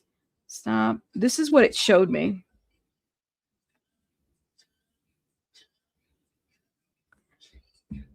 Does that make sense to you, Joe? All right, let me see if I can make sense. Yeah, leave it right there. Okay. No, because I have no idea what exactly I'm looking at. So Okay, what it is says, this? this is what it says. Let me tell you, this section is actually very important because the juror is trying to establish the physical relationship between the 2 gunshot wounds on the body. The 2 locations being discussed are near the cilia, near the armpit, upper side of the torso. And then it says right lateral aspect of the right thigh, the outer side of the right thigh. Okay, so it says what the examiner is saying is that they're almost in line with each other on the body. She apparently is looking at an anatomical diagram, a photo, and pointing out the armpit area wound and the thigh wound are positioned almost vertically in line with one another when viewed on the body. Think of the body from the side, the armpit, right side of the torso, right thigh. The juror is essentially saying, so you're saying the thigh wound is slightly back from the other wound, but they're basically lined up? And the medical examiner responds, yes, where they See, are that's what I relative mean. to each other. So what does So this it's mean to this? I don't know how this isn't helping me at all. Somebody's got to explain this to me. But for what I'm gathering that the examiner said, because remember we have one in the lung, I think we said one in the midsection, now one in the thigh. So it sounds like they're all on the right side they're all coming from his right. And doesn't the story go Tupac fired back, right? So he would have had his no, he didn't. Okay, then He never never mind that fired part. back. Okay, so he had nothing to do with it. There was another issue. This was a separate event though, but that wasn't it that I remember. And then it says, okay, so he says, so you're saying that the thigh wound is slightly back from the other wound and they're basically lined up. Then it says the examiner responds, yes, where they are relative to each other. Why the juror is asking this? The juror isn't necessarily asking about internal bullet's path yet. They're trying to understand the surface anatomical positioning of the wound relative to one another. That's an important distinction. Location of wounds does not equal trajectory of bullets. The examiner is establishing where wound 1 was located, where wound 2 was located, how those 2 wounds line up on the outside of the body, and then presumably how the bullet traveled internally between the 2 locations. Put together with the testimony, this becomes more interesting when you look at the combined 2 excerpts. The examiner previously said the trajectories were right, front, right, left, upward. Now she's explained that the wounds on the upper body and thigh were almost anatomically in line with each other. That does not by itself mean that the shooter was standing below Tupac or that Tupac was necessarily standing upright. It tells you the relative anatomical positioning of the wound. If you're investigating the Tupac was breakdancing when he was shot, claimed the next testimony I would want to see is the portion where the medical examiner explains each wound's entrance and exit location and the exact trajectory through the body. That's where we can determine whether the forensic evidence is actually consistent or inconsistent with the particular body positioning. And then I added the additional, and it says that the complete exchange, the examiner is explaining that the 2 wounds are almost in a straight line relative to each other on the body. And more importantly, both wounds have a similar trajectory through the body. The key exchange is pretty straight. That's the question. Answer. In line with each other, and they both have a similar trajectory through the body. So there are 2 separate observations. In line with each other, the location of the 2 wounds on the outside of the body are roughly aligned. And then it says similar trajectory through the body. The bullet's paths internally had similar directional characteristics. And from each testimony, the examiner said those trajectories went back to front, right to left, and upward. Why this is significant, the examiner is not saying that the 2 bullets traveled in the exactly the same path. She's saying they had a similar directional trajectory. So simplified, wounds near axilla or cilia roughly aligned with wound on the outer right thigh, and the path through the body had similar directional components. So the juror's trying to visualize this. That's what they're trying to do. So hold on, but let me see. How does this? I want to see how this vision, because it drew this for me. Why this? What is this supposed to tell me, and what does this mean? Maybe All that's the it visual for just sounds us. to me like they all came from the same side. So when the examiner says similar trajectory, I think she means they all came from the same general. So relative to Tupac. So in other words, it Mhm. was all to his right. So it just sounds like she was saying they all came from the right side. Okay. Sorry, I'm checking my messages real quick because okay, guys, real quick. Thank you. Thank you. Pika said that there's a update on the Luigi Mangione trial. He is expected to plead guilty to the federal charges. Oh, there you go. Federal Good. charges Fuck 'em. regarding tomorrow 2024 killing of the United Healthcare CEO. The surprise deal on the federal charges comes week before a state murmur trial was set to begin. Well, I guess no trial then? Nope. There's no point. Because Dang. New York doesn't execute. The federal government does. So he's going to plead guilty in New York, and then there's no. Basically, it's basically the same evidence going. Or excuse me, he's going to plead guilty in the federal government. It's basically the same evidence going to the state trial. So it doesn't carry over just because he pleads guilty to the feds doesn't mean he pleads guilty in New York. Okay, but he finally gave in, admitted him after all. How's it been? Almost 2 years of bullshitting. Yeah. Right. So go ahead. I'm sorry. No state trial. Well, probably no state trial. He's probably going to plead guilty there too. It's the same evidence. Okay.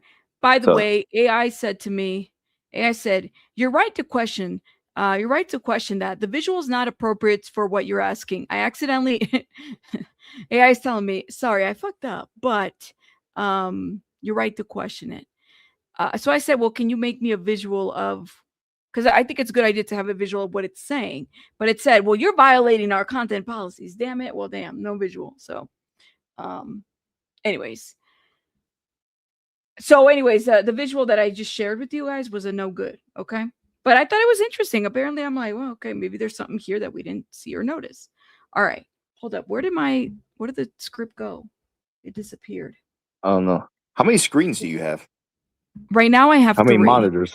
You have 3 monitors? I was wondering because you turned your head sharp a lot. Oh, over here? Yeah. You have I've 3 always monitors. had one on the end of my desk. And then I have to set up everything for next week, because what I want to do is here's the problem is then I can't find my shit. Where'd it go? So I wanted to I've had a third monitor. I just haven't connected it. I've had it for a while. Oh my gosh. Where did I really close out of it? I guess I did. Hold up. I think I was on page. Oh yeah, there it is. Okay. It disappeared again. Give me 1 second. Yeah, I hadn't set it up. But as far as Luigi, it was only a matter of time. He didn't have anything. He was trying to win on the constitutional basis. He was trying to argue that the evidence wasn't lawfully obtained. So he was hoping that would have been enough to just get the whole thing scrapped. I didn't think it was going to happen. He didn't have anything that good. That was a huge legal fund that he had right there. Oh my god, why is it disappearing? Hold up, y'all. It's pissing me off. That was a lot of people donating money. I'm sure that there will be what is it called? Appeals to this, but I mean, I guess there wouldn't be, right? He wouldn't be able to have an appeal to. Sorry, contrary to what people believe, there are ways to appeal even if you plead guilty, but it's very limited. Similar, you're seeing Brian Koberger going for it, but he's doing it himself. I don't think he's going anywhere either. Even if the state agrees, or in that case, the federal government, even if the government agrees to a hearing, that doesn't mean that you've got a good shot. Like most appeals, most of the time it just doesn't go anywhere. Like, let's say his plea of guilty wasn't actually freely and voluntarily given, for example. He can appeal that. If he can prove that on appeal, that's ridiculously hard to prove. If the trial, or excuse me, if the appellate court agrees, all that does is scrap the guilty plea. It's reversed, and then they go to trial anyway. So then he's going to get screwed at trial. Yes, he doesn't have a way out. You know, he threw that away when he took away somebody else's life. He threw all that away. But like I said, it's not impossible. It's just, actually, people try all the time. It just never works.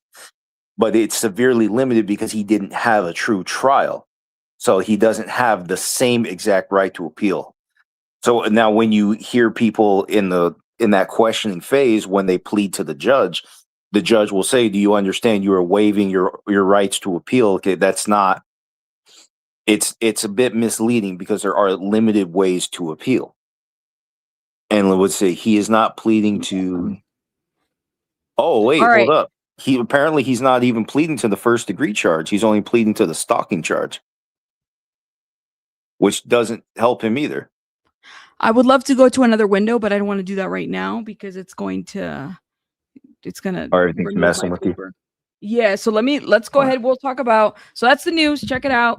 Thank you, Pika, for the heads up. But let me keep going, y'all. We got to keep this going because because we've been on for a couple hours, and I might actually will end with the medical examiner, and then I'm probably gonna go live later so we can get ahead of just do more reading.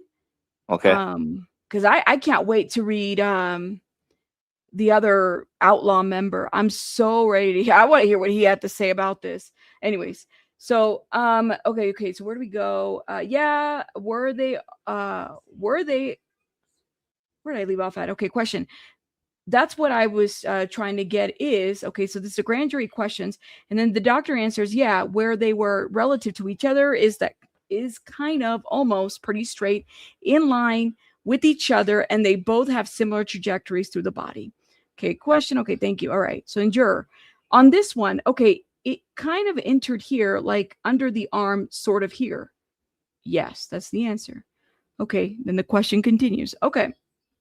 That's the let's see, that's one that's underneath the scar or the stitching. That one, what constant is that? All relative or related?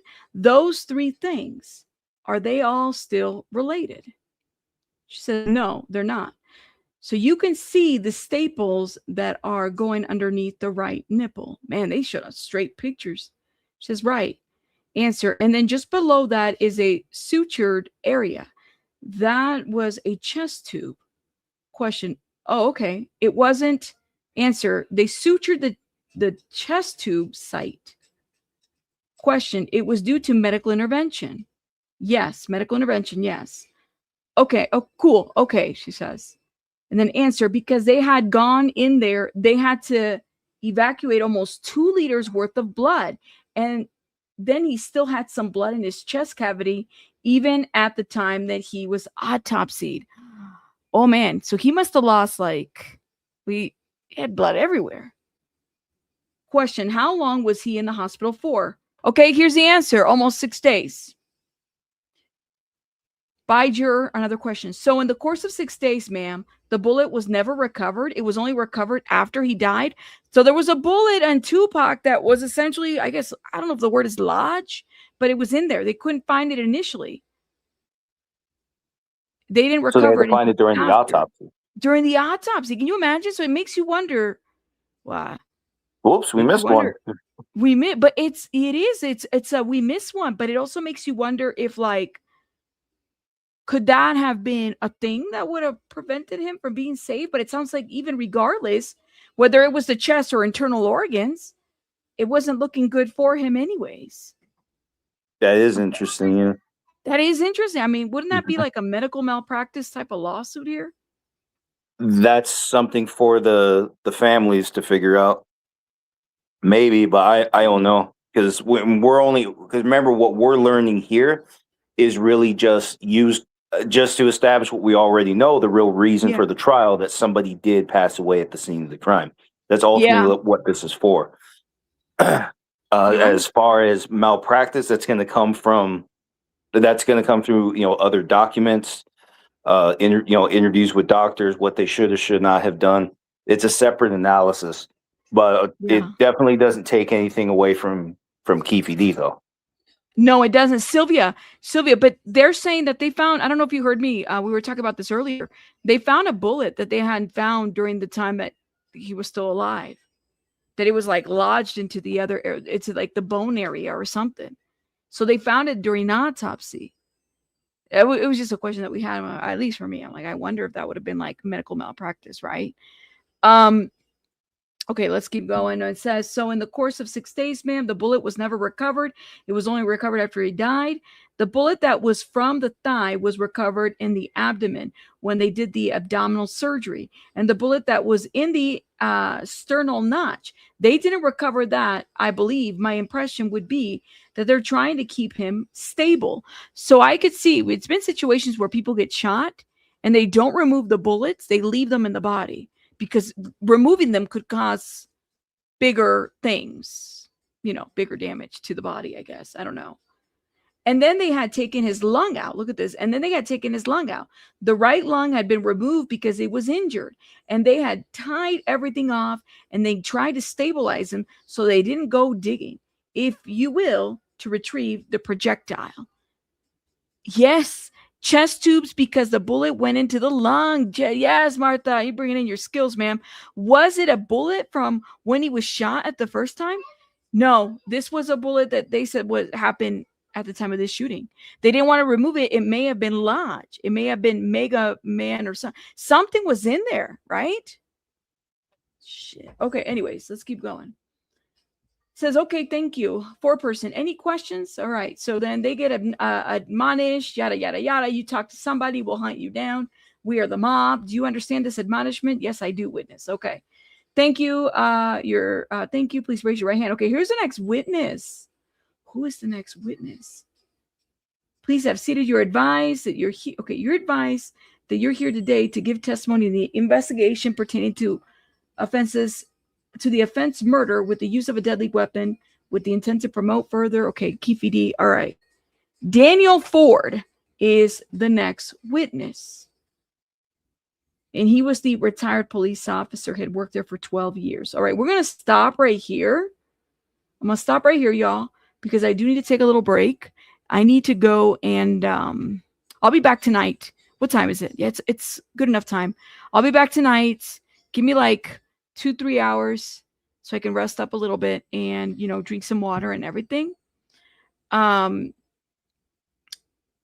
Amin is a witness here too, guys, just so people are aware. You're fine, Joe. I'm going to be ending it here pretty soon.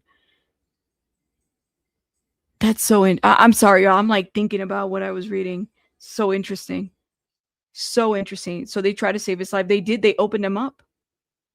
Thank you, Michigan girl.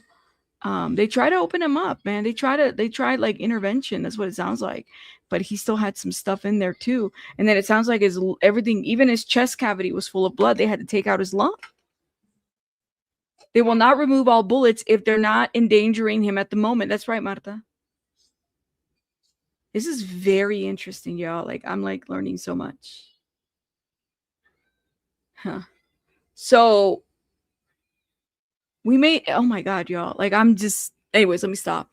All right, y'all. I mean, I learned something. I had no idea that he was shot, that one of the bullets went into his buttocks or anything like that. And then hearing how Keefe D is describing it, like, oh man, kind of puts things into perspective. He may have died of complications. I think that it was because he said that there was the armpit area, right? And then there was the sternal notch or something. So I think either one, whether it was one or two, it's just the way in which he was shot that it just kind of gave. Sorry, y'all, I'm like looking at this. I didn't know it took almost 7 days for him to finally cave. That's the first I've ever heard of it. Yeah.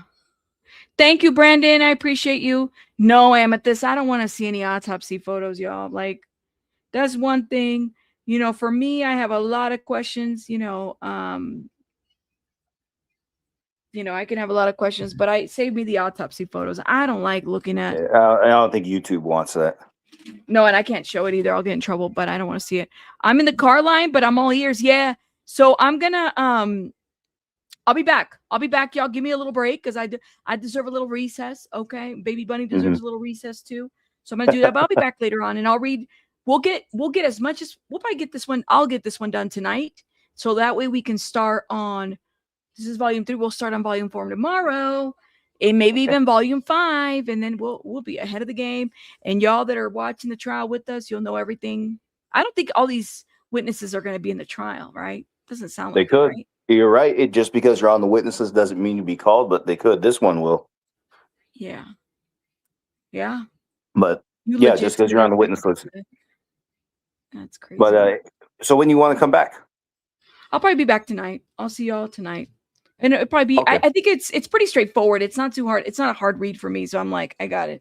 But cool. I'll be all right. Thank you guys. Thank you, Joe, for coming up. I mean, No thank problem. you for doing that review on that document. I guess we'll see. Yes. We'll see if they got a like I strong said, enough case.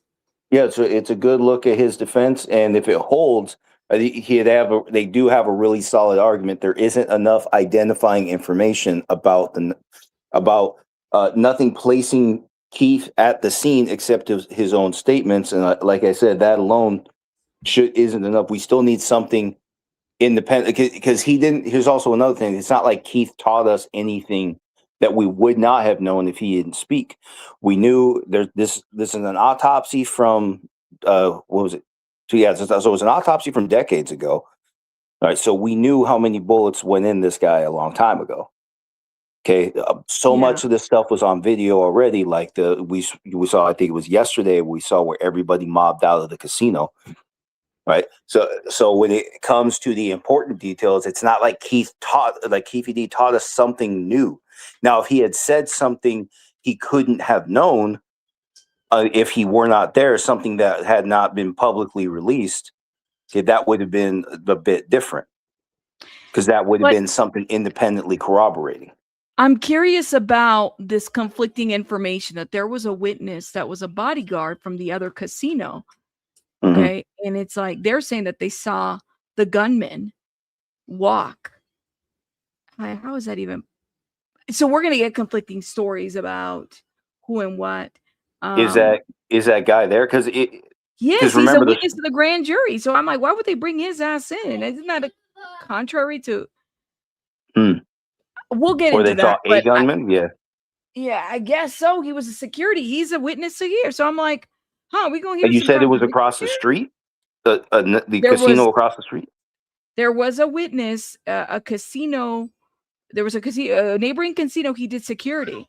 So I don't know. Anyways, we'll get into that. Okay. I got to go, y'all, because my back is killing me. But I'll see you guys in a little bit. Thank you, Joe. Thank you. No problem. You. Shout out to Joe, y'all. Shout out to Joe. Make sure you guys check him out. I'll link his channel in the description box. But let me shout out some people. First of all, SJ, thank you so much for the jewels. Thank you, Lindsay, for the flower. Lindsay, thank you for the gold coin. Lindsay, thank you so much. Thank you so much for the floating heart. SJ, thank you for the mic drop. Rudy, thank you for the chili. Ooh, the chili or the chill? Chili, it's chili. Why? Thank you so much for the UNC alert. Not the UNC North Carolina, whatever team. Thank you for the uncle. Sylvia, thank you for the butterfly. Sylvia, thank you for the husky. Thank you. And Sylvia, thank you for the watermelon. And shout out to everybody that supported on the Cash App.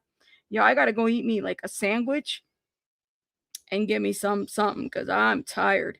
So I need to get my energy up. I got to go rest a little bit and I'll be back. Give me like 3.5 hours. And we will get the reading. Okay. I'll see you guys later. Thank you, Belen. Thank you, y'all. Get a little rest and then come back, and then we'll keep debating and talking, y'all. All right, bye, guys.